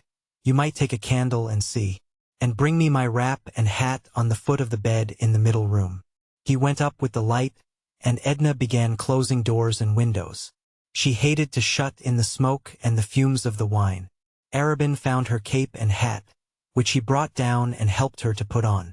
When everything was secured and the lights put out, they left through the front door, Arabin locking it and taking the key which he carried for Edna. He helped her down the steps. "Will you have a spray of jessamine?" he asked, breaking off a few blossoms as he passed. "No, I don't want anything." She seemed disheartened, and had nothing to say. She took his arm, which he offered her, holding up the weight of her satin train with the other hand. She looked down, noticing the black line of his leg moving in and out so close to her against the yellow shimmer of her gown. There was the whistle of a railway train somewhere in the distance, and the midnight bells were ringing. They met no one in their short walk. The pigeon house stood behind a locked gate, and a shallow parterre that had been somewhat neglected. There was a small front porch upon which a long window and the front door opened. The door opened directly into the parlor. There was no side entry. Back in the yard was a room for servants, in which old Celestine had been ensconced. Edna had left a lamp burning low upon the table. She had succeeded in making the room look habitable and homelike. There were some books on the table and a lounge near at hand. On the floor was a fresh matting, covered with a rug or two, and on the walls hung a few tasteful pictures. But the room was filled with flowers. These were a surprise to her. Arobin had sent them, and had had Celestine distribute them during Edna's absence. Her bedroom was adjoining, and across a small passage were the dining room and kitchen. Edna seated herself with every appearance of discomfort. "Are you tired?" he asked. "Yes, and chilled and miserable. I feel as if I had been wound up to a certain pitch too tight, and something inside of me had snapped." She rested her head against the table upon her bare arm. "You want to rest," he said, "and to be quiet. I'll go. I'll leave you and let you rest." "Yes," she replied. He stood up beside her and smoothed her hair with his soft, magnetic hand. His touch conveyed to her a certain physical comfort. She could have fallen quietly asleep there if he had continued to pass his hand over her hair. He brushed the hair upward from the nape of her neck. "I hope you will feel better and happier in the morning," he said. "You have tried to do too much in the past few days. The dinner was the last straw. You might have dispensed with it." "Yes," she admitted. "It was stupid." "No, it was delightful. But it has worn you out." His hand had strayed to her beautiful shoulders, and he could feel the response of her flesh to his touch. He seated himself beside her and kissed her lightly upon the shoulder. "I thought you were going away," she said, in an uneven voice. "I am after I have said good night." "Good night," she murmured. He did not answer except to continue to caress her. He did not say good night until she had become supple to his gentle, seductive entreaties. XXXII. When Mr. Pontellier learned of his wife's intention to abandon her home and take up her residence elsewhere, he immediately wrote her a letter of unqualified disapproval and remonstrance. She had given reasons which he was unwilling to acknowledge as adequate. He hoped she had not acted upon her rash impulse, and he begged her to consider first, foremost, and above all else what people would say. He was not dreaming of scandal when he uttered this warning. That was a thing which would never have entered into his mind to consider in connection with his wife's name or his own. He was simply thinking of his financial integrity. It might get noised about that the Pontelliers had met with reverses, and were forced to conduct their menage on a humbler scale than heretofore. It might do incalculable mischief to his business prospects. But remembering Edna's whimsical turn of mind of late, and foreseeing that she had immediately acted upon her impetuous determination, he grasped the situation with his usual promptness and handled it with his well-known business tact and cleverness. The same mail which brought to Edna his letter of disapproval carried instructions, the most minute instructions, to a well-known architect concerning the remodeling of his home, changes which he had long contemplated, and which he desired carried forward during his temporary absence. Expert and reliable packers and movers were engaged to convey the furniture, carpets, pictures, everything movable, in short, to places of security. And in an incredibly short time the Pontellier house was turned over to the artisans. There was to be an addition, a small snuggery. There was to be frescoing, and hardwood flooring was to be put into such rooms as had not yet been subjected to this improvement. Furthermore, in one of the daily papers appeared a brief notice to the effect that Mr. and Mrs. Pontellier were contemplating a summer sojourn abroad, and that their handsome residence on Esplanade Street was undergoing sumptuous alterations, and would not be ready for occupancy until their return. Mr. Pontellier had saved appearances. Edna admired the skill of his maneuver, and avoided any occasion to balk his intentions. When the situation as set forth by Mr. Pontellier was accepted and taken for granted, she was apparently satisfied that it should be so. The pigeon house pleased her. It at once assumed the intimate character of a home, while she herself invested it with a charm which it reflected like a warm glow. There was with her a feeling of having descended in the social scale, with a corresponding sense of having risen in the spiritual. Every step which she took toward relieving herself from obligations added to her strength and expansion as an individual. She began to look with her own eyes, to see and to apprehend the deeper undercurrents of life. No longer was she content to feed upon opinion when her own soul had invited her. After a little while, a few days in fact, Edna went up and spent a week with her children in Iberville.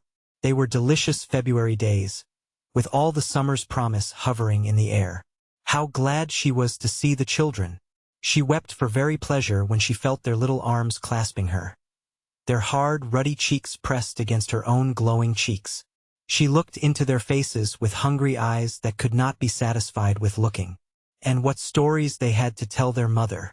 About the pigs, the cows, the mules, about riding to the mill behind Gluglu, fishing back in the lake with their Uncle Jasper, picking pecans with Leidy's little black brood, and hauling chips in their express wagon. It was 1,000 times more fun to haul real chips for old lame Susie's real fire than to drag painted blocks along the banquette on Esplanade Street. She went with them herself to see the pigs and the cows, to look at the darkies laying the cane, to thrash the pecan trees, and catch fish in the back lake. She lived with them a whole week long, giving them all of herself, and gathering and filling herself with their young existence. They listened, breathless, when she told them the house in Esplanade Street was crowded with workmen, hammering, nailing, sawing, and filling the place with clatter. They wanted to know where their bed was, what had been done with their rocking horse, and where did Joe sleep and where had Ellen gone and the cook? But, above all, they were fired with a desire to see the little house around the block. Was there any place to play? Were there any boys next door? Raoul, with pessimistic foreboding, was convinced that there were only girls next door. Where would they sleep and where would Papa sleep? She told them the fairies would fix it all right. The old madame was charmed with Edna's visit, and showered all manner of delicate attentions upon her. She was delighted to know that the Esplanade Street house was in a dismantled condition. It gave her the promise and pretext to keep the children indefinitely. It was with a wrench and a pang that Edna left her children. She carried away with her the sound of their voices and the touch of their cheeks. All along the journey homeward their presence lingered with her like the memory of a delicious song. But by the time she had regained the city, the song no longer echoed in her soul. She was again alone. 33. It happened sometimes when Edna went to see Mademoiselle Rice that the little musician was absent, giving a lesson or making some small necessary household purchase. The key was always left in a secret hiding place in the entry, which Edna knew. If Mademoiselle happened to be away, Edna would usually enter and wait for her return. When she knocked at Mademoiselle Rice's door one afternoon, there was no response. So unlocking the door as usual, she entered and found the apartment deserted, as she had expected. Her day had been quite filled up, and it was for a rest, for a refuge, and to talk about Robert, that she sought out her friend. She had worked at her canvas, a young Italian character study, all the morning, completing the work without the model. But there had been many interruptions, some incident to her modest housekeeping, and others of a social nature. Madame Ratignolles had dragged herself over, avoiding the 2 public thoroughfares, she said. She complained that Edna had neglected her much of late. Besides, she was consumed with curiosity to see the little house and the manner in which it was conducted. She wanted to hear all about the dinner party. Monsieur Ratignolles had left so early. What had happened after he left? The champagne and grapes which Edna sent over were too delicious. She had so little appetite. They had refreshed and toned her stomach. Where on earth was she going to put Mr. Pontellier in that little house? And the boys? And then she made Edna promise to go to her when her hour of trial overtook her. At any time of the day or night, dear Edna assured her. Before leaving, Madame Ratignolles said, "In some way you seem to me like a child, Edna. You seem to act without a certain amount of reflection which is necessary in this life. That is the reason I want to say you mustn't mind if I advise you to be a little careful while you are living here alone. Why don't you have someone come and stay with you? Wouldn't Mademoiselle Rice come?" "No. She wouldn't wish to come, and I shouldn't want her always with me. Well, the reason, you know how evil-minded the world is, someone was talking of Alcée Arobin visiting you. Of course, it wouldn't matter if Mr. Arobin had not such a dreadful reputation. Monsieur Ratignolles was telling me that his attentions alone are considered enough to ruin a woman's name. Does he boast of his successes? Asked Edna, indifferently, squinting at her picture. No, I think not. I believe he is a decent fellow as far as that goes. But his character is so well known among the men. I shan't be able to come back and see you. It was very, very imprudent today. Mind the step, cried Edna. Don't neglect me, entreated Madame Ratignolles. And don't mind what I said about Arobin, or having someone to stay with you. Course not, Edna laughed. You may say anything you like to me. They kissed each other goodbye. Madame Ratignolles had not far to go, and Edna stood on the porch a while watching her walk down the street.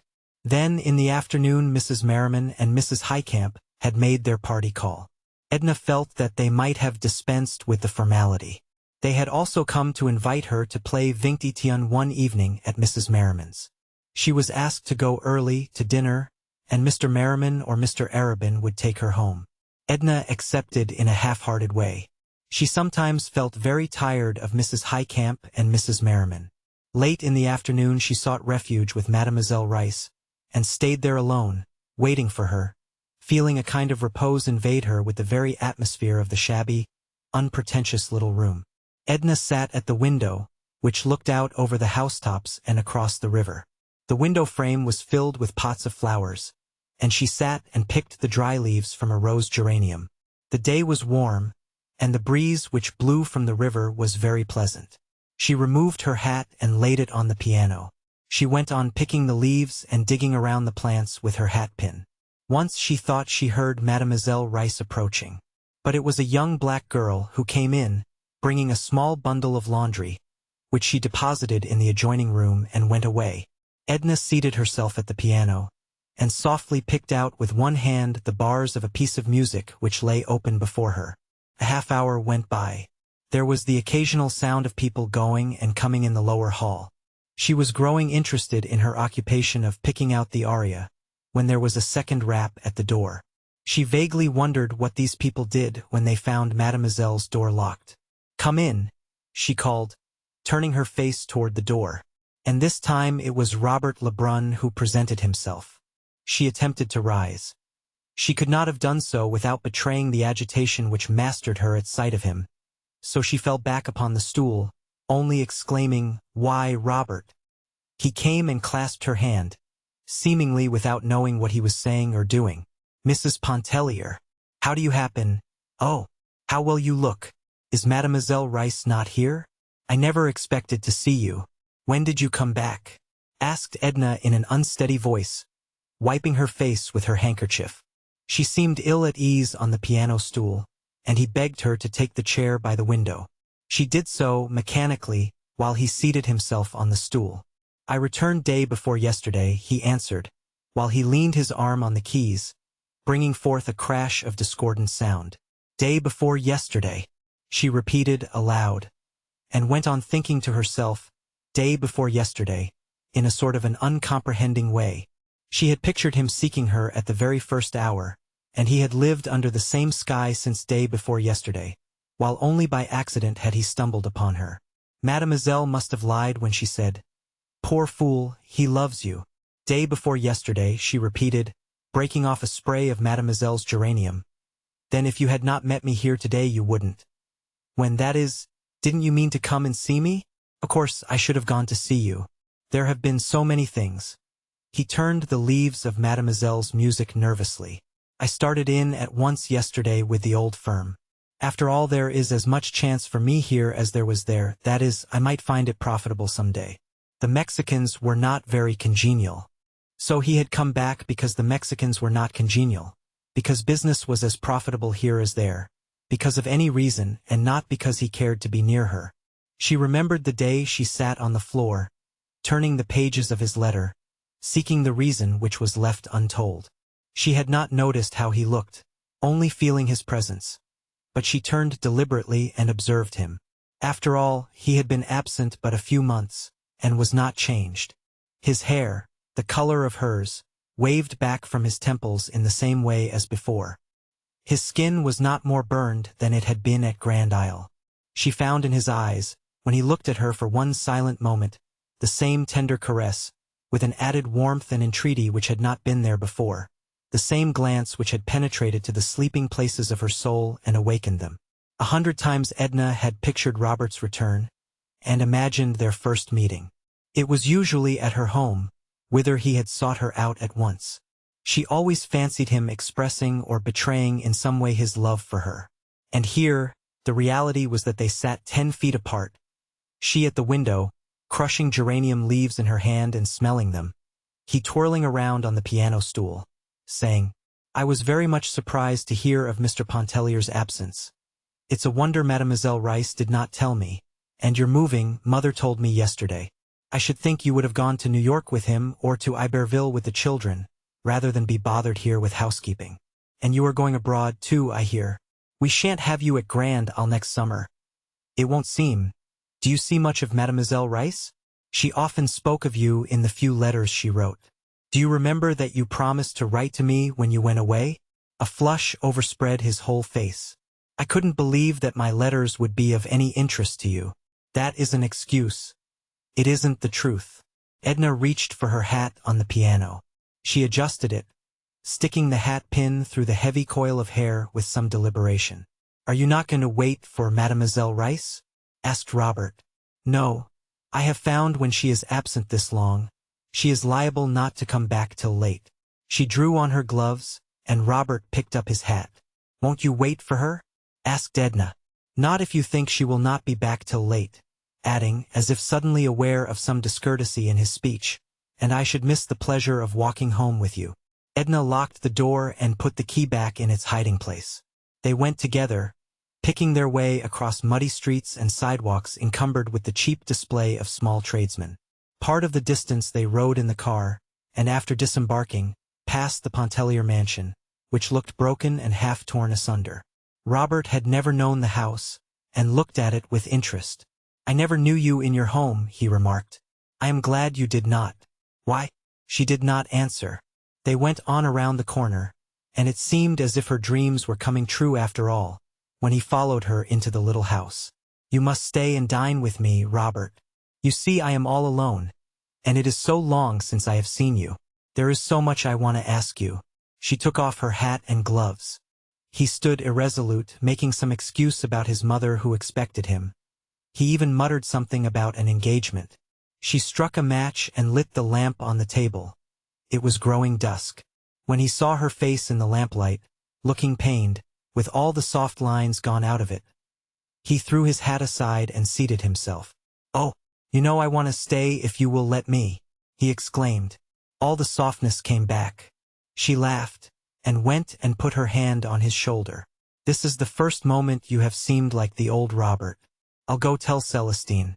She hurried away to tell Celestine to set an extra place. She even sent her off in search of some added delicacy which she had not thought of for herself. And she recommended great care in dripping the coffee and having the omelette done to a proper turn. When she re-entered, Robert was turning over magazines, sketches, and things that lay upon the table in great disorder. He picked up a photograph and exclaimed, "Elsie Arabin, what on earth is his picture doing here?" "I tried to make a sketch of his head one day," answered Edna, "and he thought the photograph might help me. It was at the other house. I thought it had been left there. I must have packed it up with my drawing materials. I should think you would give it back to him if you have finished with it." "Oh, I have a great many such photographs. I never think of returning them. They don't amount to anything." Robert kept on looking at the picture.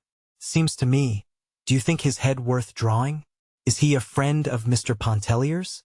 You never said you knew him." "He isn't a friend of Mr. Pontellier's. He's a friend of mine. I always knew him, that is, it is only of late that I know him pretty well. But I'd rather talk about you, and know what you have been seeing and doing and feeling out there in Mexico." Robert threw aside the picture. "I've been seeing the waves and the white beach of Grand Isle, the quiet, grassy street of the Chenier, the old fort at Grande Terre. I've been working like a machine, and feeling like a lost soul. There was nothing interesting." She leaned her head upon her hand to shade her eyes from the light. "And what have you been seeing and doing and feeling all these days?" he asked. "I've been seeing the waves and the white beach of Grand Isle, the quiet, grassy street of the Cheniere Caminada, the old sunny fort at Grande Terre. I've been working with a little more comprehension than a machine, and still feeling like a lost soul." There was nothing interesting. "Mrs. Pontellier, you are cruel," he said with feeling, closing his eyes and resting his head back in his chair. They remained in silence till old Celestine announced dinner. Exive. The dining room was very small. Edna's round mahogany would have almost filled it. As it was, there was but a step or two from the little table to the kitchen, to the mantel, the small buffet, and the side door that opened out on the narrow brick-paved yard. A certain degree of ceremony settled upon them with the announcement of dinner. There was no return to personalities. Robert related incidents of his sojourn in Mexico, and Edna talked of events likely to interest him which had occurred during his absence. The dinner was of ordinary quality, except for the few delicacies which she had sent out to purchase. Old Celestine, with a bandana tignon twisted about her head, hobbled in and out, taking a personal interest in everything, and she lingered occasionally to talk patois with Robert, whom she had known as a boy. He went out to a neighboring cigar stand to purchase cigarette papers, and when he came back he found that Celestine had served the black coffee in the parlor. "Perhaps I shouldn't have come back," he said. "When you are tired of me, tell me to go. You never tire me. You must have forgotten the hours and hours at Grand Isle in which we grew accustomed to each other and used to being together." "I have forgotten nothing at Grand Isle," he said, not looking at her, but rolling a cigarette. His tobacco pouch, which he laid upon the table, was a fantastic embroidered silk affair, evidently the handiwork of a woman. "You used to carry your tobacco in a rubber pouch," said Edna, picking up the pouch and examining the needlework. "Yes. It was lost." "Where did you buy this one? In Mexico?" "It was given to me by a Vera Cruz girl. They are very generous," he replied, striking a match and lighting his cigarette. "They are very handsome, I suppose, those Mexican women. Very picturesque, with their black eyes and their lace scarfs. Some are. Others are hideous, just as you find women everywhere." "What was she like, the one who gave you the pouch?" "You must have known her very well. She was very ordinary. She wasn't of the slightest importance." "I knew her well enough. Did you visit at her house? Was it interesting? I should like to know and hear about the people you met, and the impressions they made on you. There are some people who leave impressions not so lasting as the imprint of an oar upon the water. Was she such a one? It would be ungenerous for me to admit that she was of that order and kind." He thrust the pouch back in his pocket, as if to put away the subject with the trifle which had brought it up. Arobin dropped in with a message from Mrs. Merriman, to say that the card party was postponed on account of the illness of one of her children. "How do you do, Arobin?" said Robert, rising from the obscurity. "Oh, Lebrun. To be sure. I heard yesterday you were back. How did they treat you down in Mexique?" "Fairly well, but not well enough to keep you there. Stunning girls, though, in Mexico. I thought I should never get away from Vera Cruz when I was down there a couple of years ago. Did they embroider slippers and tobacco pouches and hatbands and things for you?" asked Edna. "Oh, my, no. I didn't get so deep in their regard. I fear they made more impression on me than I made on them." "You were less fortunate than Robert, then." "I am always less fortunate than Robert." "Has he been imparting tender confidences?" "I've been imposing myself long enough," said Robert, rising and shaking hands with Edna. "Please convey my regards to Mr. Pontellier when you write." He shook hands with Arobin and went away. "Fine fellow, that Lebrun," said Arobin when Robert had gone. "I never heard you speak of him." "I knew him last summer at Grand Isle," she replied. "Here is that photograph of yours. Don't you want it?" "What do I want with it?" "Throw it away." She threw it back on the table. "I'm not going to Mrs. Merriman's," she said. "If you see her, tell her so. But perhaps I had better write. I think I shall write now, and say that I am sorry her child is sick, and tell her not to count on me." "It would be a good scheme," acquiesced Arobin. "I don't blame you. Stupid lot." Edna opened the blotter, and having procured paper and pen, began to write the note. Arobin lit a cigar and read the evening paper, which he had in his pocket. "What is the date?" she asked. He told her. "Will you mail this for me when you go out?" "Certainly." He read to her little bits out of the newspaper, while she straightened things on the table. "What do you want to do?" he asked, throwing aside the paper. "Do you want to go out for a walk or a drive or anything? It would be a fine night to drive." "No. I don't want to do anything but just be quiet. You go away and amuse yourself. Don't stay." "I'll go away if I must. But I shan't amuse myself. You know that I only live when I am near you." He stood up to bid her good night. "Is that one of the things you always say to women?" "I have said it before, but I don't think I ever came so near meaning it," he answered with a smile. There were no warm lights in her eyes, only a dreamy, absent look. "Good night. I adore you. Sleep well," he said, and he kissed her hand and went away. She stayed alone in a kind of reverie, a sort of stupor. Step by step she lived over every instant of the time she had been with Robert after he had entered Mademoiselle Rice's door. She recalled his words, his looks. How few and meager they had been for her hungry heart. A vision, a transcendently seductive vision of a Mexican girl arose before her. She writhed with a jealous pang. She wondered when he would come back. He had not said he would come back. She had been with him, had heard his voice and touched his hand. But some way he had seemed nearer to her off there in Mexico. XXXV. The morning was full of sunlight and hope. Edna could see before her no denial, only the promise of excessive joy. She lay in bed awake, with bright eyes full of speculation. He loves you, poor fool. If she could but get that conviction firmly fixed in her mind, what mattered about the rest? She felt she had been childish and unwise the night before in giving herself over to despondency. She recapitulated the motives which no doubt explained Robert's reserve. They were not insurmountable. They would not hold if he really loved her. They could not hold against her own passion, which he must come to realize in time. She pictured him going to his business that morning. She even saw how he was dressed, how he walked down one street and turned the corner of another. Saw him bending over his desk, talking to people who entered the office, going to his lunch, and perhaps watching for her on the street. He would come to her in the afternoon or evening, sit and roll his cigarette, talk a little, and go away as he had done the night before. But how delicious it would be to have him there with her. She would have no regrets, nor seek to penetrate his reserve if he still chose to wear it. Edna ate her breakfast only half-dressed. The maid brought her a delicious printed scrawl from Raoul, expressing his love, asking her to send him some bonbons, and telling her they had found that morning 10 tiny white pigs all lying in a row beside Lidy's big white pig.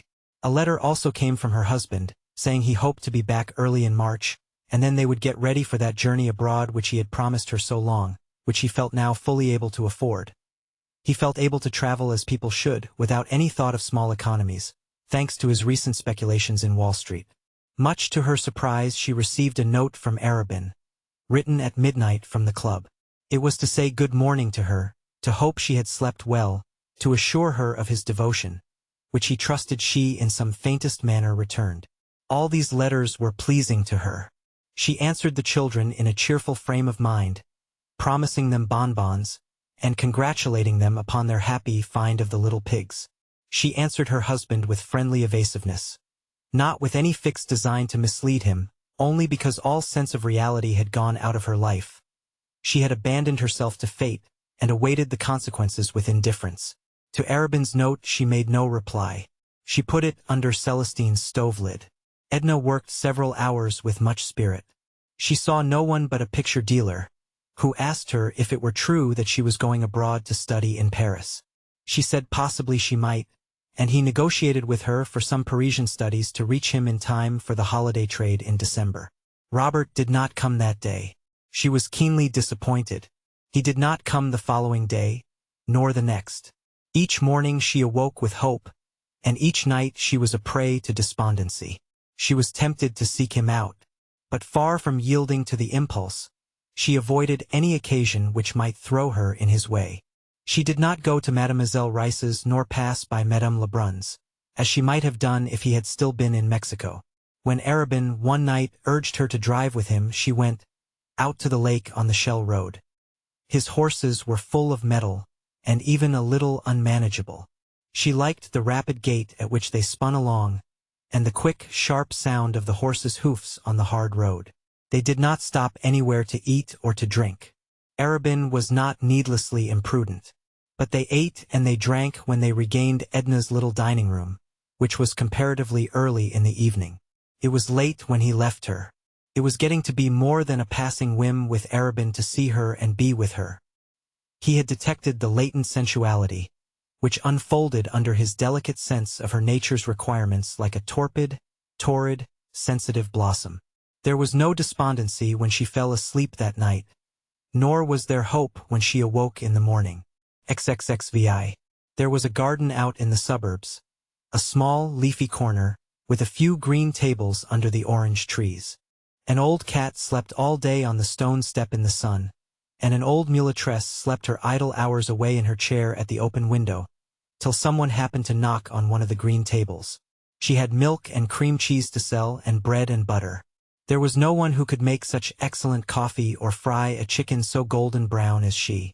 The place was too modest to attract the attention of people of fashion, and so quiet as to have escaped the notice of those in search of pleasure and dissipation. Edna had discovered it accidentally one day when the high-board gate stood ajar. She caught sight of a little green table, blotched with the checkered sunlight that filtered through the quivering leaves overhead. Within she had found the slumbering mulatresse, the drowsy cat, and a glass of milk which reminded her of the milk she had tasted in Iberville. She often stopped there during her perambulations, sometimes taking a book with her, and sitting an hour or two under the trees when she found the place deserted. Once or twice she took a quiet dinner there alone, having instructed Celestine beforehand to prepare no dinner at home. It was the last place in the city where she would have expected to meet anyone she knew. Still she was not astonished when, as she was partaking of a modest dinner late in the afternoon, looking into an open book, stroking the cat which had made friends with her, she was not greatly astonished to see Robert come in at the tall garden gate. "I am destined to see you only by accident," she said, shoving the cat off the chair beside her. He was surprised, ill at ease, almost embarrassed at meeting her thus so unexpectedly. "Do you come here often?" he asked. "I almost live here," she said. "I used to drop in very often for a cup of Katish's good coffee. This is the first time since I came back. She'll bring you a plate and you will share my dinner. There's always enough for 2, even 3. Edna had intended to be indifferent and as reserved as he when she met him. She had reached the determination by a laborious train of reasoning, incident to one of her despondent moods. But her resolve melted when she saw him before designing Providence had led him into her path. "Why have you kept away from me, Robert?" she asked, closing the book that lay open upon the table. "Why are you so personal, Mrs. Pontellier? Why do you force me to idiotic subterfuges?" he exclaimed with sudden warmth. "I suppose there's no use telling you I've been very busy, or that I've been sick, or that I've been to see you and not found you at home. Please let me off with any one of these excuses. You are the embodiment of selfishness," she said. "You save yourself something, I don't know what, but there is some selfish motive, and in sparing yourself you never consider for a moment what I think or how I feel your neglect and indifference.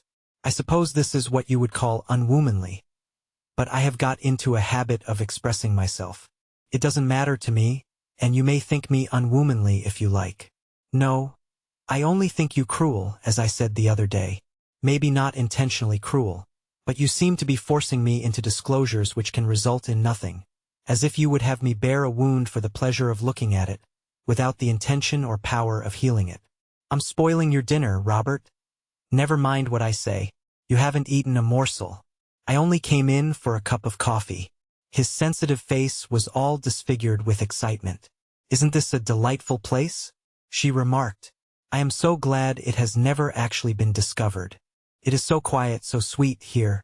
Do you notice there is scarcely a sound to be heard? So out of the way, and a good walk from the car. However, I don't mind walking. I always feel so sorry for women who don't like to walk. They miss so much, so many rare little glimpses of life, and we women learn so little of life on the whole. Katish's coffee is always hot. I don't know how she manages it, here in the open air.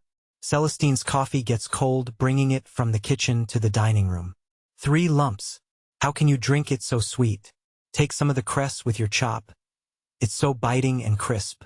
Then there's the advantage of being able to smoke with your coffee out here. Now, in the city, aren't you going to smoke? After a while, he said, laying a cigar on the table.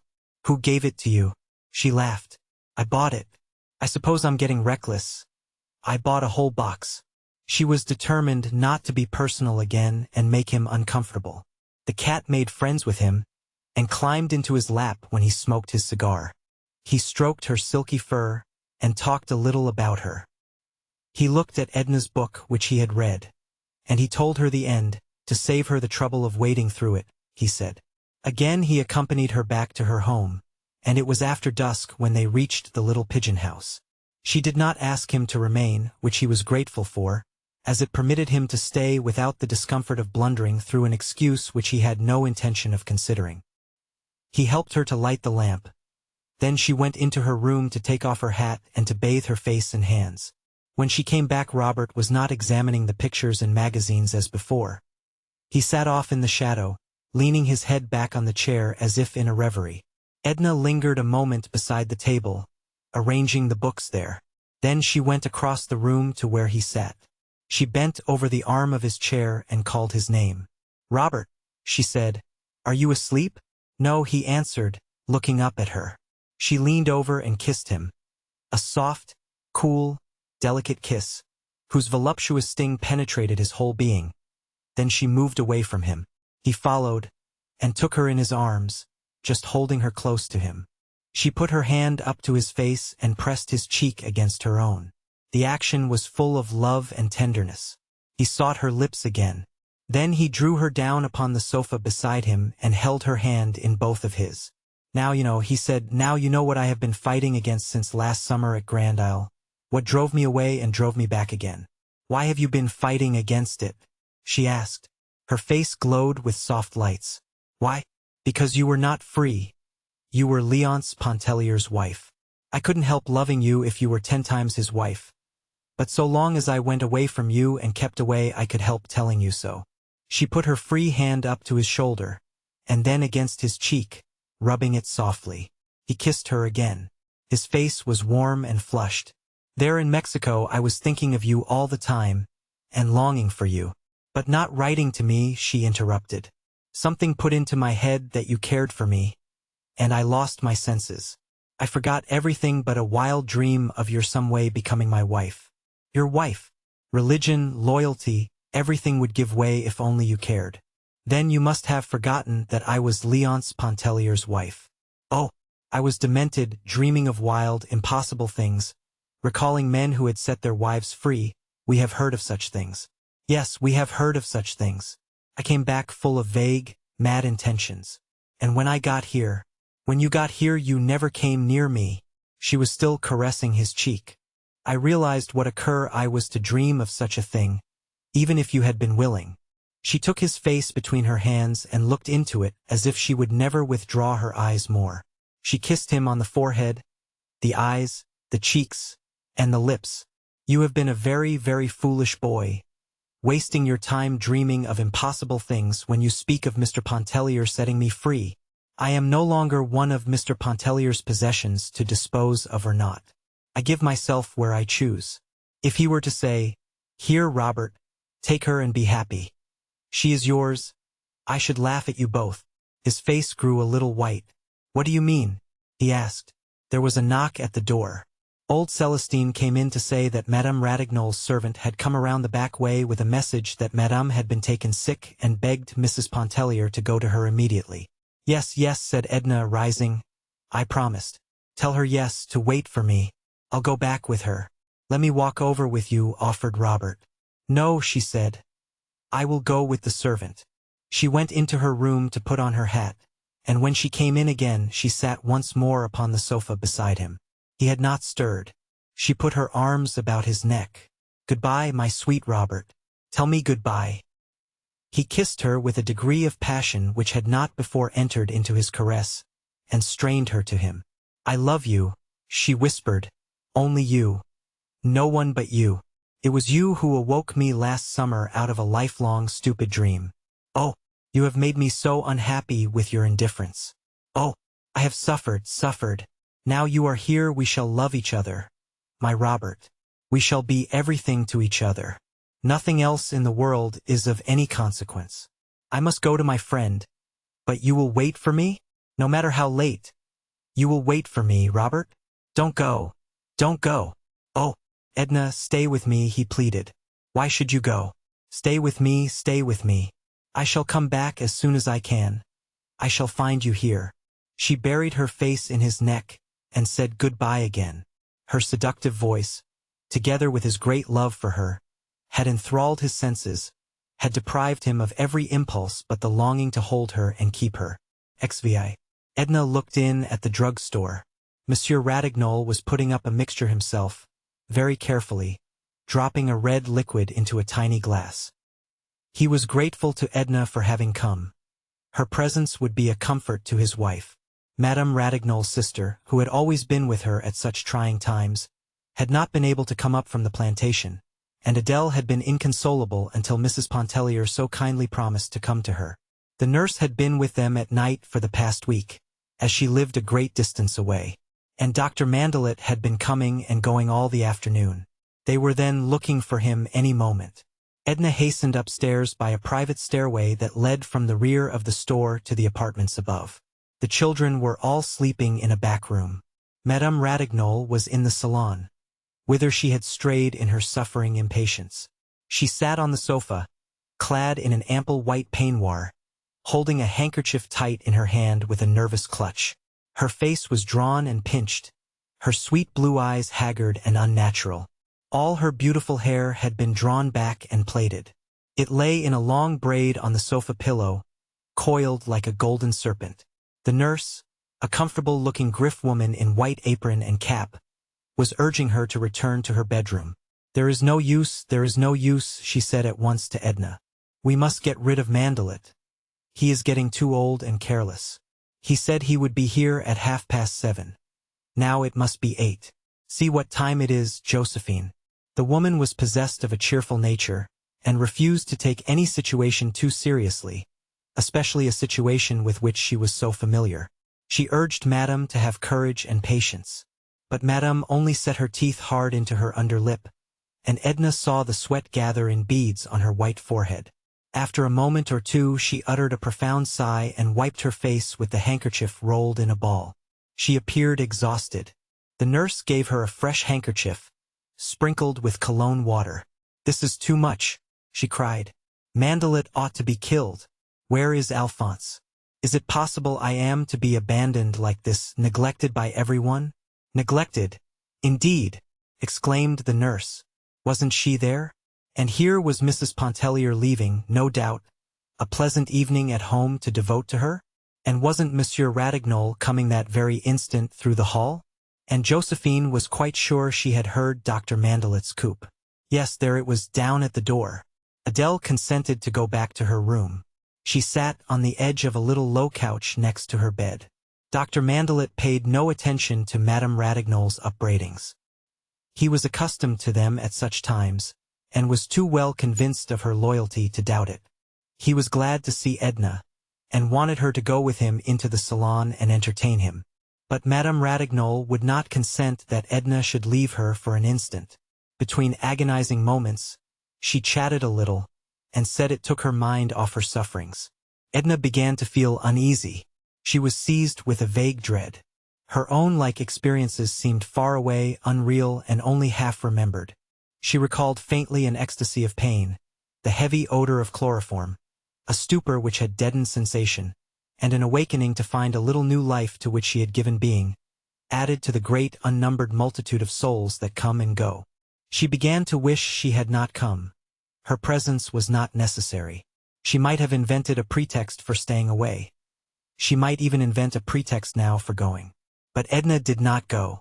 With an inward agony, with a flaming, outspoken revolt against the ways of nature, she witnessed the scene of torture. She was still stunned and speechless with emotion when later she leaned over her friend to kiss her and softly say goodbye. Adèle, pressing her cheek, whispered in an exhausted voice, "Think of the children, Edna. Oh, think of the children. Remember them. XXXVII. Edna still felt dazed when she got outside in the open air. The doctor's coupe had returned for him and stood before the porte cochere. She did not wish to enter the coupe, and told Dr. Mandelet she would walk. She was not afraid and would go alone. He directed his carriage to meet him at Mrs. Pontellier's, and he started to walk home with her. Up, away up, over the narrow street between the tall houses, the stars were blazing. The air was mild and caressing, but cool with the breath of spring and the night. They walked slowly, the doctor with a heavy, measured tread and his hands behind him. Edna in an absent-minded way, as she had walked one night at Grand Isle, as if her thoughts had gone ahead of her and she was striving to overtake them. "You shouldn't have been there, Mrs. Pontellier," he said. "That was no place for you. Adele is full of whims at such times. There were a dozen women she might have had with her, unimpressionable women. I felt that it was cruel, cruel. You shouldn't have gone." "Oh well," she answered indifferently. "I don't know that it matters after all. One has to think of the children some time or other. The sooner the better. When is Leonce coming back?" "Quite soon. Sometime in March." "And you are going abroad?" "Perhaps no, I am not going. I'm not going to be forced into doing things. I don't want to go abroad. I want to be let alone. Nobody has any right, except children perhaps, and even then it seems to me, or it did seem." She felt that her speech was voicing the incoherency of her thoughts and stopped abruptly. "The trouble is," sighed the doctor, grasping her meaning intuitively, "that youth is given up to illusions. It seems to be a provision of nature, a decoy to secure mothers for the race. And nature takes no account of moral consequences, of arbitrary conditions which we create, and which we feel obliged to maintain at any cost." "Yes," she said. "The years that are gone seem like dreams. If one might go on sleeping and dreaming, but to wake up and find, oh, well, perhaps it is better to wake up after all, even to suffer, rather than to remain a dupe to illusions all one's life." "It seems to me, my dear child," said the doctor at parting, holding her hand, "you seem to me to be in trouble. I am not going to ask for your confidence. I will only say that if ever you feel moved to give it to me, perhaps I might help you. I know I would understand. And I tell you there are not many who would, not many, my dear. Some way I don't feel moved to speak of things that trouble me. Don't think I am ungrateful or that I don't appreciate your sympathy. There are periods of despondency and suffering which take possession of me.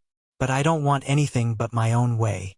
That is wanting a good deal, of course, when you have to trample upon the lives, the hearts, the prejudices of others, but no matter, still, I shouldn't want to trample upon the little lives." "Oh, I don't know what I'm saying, doctor. Good night. Don't blame me for anything." "Yes, I will blame you if you don't come and see me soon. We will talk of things you never have dreamt of talking about before. It will do us both good. I don't want you to blame yourself, whatever comes. Good night, my child." She let herself in at the gate, but instead of entering she sat upon the step of the porch. The night was quiet and soothing. All the tearing emotion of the last few hours seemed to fall away from her like a somber, uncomfortable garment, which she had but to loosen to be rid of. She went back to that hour before Adele had sent for her, and her senses kindled afresh in thinking of Robert's words, the pressure of his arms, and the feeling of his lips upon her own. She could picture at that moment no greater bliss on earth than possession of the beloved one. His expression of love had already given him to her in part. When she thought that he was there at hand, waiting for her, she grew numb with the intoxication of expectancy. It was so late, he would be asleep perhaps. She would awaken him with a kiss. She hoped he would be asleep that she might arouse him with her caresses. Still, she remembered Adele's voice whispering, "Think of the children. Think of them." She meant to think of them. That determination had driven into her soul like a death wound, but not tonight. Tomorrow would be time to think of everything. Robert was not waiting for her in the little parlor. He was nowhere at hand. The house was empty, but he had scrawled on a piece of paper that lay in the lamplight, "I love you. Goodbye because I love you." Edna grew faint when she read the words. She went and sat on the sofa. Then she stretched herself out there, never uttering a sound. She did not sleep. She did not go to bed. The lamp sputtered and went out. She was still awake in the morning, when Celestine unlocked the kitchen door and came in to light the fire. X6. Victor, with hammer and nails and scraps of scantling, was patching a corner of one of the galleries.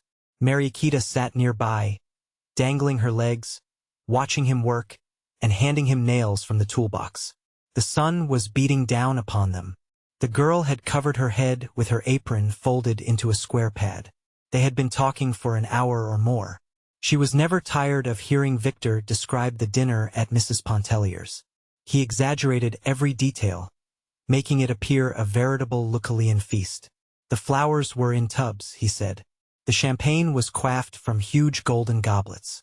Venus rising from the foam could have presented no more entrancing a spectacle than Mrs. Pontellier, blazing with beauty and diamonds at the head of the board, while the other women were all of them youthful houris, possessed of incomparable charms. She got it into her head that Victor was in love with Mrs. Pontellier, and he gave her evasive answers, framed so as to confirm her belief. She grew sullen and cried a little, threatening to go off and leave him to his fine ladies. There were a dozen men crazy about her at the Chenier, and since it was the fashion to be in love with married people, why, she could run away any time she liked to New Orleans with Selina's husband. Selina's husband was a fool, a coward, and a pig, and to prove it to her, Victor intended to hammer his head into a jelly the next time he encountered him. This assurance was very consoling to Mariquita. She dried her eyes and grew cheerful at the prospect. They were still talking of the dinner and the allurements of city life when Mrs. Pontellier herself slipped around the corner of the house. The two youngsters stayed dumb with amazement before what they considered to be an apparition. But it was really she in flesh and blood, looking tired and a little travel-stained. I walked up from the wharf, she said, and heard the hammering. I supposed it was you mending the porch. It's a good thing. I was always tripping over those loose planks last summer.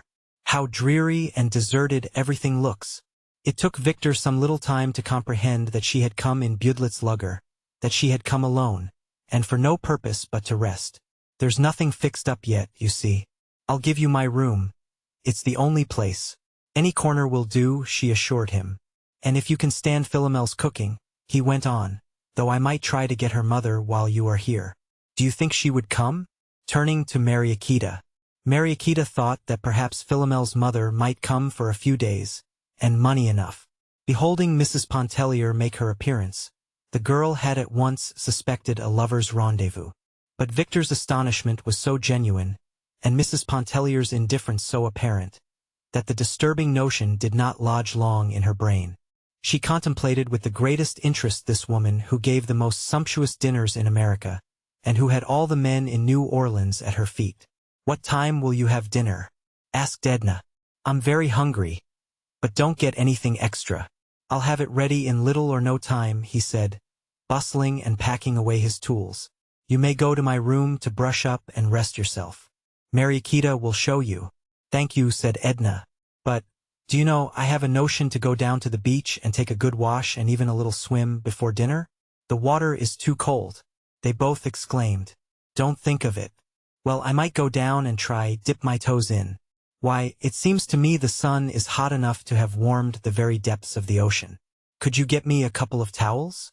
I'd better go right away so as to be back in time. It would be a little too chilly if I waited till this afternoon." Mariquita ran over to Victor's room and returned with some towels, which she gave to Edna. "I hope you have fish for dinner," said Edna, as she started to walk away. "But don't do anything extra if you haven't. Run and find Philomel's mother," Victor instructed the girl. "I'll go to the kitchen and see what I can do. By Gimini, women have no consideration. She might have sent me word." Edna walked on down to the beach rather mechanically, not noticing anything special except that the sun was hot. She was not dwelling upon any particular train of thought. She had done all the thinking which was necessary after Robert went away, when she lay awake upon the sofa till morning. She had said over and over to herself, "Today it is Arabin. Tomorrow it will be someone else. It makes no difference to me, it doesn't matter about Léonce Pontellier, but Raoul and Etienne." She understood now clearly what she had meant long ago when she said to Adèle Ratignolles that she would give up the unessential, but she would never sacrifice herself for her children. Despondency had come upon her there in the wakeful night, and had never lifted. There was no one thing in the world that she desired.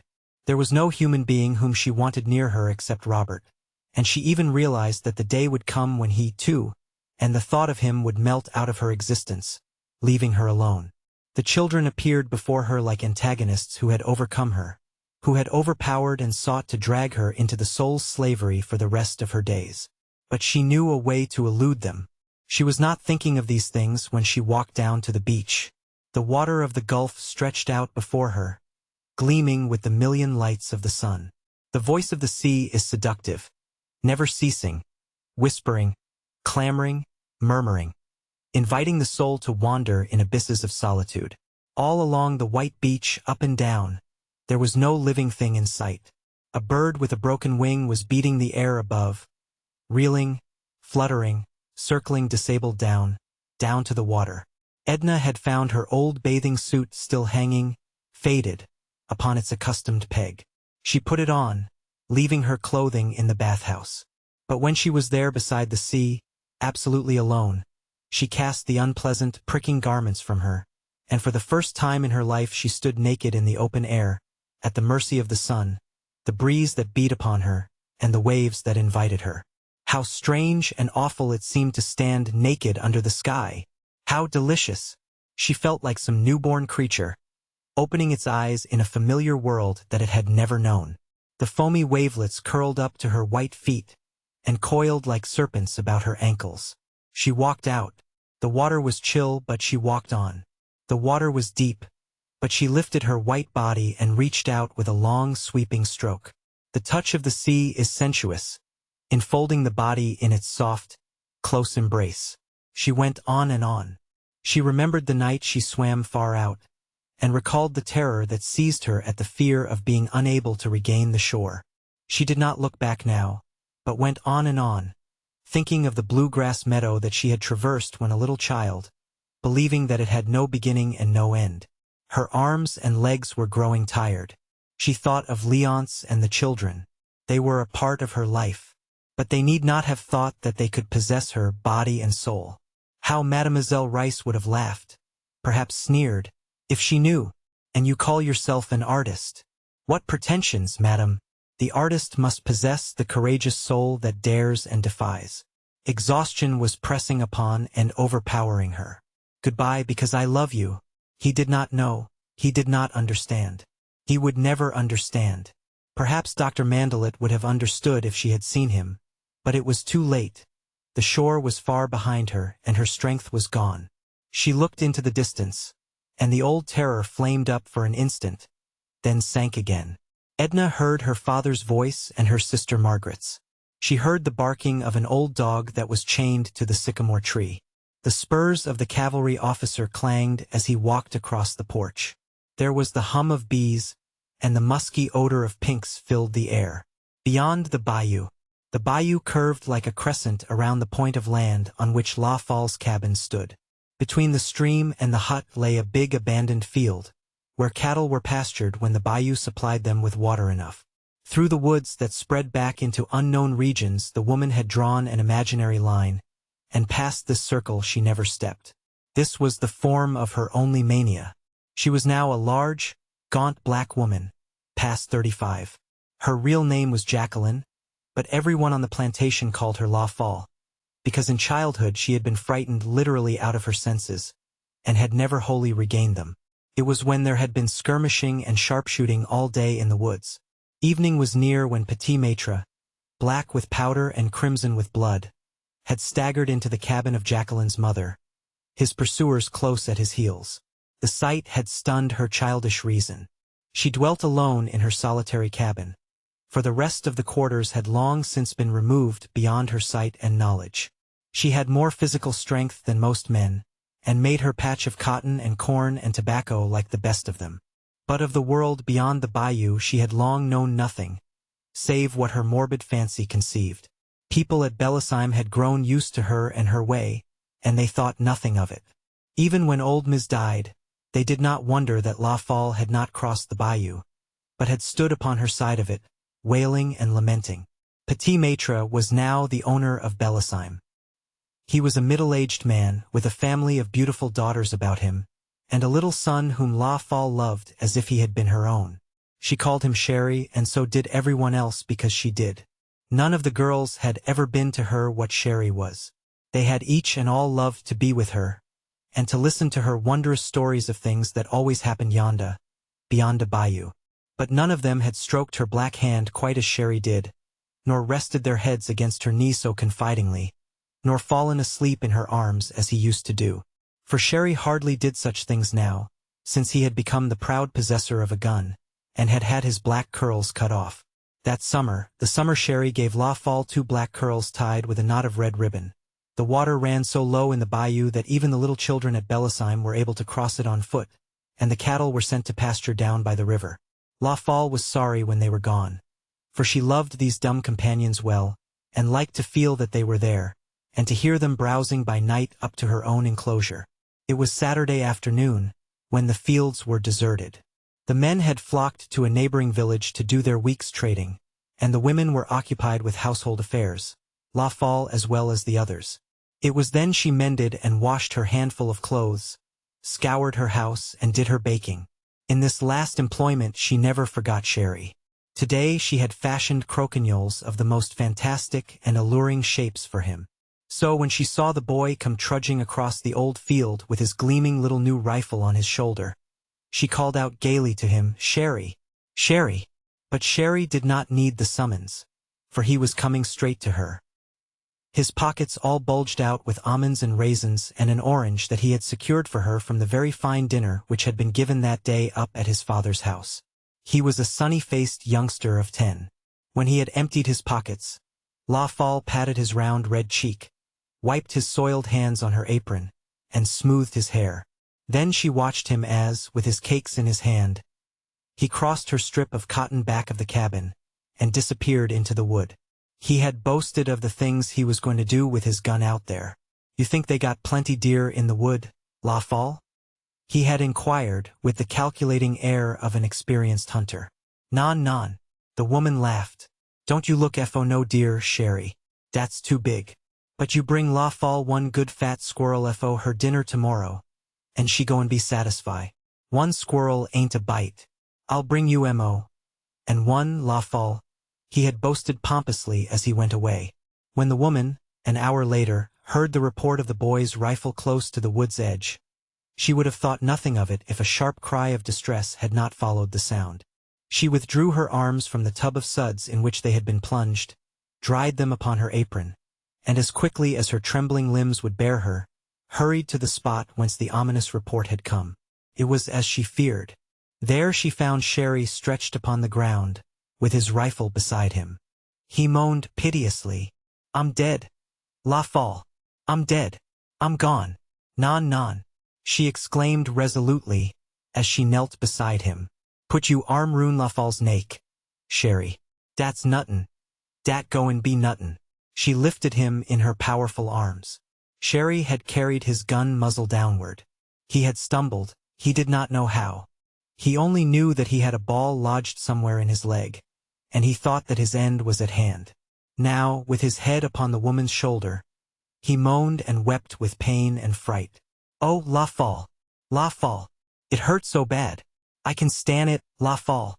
Don't cry, mon BB, mon BB, mon Sherry." The woman spoke soothingly as she covered the ground with long strides. "La Fall go and mine you.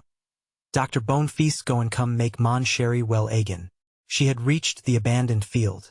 As she crossed it with her precious burden, she looked constantly and restlessly from side to side. A terrible fear was upon her. The fear of the world beyond the bayou, the morbid and insane dread she had been under since childhood. When she was at the bayou's edge she stood there, and shouted for help as if a life depended upon it. "Oh, petit maître! Petit maître! Venez donc! Au secours! Au secours!" No voice responded. Sherry's hot tears were scalding her neck. She called for each and every one upon the place, and still no answer came. She shouted, she wailed. But whether her voice remained unheard or unheeded, no reply came to her frenzied cries. And all the while Sherry moaned and wept and entreated to be taken home to his mother. La Fall gave a last despairing look around her. Extreme terror was upon her. She clasped the child close against her breast, where he could feel her heart beat like a muffled hammer. Then, shutting her eyes, she ran suddenly down the shallow bank of the bayou, and never stopped till she had climbed the opposite shore. She stood there quivering an instant as she opened her eyes.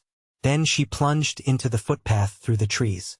She spoke no more to Sherry, but muttered constantly, "Bon Dieu, as pity la folle. Bon Dieu, as pity moi." Instinct seemed to guide her. When the pathway spread clear and smooth enough before her, she again closed her eyes tightly against the sight of that unknown and terrifying world.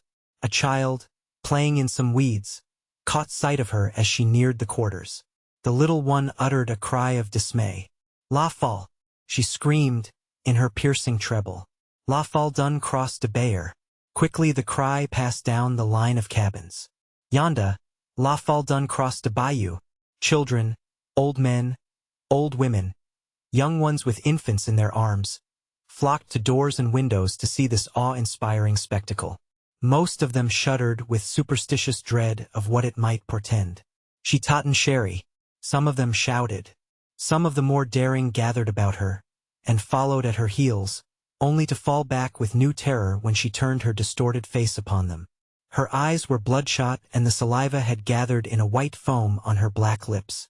Someone had run ahead of her to where Petit Maître sat with his family and guests upon the gallery. "Petit Maître, la folle done crossed de bayou. Look her yonda tautened Sherry." This startling intimation was the first which they had of the woman's approach. She was now near at hand. She walked with long strides. Her eyes were fixed desperately before her, and she breathed heavily, as a tired ox. At the foot of the stairway, which she could not have mounted, she laid the boy in his father's arms. Then the world that had looked red to La Folle suddenly turned black. Like that day she had seen powder and blood. She reeled for an instant. Before a sustaining arm could reach her, she fell heavily to the ground. When La Folle regained consciousness, she was at home again, in her own cabin and upon her own bed. The moon rays, streaming in through the open door and windows, gave what light was needed to the old black mammy, who stood at the table concocting a tisane of fragrant herbs. It was very late. Others who had come, and found that the stupor clung to her, had gone again. Petit Maître had been there, and with him Dr. Bonfils, who said that La Folle might die. But death had passed her by. The voice was very clear and steady with which she spoke to Tante Lisette, brewing her tisane there in a corner. "Yef, you will give me one good drink tisane, Tante Lisette. I believe I'm going sleep, me." And she did sleep. So soundly, so healthfully, that old Lisette without compunction stole softly away, to creep back through the moonlit fields to her own cabin in the new quarters. The first touch of the cool gray morning awoke La Folle. She arose calmly, as if no tempest had shaken and threatened her existence but yesterday. She donned her new blue cottonade and white apron, for she remembered that this was Sunday. When she had made for herself a cup of strong black coffee, and drunk it with relish, she quitted the cabin and walked across the old familiar field to the bayou's edge again. She did not stop there as she had always done before, but crossed with a long, steady stride as if she had done this all her life. When she had made her way through the brush and scrub cottonwood trees that lined the opposite bank, she found herself upon the border of a field where the white, bursting cotton, with the dew upon it, gleamed for acres and acres like frosted silver in the early dawn. La Folle drew a long, deep breath as she gazed across the country. She walked slowly and uncertainly, like one who hardly knows how, looking about her as she went. The cabins, that yesterday had sent a clamor of voices to pursue her, were quiet now. No one was yet astir at Bellisheim. Only the birds that darted here and there from hedges were awake, and singing their matins. When La Folle came to the broad stretch of velvety lawn that surrounded the house, she moved slowly and with delight over the springy turf, that was delicious beneath her tread. She stopped to find whence came those perfumes that were assailing her senses with memories from a time far gone. There they were, stealing up to her from the thousand blue violets that peeped out from green, luxuriant beds. There they were, showering down from the big waxen bells of the magnolias far above her head, and from the jessamine clumps around her. There were roses, too, without number. To right and left palms spread in broad and graceful curves. It all looked like enchantment beneath the sparkling sheen of dew. When La Folle had slowly and cautiously mounted the many steps that led up to the veranda, she turned to look back at the perilous ascent she had made. Then she caught sight of the river, bending like a silver bow at the foot of Belisime. Exultation possessed her soul. La Folle rapped softly upon a door near at hand. Sherry's mother soon cautiously opened it. Quickly and cleverly she dissembled the astonishment she felt at seeing La Folle. "Ah, La Folle, is it you so early?" "Oui, madam. I come ax how my Palilou Sherry do." "Essamonine. He is feeling easier, thank you, La Folle. Dr. Bonefils says it will be nothing serious. He's sleeping now. Will you come back when he awakes?" "Non, madam. I'm going wait Yair tell Sherry wake up."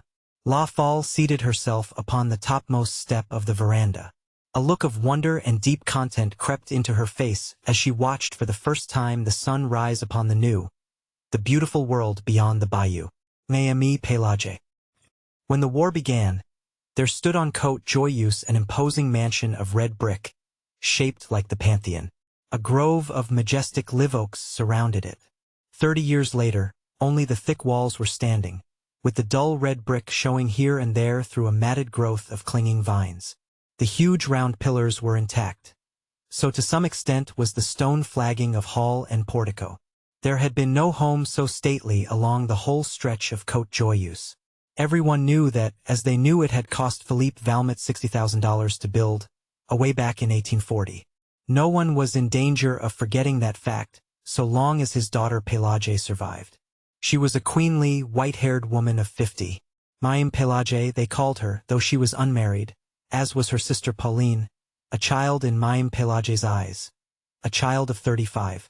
The two lived alone in a 3-roomed cabin, almost within the shadow of the ruin.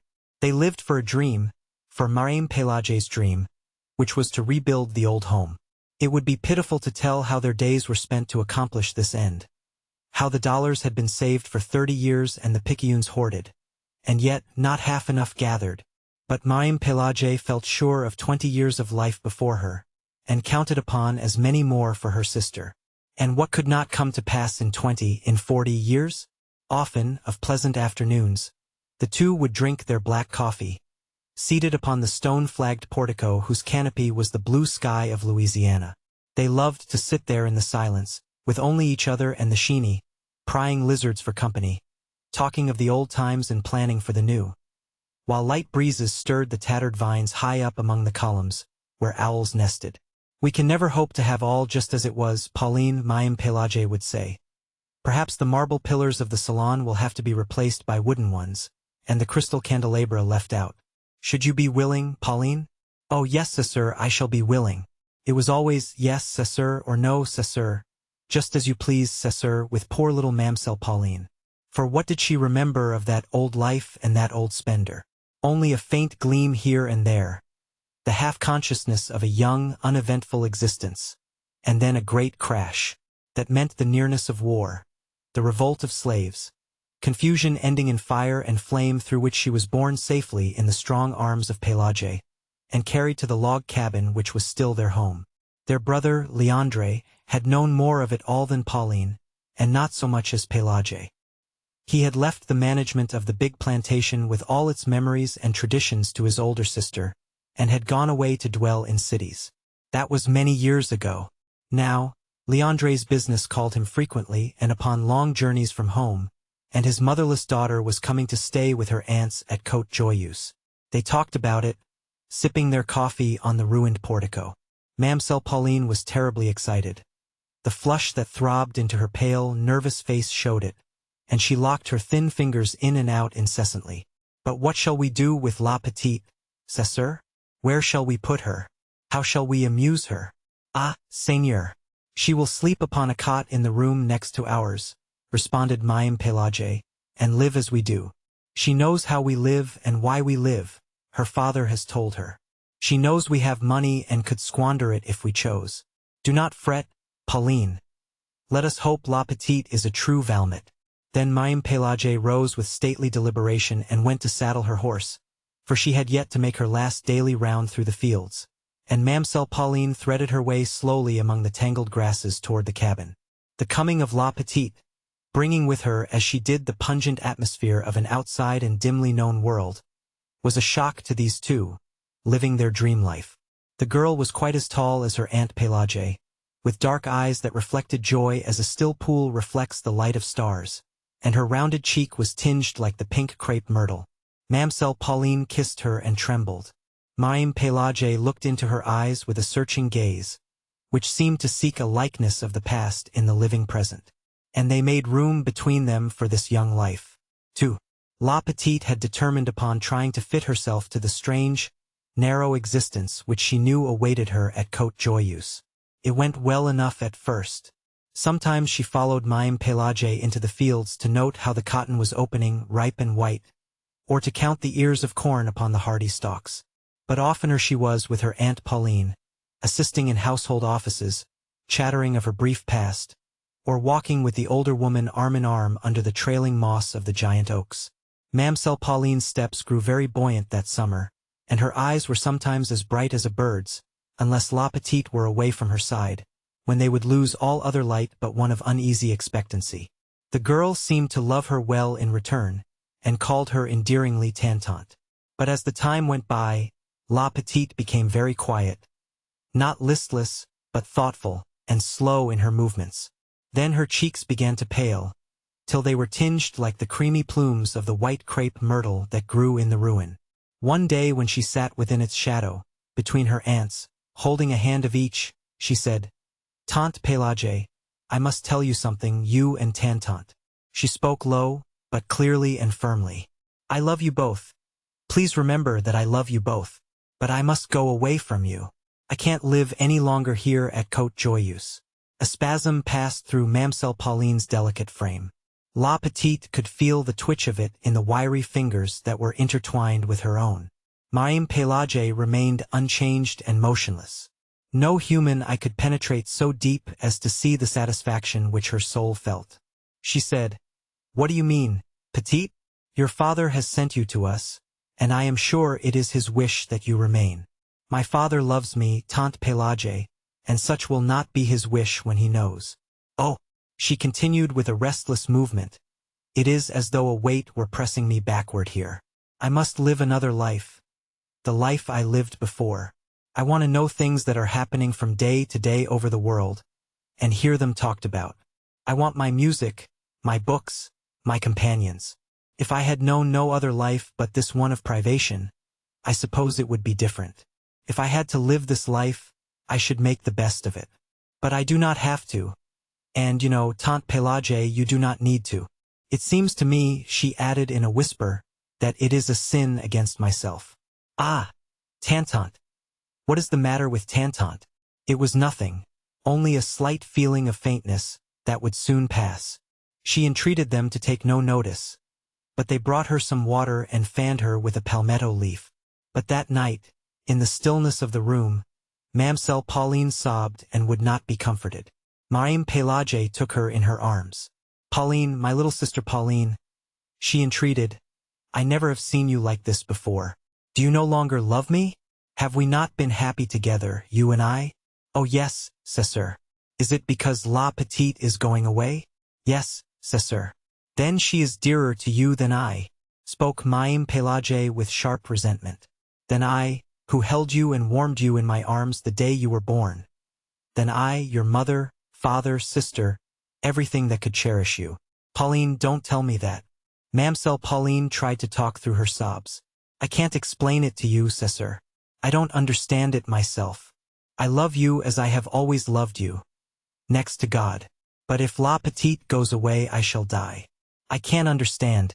Help me, César. She seems like a savior, like one who had come and taken me by the hand and was leading me somewhere I want to go." Mame Pélagie had been sitting beside the bed in her peignoir and slippers. She held the hand of her sister who lay there, and smoothed down the woman's soft brown hair. She said not a word, and the silence was broken only by Mamselle Pauline's continued sobs. Once Mame Pélagie arose to mix a drink of orange flower water, which she gave to her sister, as she would have offered it to a nervous, fretful child. Almost an hour passed before Mayim Pelagie spoke again. Then she said, "Pauline, you must cease that sobbing now and sleep. You will make yourself ill. La petite will not go away. Do you hear me? Do you understand? She will stay, I promise you." Mamselle Pauline could not clearly comprehend, but she had great faith in the word of her sister, and soothed by the promise and the touch of Mayim Pelagie's strong, gentle hand, she fell asleep. 3. Mayim Pelagie, when she saw that her sister slept, arose noiselessly and stepped outside upon the low-roofed narrow gallery. She did not linger there, but with a step that was hurried and agitated, she crossed the distance that divided her cabin from the ruin. The night was not a dark one, for the sky was clear and the moon resplendent, but light or dark would have made no difference to Mayim Pelagie. It was not the first time she had stolen away to the ruin at night time, when the whole plantation slept, but she never before had been there with a heart so nearly broken. She was going there for the last time to dream her dreams, to see the visions that hitherto had crowded her days and nights, and to bid them farewell. There are guests to be entertained. Does she not know it? Guests from the city and from the near plantations. Yes, she knows it is late. She had been abroad with Felix, and they did not notice how the time was speeding. Felix is there, he will explain it all.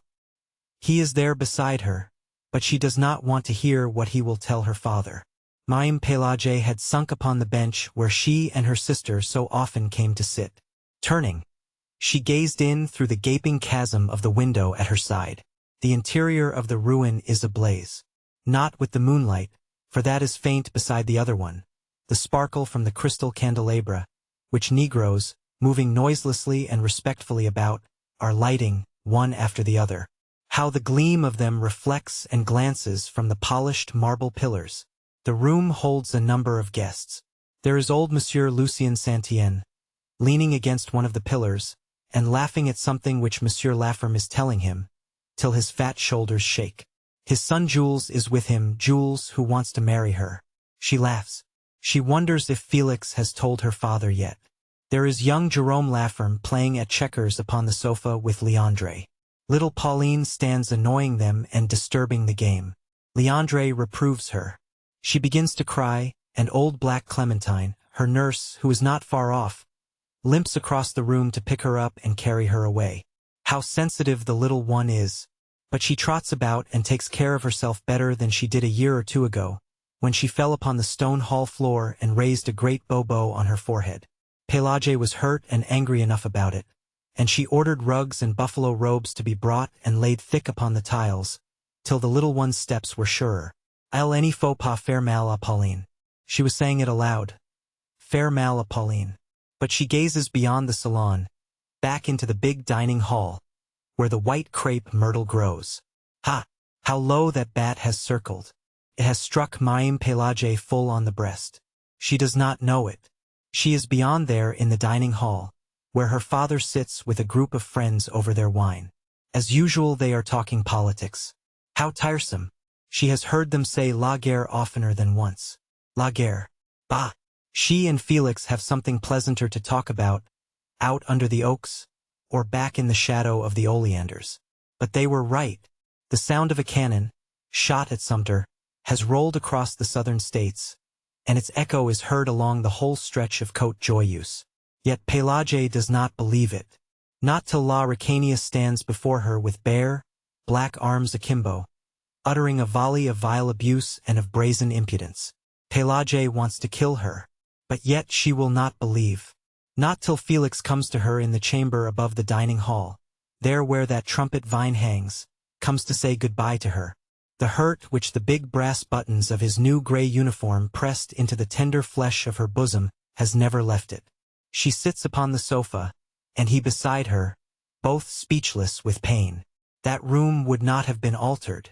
Even the sofa would have been there in the same spot, and Mayim Pelagie had meant all along, for 30 years all along, to lie there upon it some day when the time came to die. But there is no time to weep with the enemy at the door. The door has been no barrier. They are clattering through the halls now, drinking the wines, shattering the crystal and glass, slashing the portraits. One of them stands before her and tells her to leave the house. She slaps his face. How the stigma stands out red as blood upon his blanched cheek. Now there is a roar of fire and the flames are bearing down upon her motionless figure. She wants to show them how a daughter of Louisiana can perish before her conquerors. But little Pauline clings to her knees in an agony of terror. Little Pauline must be saved. Il ne faut pas faire mal à Pauline. Again she is saying it aloud. Faire mal à Pauline. The night was nearly spent. Marie-Pélagie had glided from the bench upon which she had rested, and for hours lay prone upon the stone flagging motionless. When she dragged herself to her feet it was to walk like one in a dream. About the great, solemn pillars, one after the other, she reached her arms, and pressed her cheek and her lips upon the senseless brick. Adieu, adieu, whispered Marie-Pélagie. There was no longer the moon to guide her steps across the familiar pathway to the cabin. The brightest light in the sky was Venus, that swung low in the east. The bats had ceased to beat their wings about the ruin. Even the mockingbird that had warbled for hours in the old mulberry tree had sung himself asleep. That darkest hour before the day was mantling the earth. Marie-Pélagie hurried through the wet, clinging grass, beating aside the heavy moss that swept across her face, walking on toward the cabin, toward Pauline. Not once did she look back upon the ruin that brooded like a huge monster, a black spot in the darkness that enveloped it. For little more than a year later, the transformation which the old Valmont place had undergone was the talk and wonder of Côte Joyeuse. One would have looked in vain for the ruin. It was no longer there. Neither was the log cabin. But out in the open, where the sun shone upon it, and the breezes blew about it, was a shapely structure fashioned from woods that the forests of the state had furnished. It rested upon a solid foundation of brick. Upon a corner of the pleasant gallery sat Leandre smoking his afternoon cigar, and chatting with neighbors who had called. This was to be his pied à terre now, the home where his sisters and his daughter dwelt. The laughter of young people was heard out under the trees, and within the house where La Petite was playing upon the piano. With the enthusiasm of a young artist, she drew from the keys strains that seemed marvelously beautiful to Mamselle Pauline, who stood enraptured near her. Mamselle Pauline had been touched by the recreation of Valmont. Her cheek was as full and almost as flushed as La Petite's. The years were falling away from her. Marie-Pélagie had been conversing with her brother and his friends. Then she turned and walked away, stopping to listen a while to the music which La Petite was making. But it was only for a moment. She went on around the curve of the veranda, where she found herself alone.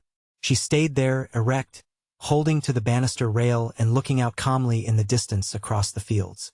She was dressed in black, with the white kerchief she always wore folded across her bosom. Her thick, glossy hair rose like a silver diadem from her brow. In her deep, dark eyes smoldered the light of fires that would never flame. She had grown very old. Years instead of months seemed to have passed over her since the night she bade farewell to her visions. Poor Marie-Pélagie! How could it be different? While the outward pressure of a young and joyous existence had forced her footsteps into the light, her soul had stayed in the shadow of the ruin. Désirée's baby. As the day was pleasant, Madame Valmont drove over to L'Abri to see Désirée and the baby. It made her laugh to think of Désirée with a baby. Why, it seemed but yesterday that Désirée was little more than a baby herself, when Monsieur, in riding through the gateway of Valmont, had found her lying asleep in the shadow of the big stone pillar. The little one awoke in his arms and began to cry for Dada. That was as much as she could do or say. Some people thought she might have strayed there of her own accord, for she was of the toddling age. The prevailing belief was that she had been purposely left by a party of Texans, whose canvas-covered wagon, late in the day, had crossed the ferry that Coton-Maze kept, just below the plantation. In time Madame Valmont abandoned every speculation but the one that Désirée had been sent to her by a beneficent providence to be the child of her affection, seeing that she was without child of the flesh. For the girl grew to be beautiful and gentle, affectionate and sincere, the idol of Valmont. It was no wonder, when she stood one day against the stone pillar in whose shadow she had lain asleep, 18 years before, that Armand Aubigny, riding by and seeing her there, had fallen in love with her. That was the way all the Aubignys fell in love, as if struck by a pistol shot. The wonder was that he had not loved her before, for he had known her since his father brought him home from Paris, a boy of 8, after his mother died there. The passion that awoke in him that day, when he saw her at the gate, swept along like an avalanche, or like a prairie fire, or like anything that drives headlong over all obstacles. Monsieur Valmond grew practical and wanted things well considered. That is, the girl's obscure origin. Armand looked into her eyes and did not care. He was reminded that she was nameless. What did it matter about a name when he could give her one of the oldest and proudest in Louisiana? He ordered the corbel from Paris, and contained himself with what patience he could until it arrived. Then they were married. Madame Valmond had not seen Desiree and the baby for 4 weeks. When she reached L'Abri, she shuddered at the first sight of it, as she always did. It was a sad-looking place, which for many years had not known the gentle presence of a mistress, old Monsieur Aubigny having married and buried his wife in France, and she having loved her own land too well ever to leave it. The roof came down steep and black like a cowl, reaching out beyond the wide galleries that encircled the yellow stuccoed house. Big, solemn oaks grew close to it, and their thick-leaved, far-reaching branches shadowed it like a pall. Young Aubigny's rule was a strict one, too, and under it his Negroes had forgotten how to be gay, as they had been during the old master's easygoing and indulgent lifetime. The young mother was recovering slowly, and lay full length, in her soft white muslins and laces, upon a couch. The baby was beside her, upon her arm, where he had fallen asleep, at her breast. The yellow nurse-woman sat beside a window fanning herself. Madame Valmond bent her portly figure over Desiree and kissed her, holding her an instant tenderly in her arms. Then she turned to the child. "This is not the baby," she exclaimed in startled tones. French was the language spoken at Valmond in those days. "I knew you would be astonished," laughed Desiree, "at the way he has grown. The little cochon de lait. Look at his legs, Mama, and his hands and fingernails, real fingernails. Zandrin had to cut them this morning. Isn't it true, Zandrin?" The woman bowed her turbaned head majestically. "Mais assai, madame. And the way he cries," went on Desiree, "is deafening. Armand heard him the other day as far away as La Blanche's cabin." Madame Valmond had never removed her eyes from the child. She lifted it and walked with it over to the window that was lightest. She scanned the baby narrowly, then looked as searchingly at Zandrin, whose face was turned to gaze across the fields. "Yes, the child has grown, has changed," said Madame Valmond, slowly, as she replaced it beside its mother. "What does Armand say?" Desiree's face became suffused with a glow that was happiness itself. "Oh, Armand is the proudest father in the parish, I believe, chiefly because it is a boy to bear his name, though he says not, that he would have loved a girl as well. But I know it isn't true. I know he says that to please me. And Mama," she added, drawing Madame Valmond's head down to her, and speaking in a whisper, "he hasn't punished one of them, not one of them, since baby is born. Even Nigrelon, who pretended to have burnt his leg that he might rest from work. He only laughed and said Nigrelon was a great scamp. Oh, Mama, I'm so happy. It frightens me." What Desiree said was true. Marriage, and later the birth of his son, had softened Armand Aubigny's imperious and exacting nature greatly. This was what made the gentle Desiree so happy, for she loved him desperately. When he frowned she trembled, but loved him. When he smiled, she asked no greater blessing of God. But Armand's dark, handsome face had not often been disfigured by frowns, since the day he fell in love with her. When the baby was about 3 months old, Desiree awoke one day to the conviction that there was something in the air menacing her peace. It was at first too subtle to grasp. It had only been a disquieting suggestion, an air of mystery among the blacks, unexpected visits from far-off neighbors who could hardly account for their coming. Then a strange, an awful change in her husband's manner, which she dared not ask him to explain. When he spoke to her, it was with averted eyes, from which the old love-light seemed to have gone out. He absented himself from home, and when there, avoided her presence and that of her child without excuse. And the very spirit of Satan seemed suddenly to take hold of him in his dealings with the slaves. Desiree was miserable enough to die. She sat in her room, one hot afternoon, in her peignoir, listlessly drawing through her fingers the strands of her long, silky brown hair that hung about her shoulders. The baby, half naked, lay asleep upon her own great mahogany bed, that was like a sumptuous throne, with its satin-lined half-canopy. One of La Blanche's little quadroon boys, half naked too, stood fanning the child slowly with a fan of peacock feathers. Desiree's eyes had been fixed absently and sadly upon the baby, while she was striving to penetrate the threatening mist that she felt closing about her. She looked from her child to the boy who stood beside him, and back again, over and over. Ah! It was a cry that she could not help, which she was not conscious of having uttered. The blood turned like ice in her veins, and a clammy moisture gathered upon her face. She tried to speak to the little quadroon boy, but no sound would come at first. When he heard his name uttered, he looked up, and his mistress was pointing to the door. He laid aside the great, soft fan, and obediently stole away, over the polished floor on his bare tiptoes. She stayed motionless, with gaze riveted upon her child, and her face the picture of fright. Presently her husband entered the room, and without noticing her, went to a table and began to search among some papers which covered it.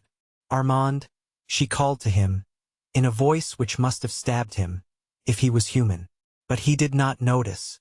"Armand," she said again. Then she rose and tottered towards him. "Armand," she panted once more, clutching his arm, "look at our child. What does it mean? Tell me." He coldly but gently loosened her fingers from about his arm and thrust the hand away from him. "Tell me what it means," she cried despairingly. "It means," he answered lightly, "that the child is not white. It means that you are not white." A quick conception of all that this accusation meant for her nerved her with unwonted courage to deny it. "It is a lie. It is not true. I am white. Look at my hair, it is brown. And my eyes are gray, Armand, you know they are gray. And my skin is fair," seizing his wrist. "Look at my hand. Whiter than yours, Armand." She laughed hysterically. "As white as La Blanche's," he returned cruelly, and went away leaving her alone with their child. When she could hold a pen in her hand, she sent a despairing letter to Madame Valmont. "My mother, they tell me I am not white. Armand has told me I am not white. For God's sake tell them it is not true. You must know it is not true. I shall die. I must die. Cannot be so unhappy. And live." The answer that came was brief. "My own Desiree, come home to Valmont. Back to your mother who loves you. Come with your child." When the letter reached Desiree, she went with it to her husband's study, and laid it open upon the desk before which he sat. She was like a stone image, silent, white, motionless after she placed it there. In silence he ran his cold eyes over the written words. He said nothing. "Shall I go, Armand?" she asked in tones sharp with agonized suspense. "Yes, go." "Do you want me to go?" "Yes, I want you to go." He thought Almighty God had dealt cruelly and unjustly with him, and felt, somehow, that he was paying him back in kind when he stabbed thus into his wife's soul. Moreover, he no longer loved her, because of the unconscious injury she had brought upon his home and his name. She turned away like one stunned by a blow, and walked slowly towards the door, hoping he would call her back. "Goodbye, Armand," she moaned. He did not answer her. That was his last blow at fate. Desiree went in search of her child. Zandrin was pacing the somber gallery with it. She took the little one from the nurse's arms with no word of explanation, and descending the steps, walked away, under the live-oak branches. It was an October afternoon. The sun was just sinking. Out in the still fields the Negroes were picking cotton. Desiree had not changed the thin white garment nor the slippers which she wore. Her hair was uncovered, and the sun's rays brought a golden gleam from its brown meshes. She did not take the broad, beaten road which led to the far-off plantation of Valmont. She walked across a deserted field, where the stubble bruised her tender feet, so delicately shod, and tore her thin gown to shreds. She disappeared among the reeds and willows that grew thick along the banks of the deep, sluggish bayou, and she did not come back again. Some weeks later there was a curious scene enacted at Labry. In the center of the smoothly swept backyard was a great bonfire. Armand Aubigny sat in the wide hallway that commanded a view of the spectacle, and it was he who dealt out to a half-dozen Negroes the material which kept this fire ablaze. A graceful cradle of willow, with all its dainty furbishings, was laid upon the pyre, which had already been fed with the richness of a priceless layette.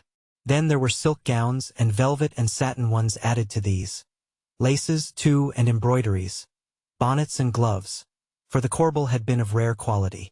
The last thing to go was a tiny bundle of letters, innocent little scribblings that Desiree had sent to him during the days of their espousal. There was the remnant of one back in the drawer from which he took them.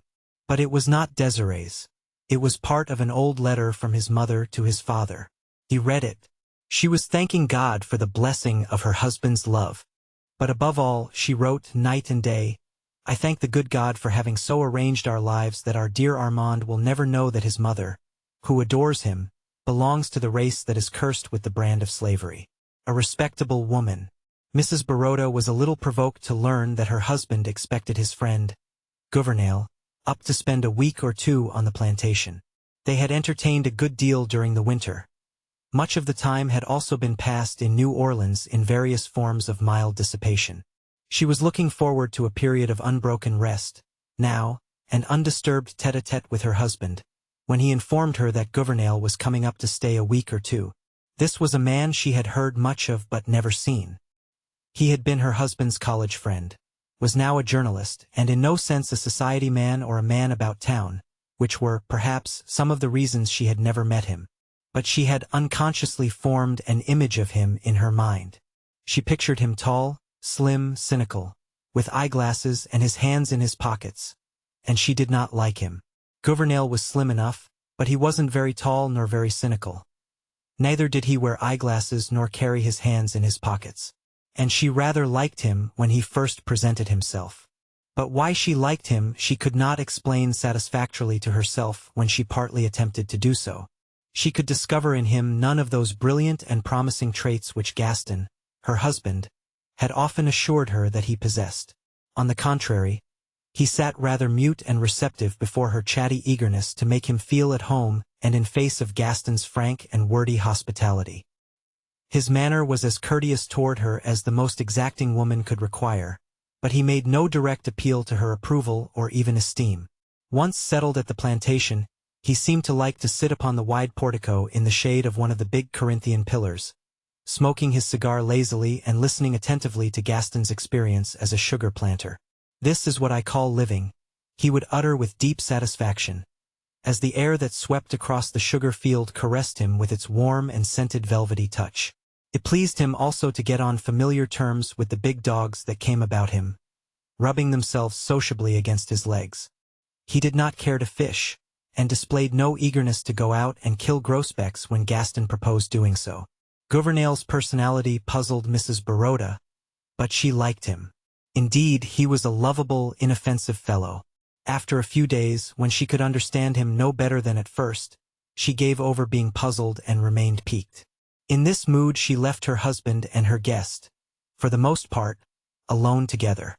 Then, finding that Gouvernail took no manner of exception to her action, she imposed her society upon him, accompanying him in his idle strolls to the mill and walks along the Bata. She persistently sought to penetrate the reserve in which he had unconsciously enveloped himself. "When is he going, your friend?" she one day asked her husband. "For my part, he tires me frightfully." "Not for a week yet, dear. I can't understand. He gives you no trouble." "No. I should like him better if he did. If he were more like others, and I had to plan somewhat for his comfort and enjoyment." Gaston took his wife's pretty face between his hands and looked tenderly and laughingly into her troubled eyes. They were making a bit of toilet sociably together in Mrs. Baroda's dressing-room. "You are full of surprises, ma belle," he said to her. "Even I can never count upon how you are going to act under given conditions." He kissed her and turned to fasten his cravat before the mirror. "Here you are," he went on, taking poor Gouvernail seriously and making a commotion over him, the last thing he would desire or expect. "Commotion," she hotly resented. "Nonsense. How can you say such a thing? Commotion, indeed. But, you said he was clever. So he is. But the poor fellow is run down by overwork now. That's why I asked him here to take a rest. You used to say he was a man of ideas. she retorted, unconciliated. I expected him to be interesting, at least. I'm going to the city in the morning to have my spring gowns fitted. Let me know when Mr. Gouvernail is gone. I shall be at my Aunt Octavie's. That night she went and sat alone upon a bench that stood beneath a live oak tree at the edge of the gravel walk. She had never known her thoughts or her intentions to be so confused. She could gather nothing from them but the feeling of a distinct necessity to quit her home in the morning. Mrs. Baroda heard footsteps crunching the gravel, but could discern in the darkness only the approaching red point of a lighted cigar. She knew it was Gouvernail, for her husband did not smoke. She hoped to remain unnoticed, but her white gown revealed her to him. He threw away his cigar and seated himself upon the bench beside her, without a suspicion that she might object to his presence. Your husband told me to bring this to you, Mrs. Baroda, he said, handing her a filmy, white scarf with which she sometimes enveloped her head and shoulders. She accepted the scarf from him with a murmur of thanks, and let it lie in her lap. He made some commonplace observation upon the baneful effect of the night air at the season. Then, as his gaze reached out into the darkness, he murmured, half to himself, "Night of south winds, night of the large few stars, still nodding night."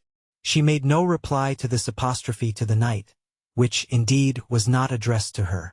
Gouvernail was in no sense a diffident man, for he was not a self-conscious one. His periods of reserve were not constitutional, but the result of moods.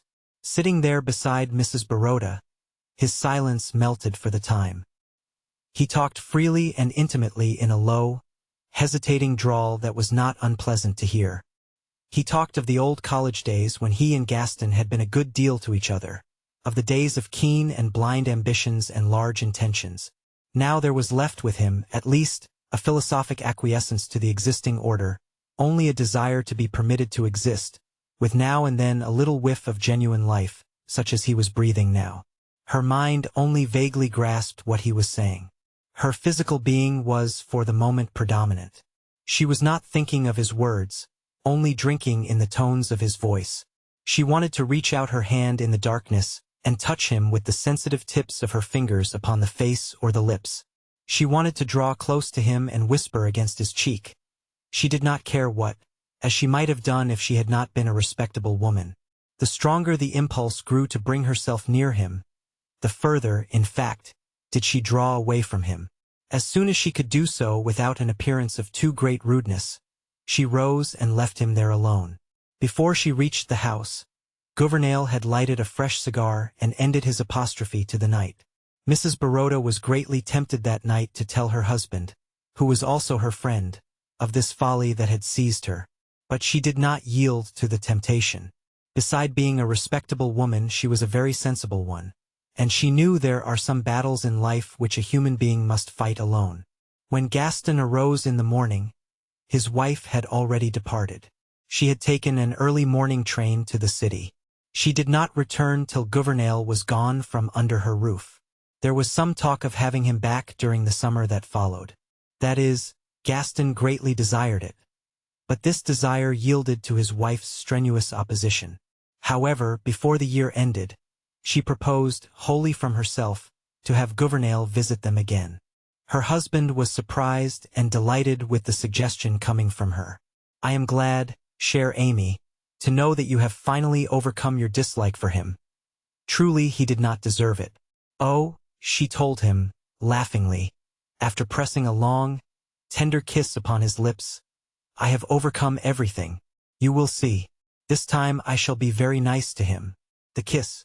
It was still quite light out of doors, but inside, with the curtains drawn and the smoldering fire sending out a dim, uncertain glow, the room was full of deep shadows.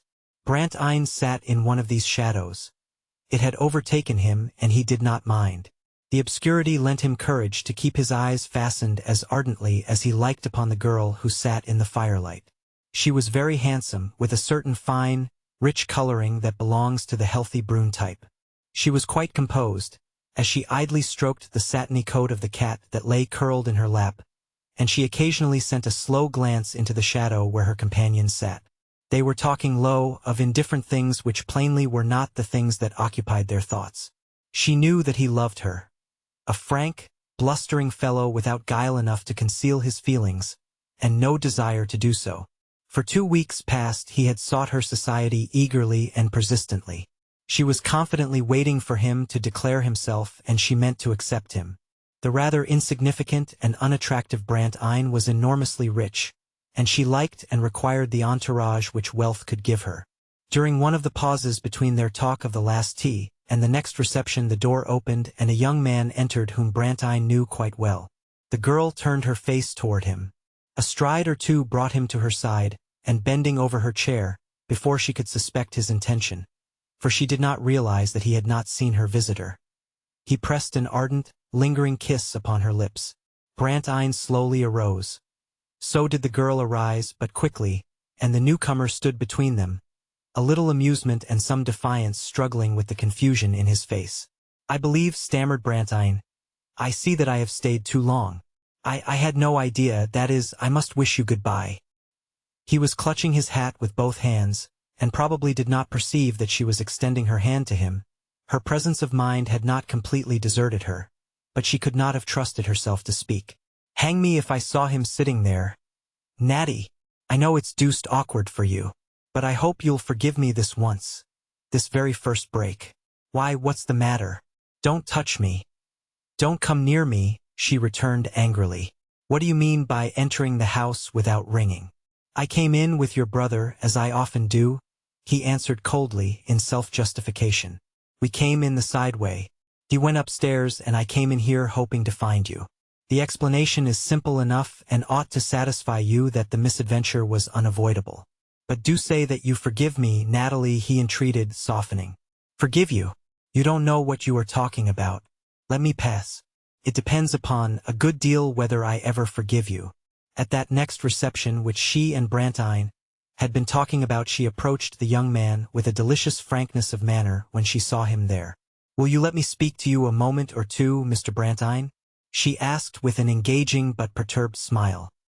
He seemed extremely unhappy, but when she took his arm and walked away with him, seeking a retired corner, a ray of hope mingled with the almost comical misery of his expression.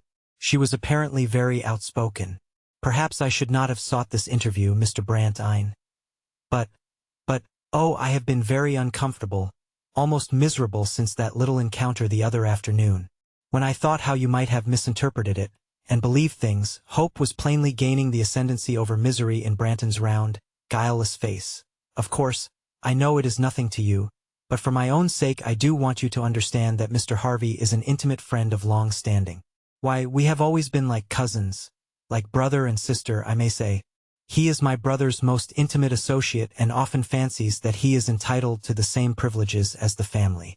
Oh, I know it is absurd, uncalled for, to tell you this. Undignified even," she was almost weeping, "but it makes so much difference to me what you think of me." Her voice had grown very low and agitated. The misery had all disappeared from Brandt's face. "Then you do really care what I think, Miss Natalie? May I call you Miss Natalie?" They turned into a long, dim corridor that was lined on either side with tall, graceful plants. They walked slowly to the very end of it. When they turned to retrace their steps, Brandt's face was radiant and hers was triumphant. Harvey was among the guests at the wedding, and he sought her out in a rare moment when she stood alone. "Your husband," he said, smiling, "has sent me over to kiss you." A quick blush suffused her face and round, polished throat. "I suppose it's natural for a man to feel and act generously on an occasion of this kind. He tells me he doesn't want his marriage to interrupt wholly that pleasant intimacy which has existed between you and me. I don't know what you've been telling him," with an insolent smile, "but he has sent me here to kiss you." She felt like a chess player who, by the clever handling of his pieces, sees the game taking the course intended. Her eyes were bright and tender with a smile as they glanced up into his, and her lips looked hungry for the kiss which they invited. "But, you know," he went on quietly, "I didn't tell him so. It would have seemed ungrateful, but I can tell you, I've stopped kissing women. It's dangerous." Well, she had Brandt and his million left. A person can't have everything in this world, and it was a little unreasonable of her to expect it. A pair of silk stockings. Little Mrs. Summers one day found herself the unexpected possessor of $15. It seemed to her a very large amount of money, and the way in which it stuffed and bulged her worn old portemonnaie gave her a feeling of importance such as she had not enjoyed for years. The question of investment was one that occupied her greatly. For a day or two she walked about apparently in a dreamy state, but really absorbed in speculation and calculation. She did not wish to act hastily, to do anything she might afterward regret. But it was during the still hours of the night, when she lay awake revolving plans in her mind, that she seemed to see her way clearly toward a proper and judicious use of the money. $1 or $2 should be added to the price usually paid for Janie's shoes, which would ensure their lasting an appreciable time longer than they usually did. She would buy so and so many yards of percale for new shirt-waists for the boys and Janie and Mag. She had intended to make the old ones do by skillful patching. Mag should have another gown. She had seen some beautiful patterns, veritable bargains in the shop windows. And still there would be left enough for new stockings. 2 pairs apiece, and what darning that would save for a while. She would get caps for the boys and sailor hats for the girls. The vision of her little brood looking fresh and dainty and new for once in their lives excited her and made her restless and wakeful with anticipation. The neighbors sometimes talked of certain better days that little Mrs. Summers had known before she had ever thought of being Mrs. Summers. She herself indulged in no such morbid retrospection. She had no time, no second of time to devote to the past. The needs of the present absorbed her every faculty. A vision of the future like some dim, gaunt monster sometimes appalled her, but luckily tomorrow never comes. Mrs. Summers was one who knew the value of bargains, who could stand for hours making her way inch by inch toward the desired object that was selling below cost. She could elbow her way if need be. She had learned to clutch a piece of goods and hold it and stick to it with persistence and determination till her turn came to be served, no matter when it came. But that day she was a little faint and tired. She had swallowed a light luncheon. No, when she came to think of it, between getting the children fed and the place righted, and preparing herself for the shopping bout, she had actually forgotten to eat any luncheon at all. She sat herself upon a revolving stool before a counter that was comparatively deserted, trying to gather strength and courage to charge through an eager multitude that was besieging breastworks of shirting and figured lawn. An all-gone limp feeling had come over her, and she rested her hand aimlessly upon the counter. She wore no gloves. By degrees she grew aware that her hand had encountered something very soothing, very pleasant to touch. She looked down to see that her hand lay upon a pile of silk stockings. A placard nearby announced that they had been reduced in price from $2.50 to $1.98, and a young girl who stood behind the counter asked her if she wished to examine their line of silk hosiery. She smiled, just as if she had been asked to inspect a tiara of diamonds with the ultimate view of purchasing it. But she went on feeling the soft, sheeny, luxurious things, with both hands now, holding them up to see them glisten, and to feel them glide serpent-like through her fingers. 2 hectic blotches came suddenly into her pale cheeks. She looked up at the girl. "Do you think there are any 8.5 among these?" There were any number of 8.5. In fact, there were more of that size than any other. Here was a light blue pair. There were some lavender, some all black and various shades of tan and gray. Mrs. Summers selected a black pair and looked at them very long and closely.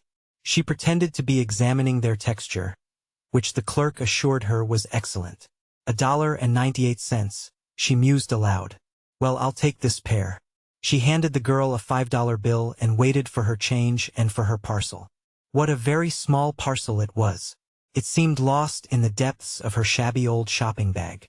Mrs. Summers after that did not move in the direction of the bargain counter. She took the elevator, which carried her to an upper floor into the region of the ladies' waiting rooms. Here, in a retired corner, she exchanged her cotton stockings for the new silk ones which she had just bought. She was not going through any acute mental process or reasoning with herself, nor was she striving to explain to her satisfaction the motive of her action. She was not thinking at all. She seemed for the time to be taking a rest from that laborious and fatiguing function, and to have abandoned herself to some mechanical impulse that directed her actions and freed her of responsibility. How good was the touch of the raw silk to her flesh! She felt like lying back in the cushioned chair and reveling for a while in the luxury of it. She did for a little while. Then she replaced her shoes, rolled the cotton stockings together and thrust them into her bag. After doing this, she crossed straight over to the shoe department and took her seat to be fitted. She was fastidious. The clerk could not make her out. He could not reconcile her shoes with her stockings, and she was not too easily pleased. She held back her skirts and turned her feet one way and her head another way as she glanced down at the polished, pointed-tipped boots. Her foot and ankle looked very pretty. She could not realize that they belonged to her and were a part of herself. She wanted an excellent and stylish fit, she told the young fellow who served her, and she did not mind the difference of $1 or $2 more in the price so long as she got what she desired. It was a long time since Mrs. Summers had been fitted with gloves. On rare occasions when she had bought a pair, they were always bargains, so cheap that it would have been preposterous and unreasonable to have expected them to be fitted to the hand. Now she rested her elbow on the cushion of the glove counter, and a pretty, pleasant young creature, delicate and deft of touch, drew a long-wrist kid over Mrs. Summers's hand. She smoothed it down over the wrist and buttoned it neatly, and both lost themselves for a second or two in admiring contemplation of the little symmetrical gloved hand. But there were other places where money might be spent. There were books and magazines piled up in the window of a stall a few paces down the street. Mrs. Summers bought 2 high-priced magazines, such as she had been accustomed to read in the days when she had been accustomed to other pleasant things. She carried them without wrapping. As well as she could, she lifted her skirts at the crossings. Her stockings and boots and well-fitting gloves had worked marvels in her bearing, had given her a feeling of assurance, a sense of belonging to the well-dressed multitude. She was very hungry. Another time she would have stilled the cravings for food until reaching her own home, where she would have brewed herself a cup of tea and taken a snack of anything that was available. But the impulse that was guiding her would not suffer her to entertain any such thought. There was a restaurant at the corner. She had never entered its doors. From the outside she had sometimes caught glimpses of spotless damask and shining crystal, and soft-stepping waiters serving people of fashion. When she entered, her appearance created no surprise, no consternation, as she had half feared it might. She seated herself at a small table alone, and an attentive waiter at once approached to take her order. She did not want a profusion. She craved a nice and tasty bite, a half-dozen blue points, a plump chop with cress, a something sweet, a cream for pea, for instance, a glass of Rhine wine, and after all a small cup of black coffee. While waiting to be served, she removed her gloves very leisurely and laid them beside her. Then she picked up a magazine and glanced through it, cutting the pages with a blunt edge of her knife. It was all very agreeable. The damask was even more spotless than it had seemed through the window, and the crystal more sparkling. There were quiet ladies and gentlemen, who did not notice her, lunching at the small tables like her own. A soft, pleasing strain of music could be heard, and a gentle breeze was blowing through the window. She tasted a bite, and she read a word or two, and she sipped the amber wine and wiggled her toes in the silk stockings. The price of it made no difference. She counted the money out to the waiter and left an extra coin on his tray, whereupon he bowed before her as before a princess of royal blood. There was still money in her purse, and her next temptation presented itself in the shape of a matinee poster. It was a little later when she entered the theater. The play had begun and the house seemed to her to be packed. But there were vacant seats here and there, and into one of them she was ushered, between brilliantly dressed women who had gone there to kill time and eat candy and display their gaudy attire. There were many others who were there solely for the play and acting. It is safe to say there was no one present who bore quite the attitude which Mrs. Summers did to her surroundings. She gathered in the whole stage and players and people in one wide impression, and absorbed it and enjoyed it. She laughed at the comedy and wept. She and the gaudy woman next to her wept over the tragedy, and they talked a little together over it. And the gaudy woman wiped her eyes and sniffled on a tiny square of filmy, perfumed lace and passed little Mrs. Summers her box of candy. The play was over, the music ceased, the crowd filed out. It was like a dream ended. People scattered in all directions. Mrs. Summers went to the corner and waited for the cable car. A man with keen eyes, who sat opposite to her, seemed to like the study of her small, pale face. It puzzled him to decipher what he saw there. In truth, he saw nothing, unless he were wizard enough to detect a poignant wish, a powerful longing that the cable car would never stop anywhere, but go on and on with her forever. The locket. One night in autumn a few men were gathered about a fire on the slope of a hill. They belonged to a small detachment of Confederate forces and were awaiting orders to march. Their gray uniforms were worn beyond the point of shabbiness. One of the men was heating something in a tin cup over the embers. Two were lying at full length a little distance away, while a fourth was trying to decipher a letter and had drawn close to the light. He had unfastened his collar and a good bit of his flannel shirt front. "What's that you got around your neck, Ned?" asked one of the men lying in the obscurity. Ned, or Edmund, mechanically fastened another button of his shirt and did not reply. He went on reading his letter. "Is it your sweetheart's picture?" "'Tain't no gal's picture," offered the man at the fire. He had removed his tin cup and was engaged in stirring its grimy contents with a small stick. "That's a charm. Some kind of hoodoo business that one of them priests gave him to keep him out of trouble. I know them Catholics.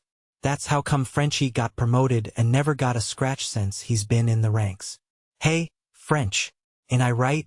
Edmund looked up absently from his letter. "What is it?" he asked. "Ain't that a charm you got round your neck?" "It must be Nick," returned Edmund with a smile. "I don't know how I could have gone through this year and a half without it." The letter had made Edmund heartsick and homesick. He stretched himself on his back and looked straight up at the blinking stars. But he was not thinking of them nor of anything but a certain spring day when the bees were humming in the clematis, when a girl was saying goodbye to him. He could see her as she unclasped from her neck the locket which she fastened about his own. It was an old-fashioned golden locket bearing miniatures of her father and mother with their names and the date of their marriage. It was her most precious earthly possession. Edmund could feel again the folds of the girl's soft white gown, and see the droop of the angel sleeves as she circled her fair arms about his neck. Her sweet face, appealing, pathetic, tormented by the pain of parting, appeared before him as vividly as life. He turned over, burying his face in his arm, and there he lay, still and motionless. The profound and treacherous night with its silence and semblance of peace settled upon the camp. He dreamed that the fair Octavie brought him a letter. He had no chair to offer her and was pained and embarrassed at the condition of his garments. He was ashamed of the poor food which comprised the dinner at which he begged her to join them. He dreamt of a serpent coiling around his throat, and when he strove to grasp it the slimy thing glided away from his clutch. Then his dream was clamor. "Get your duds, you, Frenchy!" Nick was bellowing in his face. There was what appeared to be a scramble and a rush rather than any regulated movement. The hillside was alive with clatter and motion, with sudden upspringing lights among the pines. In the east the dawn was unfolding out of the darkness. Its glimmer was yet dim in the plain below. "What's it all about?" wondered a big black bird perched in the top of the tallest tree. He was an old solitary and a wise one, yet he was not wise enough to guess what it was all about. So all day long he kept blinking and wondering. The noise reached far out over the plain and across the hills and awoke the little babes that were sleeping in their cradles. The smoke curled up toward the sun and shadowed the plain so that the stupid birds thought it was going to rain. But the wise one knew better. "They are children playing a game," thought he. "I shall know more about it if I watch long enough." At the approach of night they had all vanished away with their din and smoke. Then the old bird plumed his feathers. At last he had understood. With a flap of his great, black wings he shot downward, circling toward the plain. A man was picking his way across the plain. He was dressed in the garb of a clergyman. His mission was to administer the consolations of religion to any of the prostrate figures in whom there might yet linger a spark of life. A Negro accompanied him, bearing a bucket of water and a flask of wine. There were no wounded here. They had been borne away. But the retreat had been hurried, and the vultures and the good Samaritans would have to look to the dead. There was a soldier, a mere boy, lying with his face to the sky. His hands were clutching the sword on either side, and his fingernails were stuffed with earth and bits of grass that he had gathered in his despairing grasp upon life. His musket was gone. He was hatless, and his face and clothing were begrimed. Around his neck hung a gold chain and locket. The priest, bending over him, unclasped the chain and removed it from the dead soldier's neck. He had grown used to the terrors of war and could face them unflinchingly. But its pathos, someway, always brought the tears to his old, dim eyes.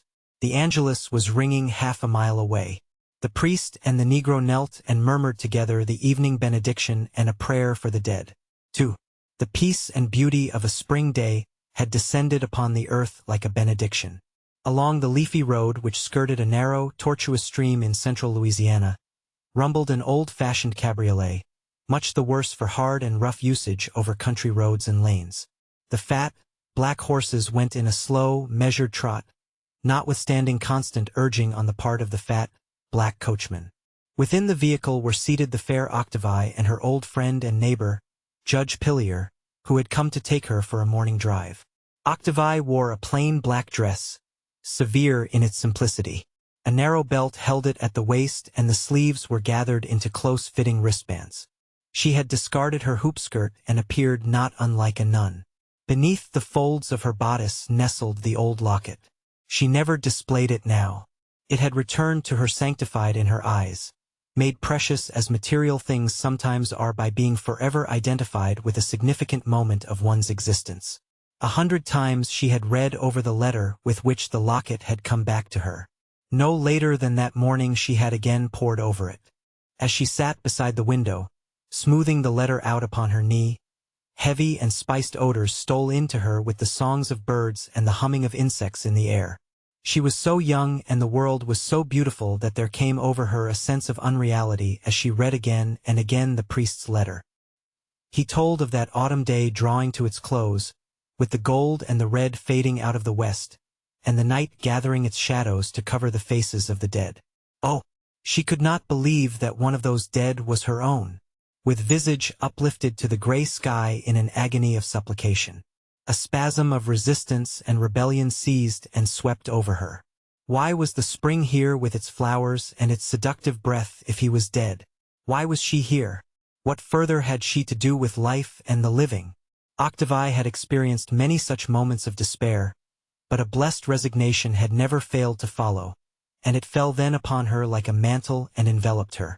I shall grow old and quiet and sad like poor Aunt Tavy, she murmured to herself as she folded the letter and replaced it in the secretary. Already she gave herself a little demure air like her Aunt Tavy. She walked with a slow glide in unconscious imitation of Mademoiselle Tavy, whom some youthful affliction had robbed of earthly compensation while leaving her in possession of youth's illusions. As she sat in the old cabriolet beside the father of her dead lover, again there came to Octavie the terrible sense of loss which had assailed her so often before. The soul of her youth clamored for its rights, for a share in the world's glory and exultation. She leaned back and drew her veil a little closer about her face. It was an old black veil of her Aunt Tavy's. A whiff of dust from the road had blown in and she wiped her cheeks and her eyes with her soft, white handkerchief, a homemade handkerchief, fabricated from one of her old fine muslin petticoats. "Will you do me the favor, Octavie?" requested the judge in the courteous tone which he never abandoned, "to remove that veil which you wear. It seems out of harmony, some way, with the beauty and promise of the day." The young girl obediently yielded to her old companion's wish and unpinning the cumbersome, somber drapery from her bonnet, folded it neatly and laid it upon the seat in front of her.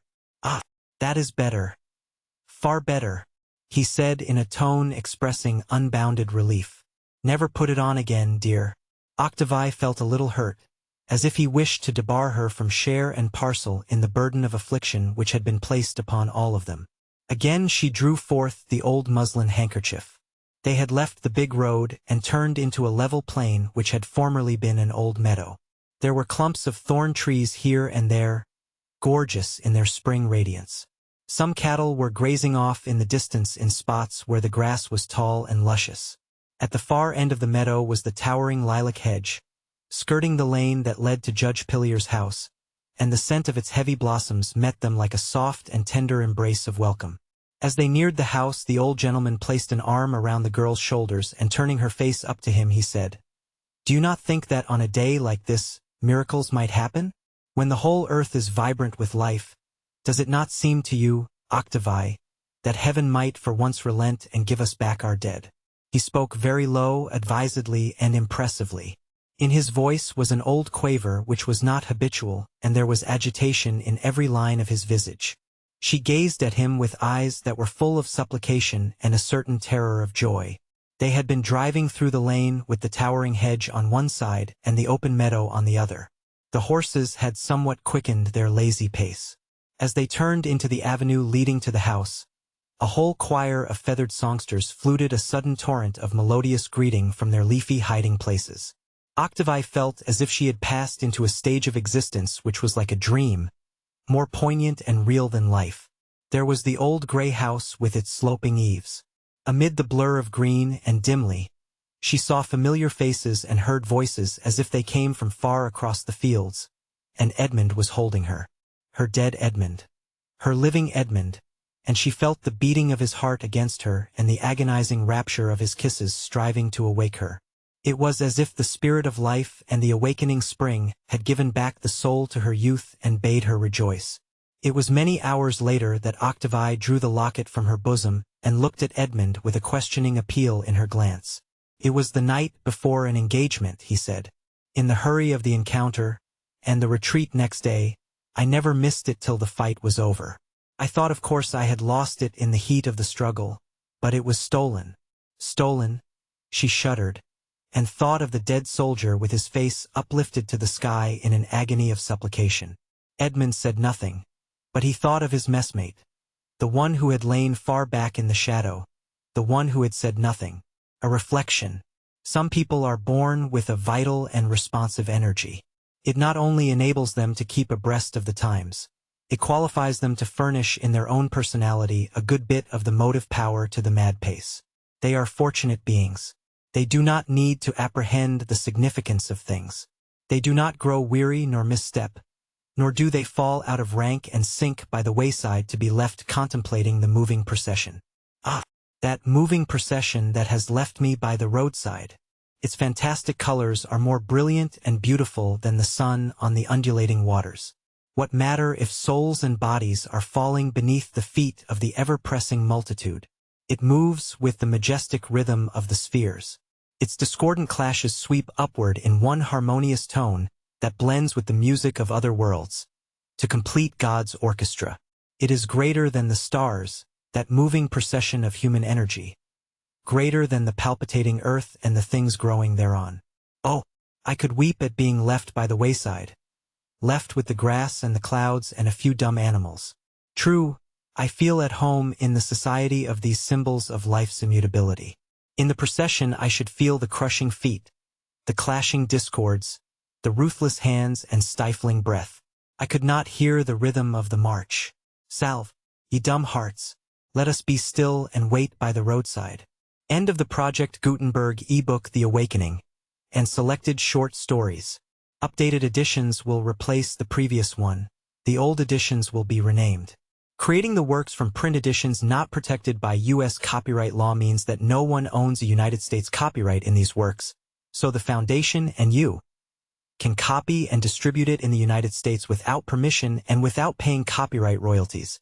Special rules, set forth in the general terms of use part of this license, apply to copying and distributing Project Gutenberg electronic works to protect the Project Gutenberg concept and trademark.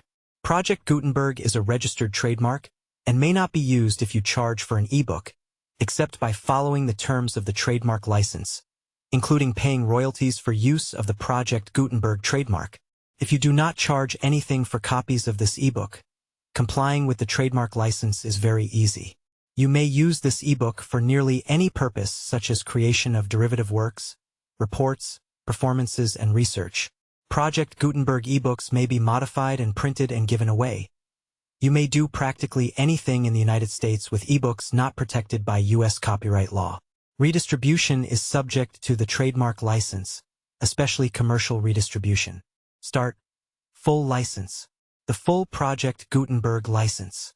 Please read this before you distribute or use this work. To protect the Project Gutenberg mission of promoting the free distribution of electronic works, by using or distributing this work, or any other work associated in any way with the phrase Project Gutenberg, You agree to comply with all the terms of the full Project Gutenberg license available with this file or online at www.gutenberg.org/license. Section 1. General Terms of Use and Redistributing Project Gutenberg Electronic Works. 1.a. By reading or using any part of this Project Gutenberg electronic work, you indicate that you have read, understand, agree to, and accept all the terms of this license and intellectual property, trademark/copyright, agreement. If you do not agree to abide by all the terms of this agreement, you must cease using and return or destroy all copies of Project Gutenberg electronic works in your possession. If you paid a fee for obtaining a copy of or access to a Project Gutenberg electronic work, and you do not agree to be bound by the terms of this agreement, you may obtain a refund from the person or entity to whom you paid the fee as set forth in paragraph 1.e.8. 1.b. Project Gutenberg is a registered trademark. It may only be used on or associated in any way with an electronic work by people who agree to be bound by the terms of this agreement. There are a few things that you can do with most Project Gutenberg electronic works even without complying with the full terms of this agreement. See paragraph 1.c below. There are a lot of things you can do with Project Gutenberg electronic works if you follow the terms of this agreement and help preserve free future access to Project Gutenberg electronic works. See paragraph 1.e below. 1.c. The Project Gutenberg Literary Archive Foundation, the Foundation or PGLAF, owns a compilation copyright in the collection of Project Gutenberg electronic works. Nearly all the individual works in the collection are in the public domain in the United States. If an individual work is unprotected by copyright law in the United States and you are located in the United States, we do not claim a right to prevent you from copying, distributing, performing, displaying, or creating derivative works based on the work as long as all references to Project Gutenberg are removed. Of course, we hope that you will support the Project Gutenberg mission of promoting free access to electronic works by freely sharing Project Gutenberg works in compliance with the terms of this agreement for keeping the Project Gutenberg name associated with the work. You can easily comply with the terms of this agreement by keeping this work in the same format with its attached full Project Gutenberg license when you share it without charge with others. 1.d. The copyright laws of the place where you are located also govern what you can do with this work. Copyright laws in most countries are in a constant state of change. If you are outside the United States, check the laws of your country in addition to the terms of this agreement before downloading, copying, displaying, performing, distributing, or creating derivative works based on this work or any other Project Gutenberg work. The Foundation makes no representations concerning the copyright status of any work in any country other than the United States. 1.e. Unless you have removed all references to Project Gutenberg. 1e.1. The following sentence with active links to or other immediate access to the full Project Gutenberg license must appear prominently whenever any copy of a Project Gutenberg work, any work on which the phrase Project Gutenberg appears, or with which the phrase Project Gutenberg is associated, is accessed, displayed, performed, viewed, copied, or distributed. This ebook is for the use of anyone anywhere in the United States and most other parts of the world at no cost and with almost no restrictions whatsoever. You may copy it, give it away, or reuse it under the terms of the Project Gutenberg license included with this ebook or online at www.gutenberg.org. If you are not located in the United States, you will have to check the laws of the country where you are located before using this ebook. 1e.2. If an individual Project Gutenberg electronic work is derived from texts not protected by U.S. copyright law, does not contain a notice indicating that it is posted with permission of the copyright holder, the work can be copied and distributed to anyone in the United States without paying any fees or charges. If you are redistributing or providing access to a work with the phrase Project Gutenberg associated with or appearing on the work, you must comply either with the requirements of paragraphs 1.e.1 through 1.e.7 or obtain permission for the use of the work and the Project Gutenberg trademark as set forth in paragraphs 1.e.8 or 1.e.9. 1e.3. If an individual Project Gutenberg electronic work is posted with the permission of the copyright holder, your use and distribution must comply with both paragraphs 1e.1 through 1e.7 and any additional terms imposed by the copyright holder. Additional terms will be linked to the Project Gutenberg license for all works posted with the permission of the copyright holder found at the beginning of this work. 1e.4. Do not unlink or detach or remove the full Project Gutenberg license terms from this work, or any files containing a part of this work or any other work associated with Project Gutenberg. 1E.5. Do not copy, display, perform, distribute or redistribute this electronic work, or any part of this electronic work, without prominently displaying the sentence set forth in paragraph 1E.1, with active links or immediate access to the full terms of the Project Gutenberg license. 1E.6. You may convert to and distribute this work in any binary, compressed, marked up, non-proprietary or proprietary form, including any word processing or hypertext form.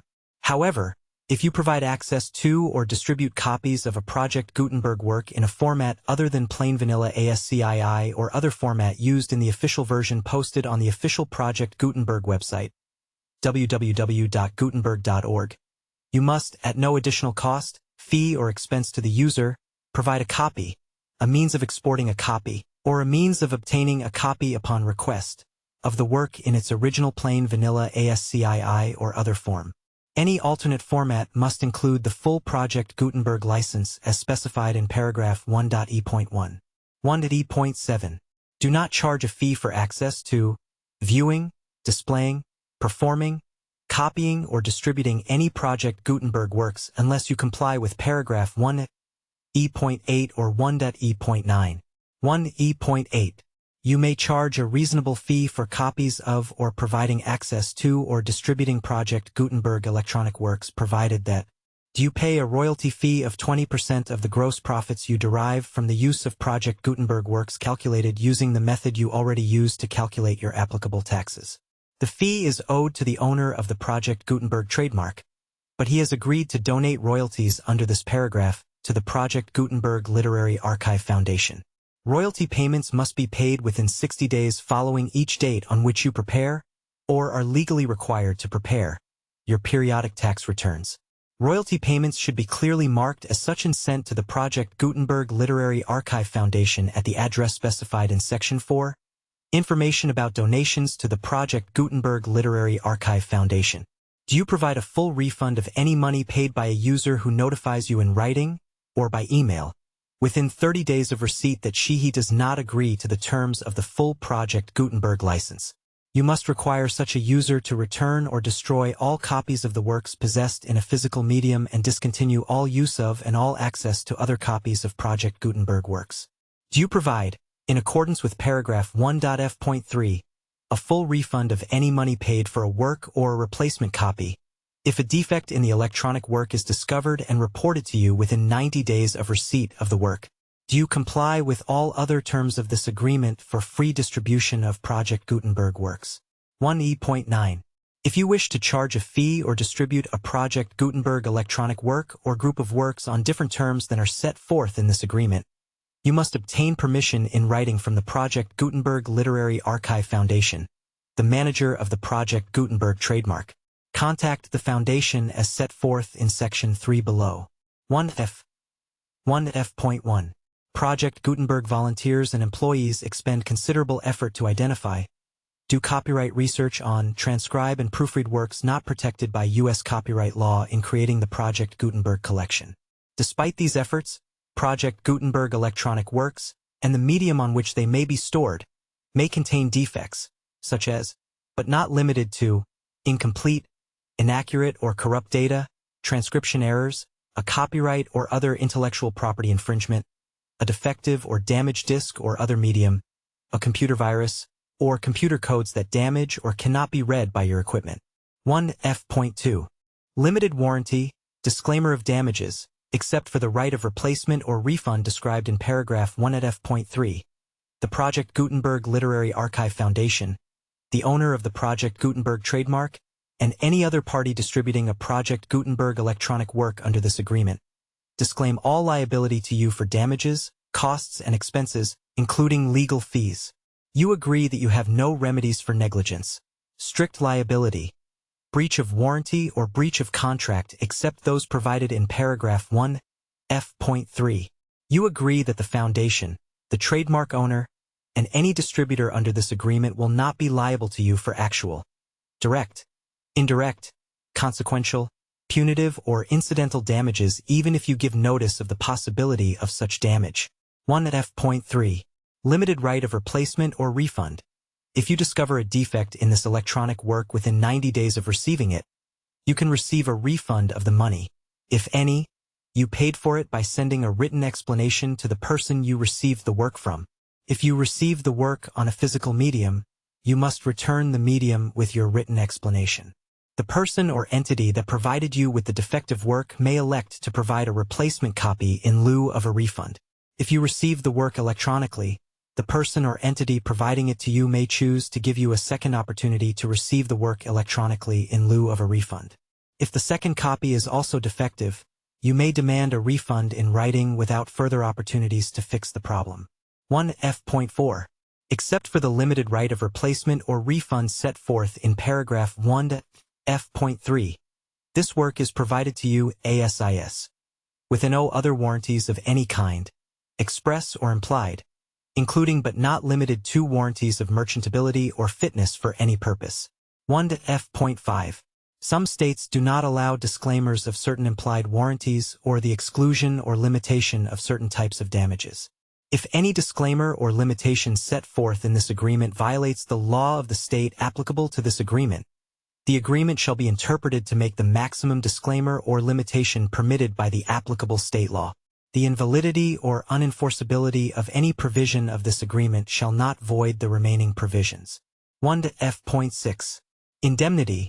You agree to indemnify and hold the foundation, the trademark owner, any agent or employee of the foundation, anyone providing copies of Project Gutenberg electronic works in accordance with this agreement, and any volunteers associated with the production, promotion and distribution of Project Gutenberg electronic works, harmless from all liability, costs and expenses, including legal fees, that arise directly or indirectly from any of the following which you do or cause to occur.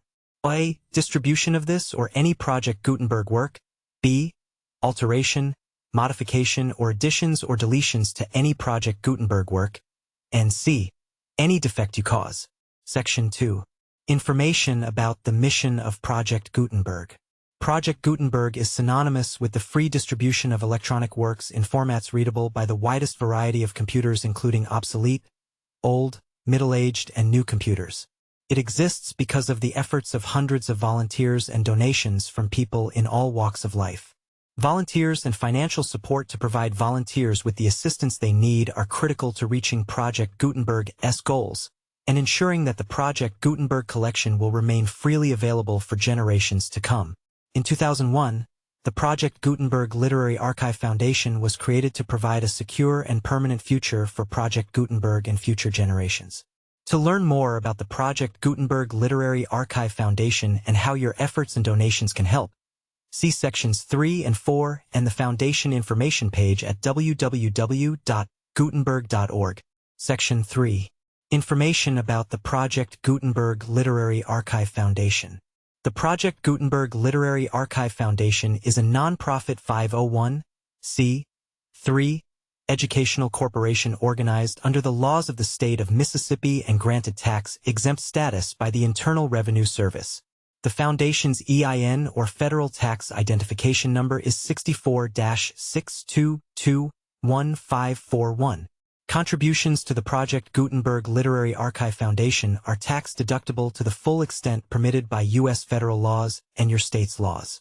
The Foundation's business office is located at 809 North 1500 West, Salt Lake City, Utah 84116, 801-596-1887.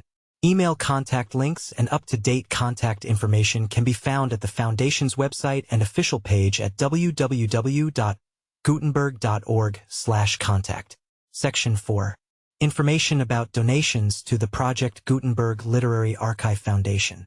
Project Gutenberg depends upon and cannot survive without widespread public support and donations to carry out its mission of increasing the number of public domain and licensed works that can be freely distributed in machine-readable form, accessible by the widest array of equipment including outdated equipment. Many small donations, $1 to $5,000, are particularly important to maintaining tax-exempt status with the IRS. The Foundation is committed to complying with the laws regulating charities and charitable donations in all 50 states of the United States. Compliance requirements are not uniform and it takes a considerable effort, much paperwork, and many fees to meet and keep up with these requirements. We do not solicit donations in locations where we have not received written confirmation of compliance. To send donations or determine the status of compliance for any particular state, visit www.gutenberg.org/donate. While we cannot and do not solicit contributions from states where we have not met the solicitation requirements, we know of no prohibition against accepting unsolicited donations from donors in such states who approach us with offers to donate. International donations are gratefully accepted, but we cannot make any statements concerning tax treatment of donations received from outside the United States. U.S. laws alone swamp our small staff. Please check the Project Gutenberg web pages for current donation methods and addresses. Donations are accepted in a number of other ways, including checks, online payments, and credit card donations. To donate, please visit www.gutenberg.org/donate. Section 5. General information about Project Gutenberg electronic works. Professor Michael S. Hart was the originator of the Project Gutenberg concept of a library of electronic works that could be freely shared with anyone. For 40 years, he produced and distributed Project Gutenberg ebooks with only a loose network of volunteer support. Project Gutenberg ebooks are often created from several printed editions, all of which are confirmed as not protected by copyright in the U.S. unless a copyright notice is included. Thus, we do not necessarily keep ebooks in compliance with any particular paper edition. Most people start at our website, which has the main PG search facility, www.gutenberg.org. This website includes information about Project Gutenberg, including how to make donations to the Project Gutenberg Literary Archive Foundation, how to help produce our new ebooks, and how to subscribe to our email newsletter to hear about new ebooks.